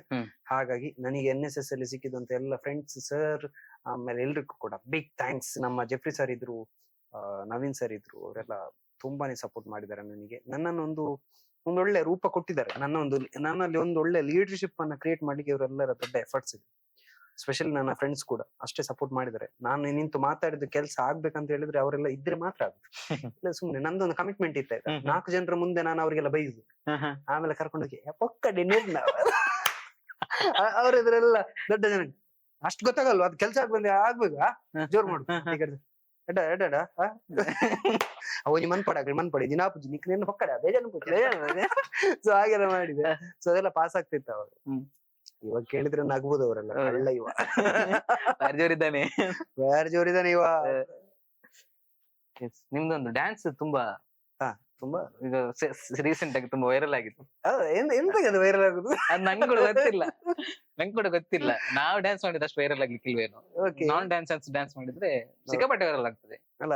ಈಗಂತೂ ಒಂದು ಚಾನಲ್ ಅಂತೂ ಸಿಕ್ಕಾಪಟ್ಟೆ ವೈರಲ್ ಆಗ್ತದೆ ನಾನ್ ಡ್ಯಾನ್ಸ್ ಮಾಡಿದ್ರೆ. ಅಂತದ್ರಲ್ಲಿ ನೀವು ನಮ್ಮ ಕರಾವಳಿಯ ಪ್ರತಿಭೆ ನಾನ್ ಡ್ಯಾನ್ಸರ್ ಡ್ಯಾನ್ಸ್ ಮಾಡಿ ಅದು ಟ್ರೆಂಡ್ ಹೋಗಿದೆಯಲ್ಲ, ಅದ್ರ ಬಗ್ಗೆ ಒಂದು ಹೇಳಲೇಬೇಕು. ನಿಜ ನಿಜ, ಖಂಡಿತ ತುಂಬಾ ಖುಷಿ ಆಗ್ತದೆ. ಅದು ವೈರಲ್ ಆಗ್ತಿರೋದು ಚೆನ್ನಾಗಿ ಆಗಿದೆ ಅಂತ, ಇವ್ರು ಡ್ಯಾನ್ಸ್ ಮಾಡ್ತಾರಲ್ಲ ಅಂತ ದೊಡ್ಡ ಕ್ವಶನ್ ಮಾರ್ಕ್.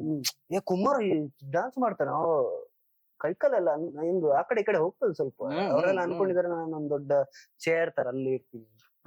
ಬಟ್ ಡಾನ್ಸ್ ಖುಷಿ ಆಗ್ತದೆ. ಅದು ಅಂದ್ರೆ ನನ್ ಜೊತೆ ಕೋ ಆರ್ಟಿಸ್ಟ್ ಆಗಿ ಇರ್ತಾರಲ್ಲ, ಅದು ಅವರ ಎಲ್ಲ ಬ್ಲೆಸ್ಸಿಂಗ್ಸ್ ಅಂತ ಹೇಳ್ಬೋದು. ಯಾಕಂದ್ರೆ ಸಿಂಚನ್ ಅವ್ರ ಜೊತೆ ಕೂಡ ಡಾನ್ಸ್ ಮಾಡಿದ್ದೀನಿ, ಕೀರ್ತಿ ಅವ್ರ ಜೊತೆ ಇರ್ಬೋದು. ಮತ್ತೆ ನಿಮ್ಗೆ ಇನ್ನೊಂದು ಗೊತ್ತಿರ್ಬೋದು, ಹುಡುಗಿರ ಡಾನ್ಸ್ ಅನ್ನ ನೋಡ್ತಾರೆ, ಅದೇ ಒಬ್ಬ ಹುಡುಗ ಬಂದು ಡಾನ್ಸ್ ಮಾಡಿದ್ರೆ ನೋಡಲ್ಲ, ಹುಡುಗಿ ಜೊತೆ ಬಂದ್ರೆ ನೋಡ್ತಾರೆ, ಹುಡುಗ ನೋಡ್ತಾರೆ. ತುಂಬಾ ಅದನ್ನೊಂದು ಅಬ್ಸರ್ವ್ ಮಾಡಿ ಎಲ್ಲ ಹುಡುಗರೇ. ನಾನು ರೀಸೆಂಟ್ ಆಗಿ ಒಂದು ಇದಾಕಿದ್ದೆ, ಏನಂತ ಹೇಳಿದ್ರೆ ನಂದು ಆಂಕರಿಂಗ್ ಇದ್ದು ವಿಡಿಯೋ ಹಾಕಿದ್ದೆ. 1 ವರ್ಷ ಇತ್ತು. ಅಕ್ಟೋಬರ್ 30ಕ್ಕೆ ಹಾಕಿದ್ದು, 31ಕ್ಕೆ ಹಾಕಿದ್ದು, 30ಕ್ಕೆ ಇವೆಂಟ್ ಇತ್ತು, 31 ನವೆಂಬರ್ 1ಕ್ಕೆ ಹಾಕಿದ್ದು. ಅದ್ರಲ್ಲಿ ನಂದು ಆಂಕರಿಂಗ್ ಕ್ಲಿಪ್ ಸ್ವಲ್ಪ ಹಾಕಿದೆ ಆಯ್ತಾ, ಮತ್ತೆಲ್ಲ ಹುಡುಗಿಯರು ಇದ್ದದ್ದು ಅದ್ರ. ಎಲ್ಲಿವರೆಗೆ ವೈರಲ್ ಆಯ್ತು, 3 ದಿನದಲ್ಲಿ 30,000. ಯಪ್ಪ, ನಮ್ಗೆ ಹಾಗಾದ್ರೆ ಬೆಲೆ ಇಲ್ವಾ ಹುಡುಗರಿಗೆ? ಅವರು ಇಲ್ವಾ ಗೆಳೆಯರಿ? ಎಂತ ಗೆಳೆಯ? ಆಕ್ಚುಲಿ ನಿಮ್ದು ಒಳ್ಳೆ ಒಂದು ವೈರಲ್ ಆದದ್ದು ಅದು ಟೈಮಿಂಗ್. ನೀವು ನಿಮ್ಮ MC ಗೆ ಕರೀತಾರೆ, ನೀವು ಓಡೋಡಿ ಅದು ಸಕ್ಕತ್ತಿತ್ತು. ನಂಗೆ ಕಾನ್ಸೆಪ್ಟ್ ಅದು ಆಕ್ಚುಲಿ ನಾನು ಮಾಡ್ಬೇಕಂತ ಅನ್ಕೊಂಡಿದ್ದೆ, ಬಟ್ ನಂಗೆ ಅದು ಕ್ರಿಯೇಟ್ ಮಾಡುದು, ಅದನ್ನ ಮಾಡುದು ನಂಗೆ ಅಷ್ಟು ತಲೆ ಎಲ್ಲ ಓಡುದಿಲ್ಲ. ಮತ್ತೆ ನಮ್ಮ ಜೊತೆ ಇರುವ ಅದರದ್ದು ರಿವೀಲ್ ಮಾಡ್ತೇನೆ ಈಗ ಏನಂತ ಹೇಳಿ. ಅದು ನಾನು ಆಕ್ಚುಲಿ ಒಂದು ರೀಲ್ ನೋಡ್ತಾ ಇದ್ದೆ. ರೀಲ್ ನೋಡ್ಬೇಕಾದ್ರೆ ಫೋಟೋಗ್ರಾಫರ್ಸ್ ಇದು ಬಂತು. ಆಕ್ಚುಲಿ ನಮ್ಗಿಂತ ಬೇಗ ಬರೋದು ಫೋಟೋಗ್ರಾಫರ್ಸ್. ಓಕೆ, ನಮ್ಗಿಂತ ಬೇಗ ಬಂದು ಅವ್ರು ಹೇಳ್ತಾರೆ ಪ್ರೋಗ್ರಾಮ್ ಶುರು ಆಗೋ ಇಷ್ಟೊತ್ತು ಆಗ್ತದೆ. ಇದು ನಾನ್ ಯಾಕೆ ಬರ್ಬೋದು, ನನ್ಗೆ ಕೂಡ ಹೀಗೇನೆ ಆಗ್ತಲ್ಲ, ನಮ್ಗೆ ಕೂಡ ಆಂಕರ್ಸಿ ಕೂಡ ನಿಜ ನಿಜ ಸಿಕ್ಕಾಪಟ್ಟೆ ಆಗ್ತದೆ. ಅದು ಎಲ್ಲಿವರೆಗೆ ವೈರಲ್ ಆಯ್ತು ಅಂತ ಹೇಳಿದ್ರೆ, ನಮ್ಗೆ ನಾನು ಇನ್ನೇನ್ ಕಾಲೇಜಿಗೆ ಹೋಗ್ಬೇಕು, ನನ್ನ ಜೂನಿಯರ್ ಬಂದು ನಾನು ಎಲ್ಲಿ ನೋಡಿದ್ದೀನಿ ಅದು ಬ್ಯಾಗ್ ಹಾಕೊಂಡು ರೀಸೆಂಟ್ ಆಗಿ ಯಾವ್ದು ರೀಲ್ಸ್ ಮಾಡಿದ್ರೆ, ಹೌದು ನಾನು ಅದನ್ನ ನೋಡಿದ್ದೀನಿ, ನಾನು ಕಮೆಂಟ್ ಹಾಕಿದ್ದೀನಿ ಅಂತ ಹೇಳ್ಕೊಂಡು ನಂಗೆ ಖುಷಿ ಆಯ್ತು, ತುಂಬಾ ಖುಷಿ. ಸಿಕ್ಕಾಪಟ್ಟೆ ವೈರಲ್ ಆಯ್ತು ಅದು. ನಿಜ ನಿಜ. ನಂಗೂ ಅಂದ್ರೆ ಅದು ಫ್ಯಾಕ್ಟ್ ಆಯ್ತು, ತುಂಬಾ ಆಂಕರ್ಸ್ ಎಲ್ಲ ಅದ್ರಲ್ಲಿ ಕಮೆಂಟ್ ಮಾಡಿದ್ದಾರೆ. ಯಾಕಂದ್ರೆ ನಾವು ಬೇಗ ಸ್ಟಾರ್ಟ್ ಆಗ್ತೇವೆ, ಬನ್ನಿ ಬನ್ನಿ ಬನ್ನಿ ಅಂತ ಕರೀತಾರೆ, ಅಲ್ಲಿ ಹೋದಾಗ ಏನಿರಲ್ಲ. ಮತ್ತೆ ಅವ್ರು ಬಂದು ನಾನು ಮೊನ್ನೆ ಒಂದು ಇವೆಂಟ್ ಕೂಡ ಹಾಗೇನೆ ನಂಗೆ ಇದ್ದದನ್ನೇ ಹಾಕಿದ್ವಿ, ಇದನ್ನೇ ಹಾಕಿದ್ದು. ಆ ದಿನ ಏನಾಯ್ತು ಅಂತ ಹೇಳಿದ್ರೆ, ನಮ್ದು ಲಾ ಕಾಲೇಜ್ ಉಂಟಲ್ಲ STM ಮಂಗಳೂರಲ್ಲಿ, ಅಲ್ಲಿ ಒಂದು ಐಸಿರಾ ಅಂತ ಹೇಳ್ಕೊಂಡು ಇದು ಎಂತ ಪ್ರೋಗ್ರಾಮ್, ನಾನು ಅದರಲ್ಲಿ ಒಂದು ಇದಕ್ಕೆ MC ಮಾಡಿದ್ದೆ, ಸೇಮ್ ಕಾಸ್ಟ್ಯೂಮ್ MC ಮಾಡಿ. ಅದು MC ಹೇಗ ಅಂತ ಹೇಳಿದ್ರೆ, ಇವರು ನಂಗೆ ಟೈಮ್ ಕೊಟ್ಟು 30 ಸೆಕೆಂಡ್ ಮಾತ್ರ. ಓಕೆ, 30 ಸೆಕೆಂಡ್ ಅಲ್ಲಿ MC ಮಾಡುದು. ನಂಗೆ ಶಾಕ್, 30 ಸೆಕೆಂಡ್ ಅಲ್ಲಿ ಎಂತ ಮಾಡುದು. ಅದು ತುಳುವಿದ್ದು ಪ್ರೋಗ್ರಾಮ್, ಓಕೆ, ಬಡಕಾಯಿ ತೆಂಕಾಯಿ ಅದನ್ನ ಹೇಳಿ ಒಂದು 15 ಸೆಕೆಂಡ್ ತೆಗ್ದೆ. ಮತ್ತೆ ಬರಂದು ಹೇಳಿ ಜ್ವರ ಎಲ್ಲ ತಟ್ಟಿ ಬರ್ಲಿ ಇಲ್ಲಿ ಮಾಡಿದ್ದು, ಹೊರಟದ್ದು ಓರ್ದು ಕಾಲು. ಅದ್ರ ನಡುವಲ್ಲಿ ಬಸ್ ಪಂಚರ್ ಆಗಿ ಕೂಡೂರು ಸಂಕತ ಹತ್ರ ನಿಂತಿದ್ದೆ. ಇವ್ರದ್ದು ಪುನಃ ಕಾಲ್, ಕಾರ್ತಿಕ್ ಎಲ್ಲಿದ್ದೆ? ನಾನು ಸುರತ್ ಕಲ್. ಸುಳ್ಳು ಹೇಳೋದು ಸ್ವಲ್ಪ ಜಾಸ್ತಿ, ಅಂದ್ರೆ ಮಂಗಳೂರಲ್ಲಿ ಇದ್ರೆ ಸುರತ್ ಕಲ್ ಇದ್ದೇನೆ ಅಂತ ಹೇಳುದು, ಸುರತ್ ಕಲ್ ಇದ್ರೆ ಮುಲ್ಕೆಯಲ್ಲಿದ್ದೇನೆ ಅಂತ ಹೇಳುದು. ಕಾಲ್ ಮಾಡಿದ್ರು, ನಾನು ಇಲ್ಲಿ ಉಚ್ಚಿಲದಲ್ಲಿದ್ದೇನೆ, ಕಾಯ್ತಿದ್ದೇನೆ ಅಂತ. ಸರಿ ಅಂತ ಹೇಳಿ ನನ್ನ ತಮ್ಮನ ಹತ್ರ ಬ್ಯಾಗ್, ಅದು ಗಿಫ್ಟ್ ಸಂಕಪಚನೆ ಅಂತ ಹೇಳಿದ್ರೆ ನಾವು ಕೊಂಡೋಗ್ತೇವೆ. ನಾವು ಹೋಗುವಾಗ ಒಂದು ಸ್ಯಾಂತಾ ಕ್ಲಾಸ್ ಬಂದಾಗೇನೆ ತುಂಬಾ ಬರ್ತದೆ ಅದು. ಕೊಂಡೋಗದೆ ಉಚಿತದಲ್ಲಿ ಕಾಯ್ತು, ಕಾರ್ತಿಕ್ ಲೇಟ್ ಅಂತ ನಾವು ಸರ್ ಒಂದೇ ಒಂದು ನರಮಾನಿ ಕೂಡ ಇಲ್ಲ. ಕ್ಯಾಟ್ರಿಂಗ್ ಅವರು ಈಗ ತಂದು ಭಾಜನ ಇಡ್ತಿದ್ದಾರೆ, ಅದರಲ್ಲಿ ಪಾತ್ರ ಇಡ್ತಿದ್ದಾರೆ. ನಂಗೆ ಆಗ ಅನಿಸ್ತು, ಇದನ್ನ ಇಲ್ಲಿ ಮಾಡ್ಬೋದಲ್ಲ ಅಂತ ಹೇಳ್ಕೊಂಡು ನನ್ನ ಫ್ರೆಂಡ್ ಬಂದ ಅದ್ವಿತ್ ಅಂತ ಹೇಳಿ, ನಾನು ಪಿಕಪ್ ಮಾಡಿದ್ದು, ಹೀಗೆ ಮಾಡಿದ್ದು. ಅದು ಇಷ್ಟು ವೈರಲ್ ಆಗ್ತದೆ ಅಂತ ಗೊತ್ತಿರ್ಲಿಲ್ಲ. ನಿಜ ನಿಜ, ಬಟ್ ಸಖತ್ತಾಗಿತ್ತು. ಸೊ ಈ ತರ ಇನ್ನು ಮಾಡ್ತಾ ಇರಿ, ಅದು ಕಂಟೆಂಟ್ ಬರ್ತದೆ, ಕೆಲವೊಮ್ಮೆ ಬರ್ತದೆ, ಬಂದಾಗ ಮಾಡ್ಬೇಕು. ಇಲ್ಲದಿದ್ರೆ ಹಾಗೆ ನಿಟ್ರೆ ಉಂಟಲ್ಲ, ಅದು ಕೊಳೆತೋಗ್ತದೆ, ಗೊತ್ತೇ ಆಗಲ್ಲ. ನಮ್ಮ ಕ್ಯಾಮರಾದ ಹಿಂದೆ ಅವರು ಹೀಗೆ ತೋರಿಸ್ತಿದ್ದಾರೆ. ಅದು ಟೈಮ್ ಸಾಕಾಗುದಿಲ್ಲ, ಅದು ಎಡಿಟ್ ಮಾಡು, ರೀಲ್ಸಿಗೆ ಟೈಮ್ ಸಿಗುದಿಲ್ಲ ಅಂತ ಹೇಳುದು. ಅವ್ರು ಏನೇನ್ ಹೇಳ್ತಾರ ಏನು ಗೊತ್ತಾಗ, ಎಲ್ಲ ಸಿಗ್ನಲ್ ಅದು ಲೈವ್ ಅಲ್ಲಿ ತುಂಬಾ ಇದಲ್ಲ ನಿಮ್ಗೆ, ಸಿಗ್ನಲ್ ಅಲ್ಲಿ ಟಾಕ್ ಬ್ಯಾಕ್ ಇಲ್ಲದಾಗ ತುಂಬಾ ಏನ್ ಹೇಳ್ತಾರೆ ಗೊತ್ತಾಗ. ನಾವೇನೋ ಒಂದು ಮಾತಾಡ್ತಾ ಆಲೋಚನೆ ಏನೋ ಇರ್ತದೆ, ಅವ್ರೇನೋ ಈಗೆಲ್ಲ ಮಾಡ್ತಾರೆ, ಅದು ಏನು ಕನ್ನಡಿ ಗ್ಲಾಸ್ ಇರ್ತದೆ ಹಾಗೆ. ಸಾಕಾ ಬೇಕಾ? ನಾನ್ ಬೇಕಂತ ಹೇಳಿದ್ದು ನಾನು ಏನು ನಿಮಗೆ ನಾನು ಕೇಳ್ಬೇಕು, ಸಾಕಾ ಬೇಕಾ? ಲಾಸ್ಟಿಗೆ ನಿಮ್ಗೆ ಏನಾದ್ರು ಕೇಳ್ಲಿಕ್ಕೆ ಬಾಕಿದ್ರೆ ಬಾಕಿ ಅಂತಿಲ್ಲ, ಆಯ್ತು ಒಂದು ಕೇಳಾಯ್ತು, ನನ್ನ ಮನಸ್ಸಿನ ಪ್ರಶ್ನೆ ಎಲ್ಲ ಬಂತು, ಹೊರಗೆ ಬಂತು, ಇನ್ನೆಂತ ಇಲ್ಲ. ನಾನು ಎಲ್ರಿಗೊಂದು ಹೇಳುದು ಅಂದ್ರೆ, ಯಾವತ್ತು ಅದನ್ನೇ ಕೇಳ್ಬೇಕಂತಿದ್ದೆ ಲಾಸ್ಟಿಗೆ, ಏನಾದ್ರು ಹೇಳಲಿಕ್ಕೆ ಉಂಟಾ ನಮ್ಮ ಯುವ ಜನತೆಗೆ ನೀವ್ ಏನ್ ಹೇಳಲಿಕ್ಕೆ ಇಷ್ಟಪಡ್ತೀರಿ? ನಂದು ಕಾಮನ್ ಡೇ ಇಲ್ಲ, ಕ್ವಶನ್ ಹೌದು ಎಲ್ರದ್ದು ಕಾಮನ್. ಬಟ್ ಸ್ಟಿಲ್ ಯುವ ಜನತೆಗೆ ಅಂತಲ್ಲ, ಎಲ್ರಿಗೂ ಅಷ್ಟೇ. ಈ ಸಣ್ಣ ಏಜ್ ಅಲ್ಲಿ ಕೂಡ ನಾವೇನೋ ಮಾಡ್ಬೇಕೇನೋ, ಅದು ತವಕ ಇರಬೇಕು. ಬಟ್ ಅಲ್ಲಿ ಅದರ ನಂತರ ಆ ತವಕ ಬಂದ್ಮೇಲೆ ತುಂಬಾ ಎದುರಿಸ್ಲಿಕ್ಕೆ ಸಿಗ್ತದೆ. ಎಲ್ಲವನ್ನು ಕೂಡ ಎದುರಿಸ್ಬೇಕು, ಎದುರಿಸಿ ಮುಂದೆ. ಇವನ್ ನನ್ನ ಲೈಫ್ ಅಲ್ಲಿ ಅಷ್ಟೇ, ನಾನು ಒಂದು 7th 8th ಇರುವಾಗ ನಾನು ಗೋಬಿ ಮಂಚೂರಿ ಕೆಲ್ಸಕ್ಕೆ ಹೋಗಿದ್ದೆ. ಅಂದ್ರೆ ಗೋಬಿ ಮಾಡೋರ್ ಜೊತೆ. ಈ ಜಾತ್ರೆ ಬಂದ್ರೆ ಸಾಕು, ನಾನು ನಮ್ಮ ಗೋಬಿ ಶಿವಣ್ಣ ಅಂತ ಇದ್ದಾರೆ ವಿಟ್ಟದಲ್ಲಿ, ಫೇಮಸ್ ಇದ್ದಾರೆ, ಅವರು ಗೋಬಿ ಅಂಗಡಿಯಲ್ಲಿ ಕೆಲ್ಸಕ್ಕೆ ಹೋಗುದು, ತೊಳಿಯಕ್ಕೆಲ್ಲ ಹೋಗುದಾಯ್ತು. ಈ 6ನೇ 7ನೇ ಕ್ಲಾಸ್ಗೆ ತೊಳಿಯಕ್ಕೆ ಸ್ಟಾರ್ಟ್ ಮಾಡಿದ್ದೀನಿ. ಈ ದಸರಾ ಎಲ್ಲ ಬಂದಾಗ ಒಳ್ಳೆ ವ್ಯಾಪಾರ ಆಗೋದು. ನಾವು ಪ್ಲೇಟ್ ತೊಳಿದ್ವಿ, ಕೆಳಗೆ ಕುತ್ಕೊಂಡು ಡಬ್ಬ ಡಬ್ಬ ಅಂತ ಎಲ್ಲ ನೋಡುದು, ಇವಳ ಅಂತ ಹಾಗೆಲ್ಲ ಆಗ್ತಿತ್ತು. ಆಮೇಲೆ ಜಾತ್ರೆ ಬಂದಾಗ ಎಲ್ಲಾ ಮಕ್ಕಳು ಆಟ ಆಡ್ತಾ ಇದ್ರೆ, ನಾನು ಫ್ಲವರ್ ಇದ್ರ ಗೋಣಿ ಇರ್ತದಲ್ಲ, ಕ್ಯಾಬೇಜ್ ಫ್ಲವರ್ ಎಲ್ಲ, ಆ ಗೋಣಿ ಮೇಲೆ ಮಲ್ಕೊಳೋದು.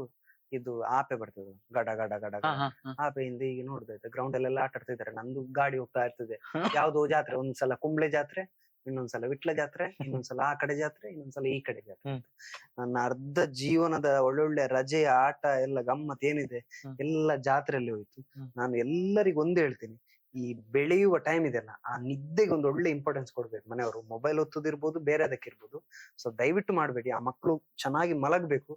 ನಮ್ಮ ಜೀವ ಮತ್ತೆ ದೇಹ ಮತ್ತೆ ಮನ್ಸಿದೆಯಲ್ಲ, ಅದಕ್ಕೆ ಒಳ್ಳೆ ರೆಸ್ಟ್ ಸಿಗುವ ಟೈಮ್ ಅದು. ಸೊ ಅದನ್ನ ಹಾಳು ಮಾಡ್ಬೇಡಿ. ಮಕ್ಳು ಬೆಳೆದು ಕಾಲೇಜಲ್ಲಿ ಆದ್ಮೇಲೆ ಬೇಕಾದ್ರೆ ನಿದ್ದೆ ಬಿಡ್ಲಿ, ಏನ್ ಬೇಕಾದ್ರೂ ಮಾಡಿ, ಅದು ಅವ್ರಿಗೆ ಇಷ್ಟ. ಬಟ್ ಅಲ್ಲಿ ತನಕ ಆ ನಿದ್ದೆ ಮತ್ತೆ ಅವ್ರು ಆಟ ಆಡ್ಬೇಕು ಆ 2 ತಿಂಗಳ ರಜೆಯಲ್ಲಿ.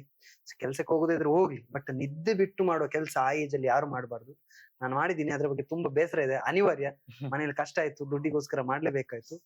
ಆ ಕಷ್ಟದ ಬಗ್ಗೆ ಏನು ಹೇಳಕ್ಕಾಗಲ್ಲ. ಹಾಗಾಗಿ ಕಷ್ಟ ಇದೆ ಅಂತ ಆದ್ರೂ ಆಪ್ಷನ್ಸ್ ತುಂಬಾ ಇದೆ ಇವಾಗ ಅಂತೂ. ಸೊ ಬೇರೆ ಬೇರೆ ಕೆಲಸ ಮಾಡ್ಬೋದು. ಇವಾಗ ಒಂದು ಕ್ಯಾಟ್ರಿಂಗ್ ಹೋದ್ರು ಕೂಡ ಸಿಗುತ್ತೆ, ಅದ್ರ ಬೇರೆ ಬೇರೆ ಕೆಲಸಗಳಿದೆ. ನೈಟ್ ನಿದ್ದೆ ಹಾಳು ಮಾಡ್ಕೊಂಡು ಯಾವುದೇ ಕೆಲಸ ಮಾಡಕ್ ಹೋಗ್ಬೇಡಿ ಅಂತ ನನ್ನದೊಂದು ಕಿವಿ ಮಾತು.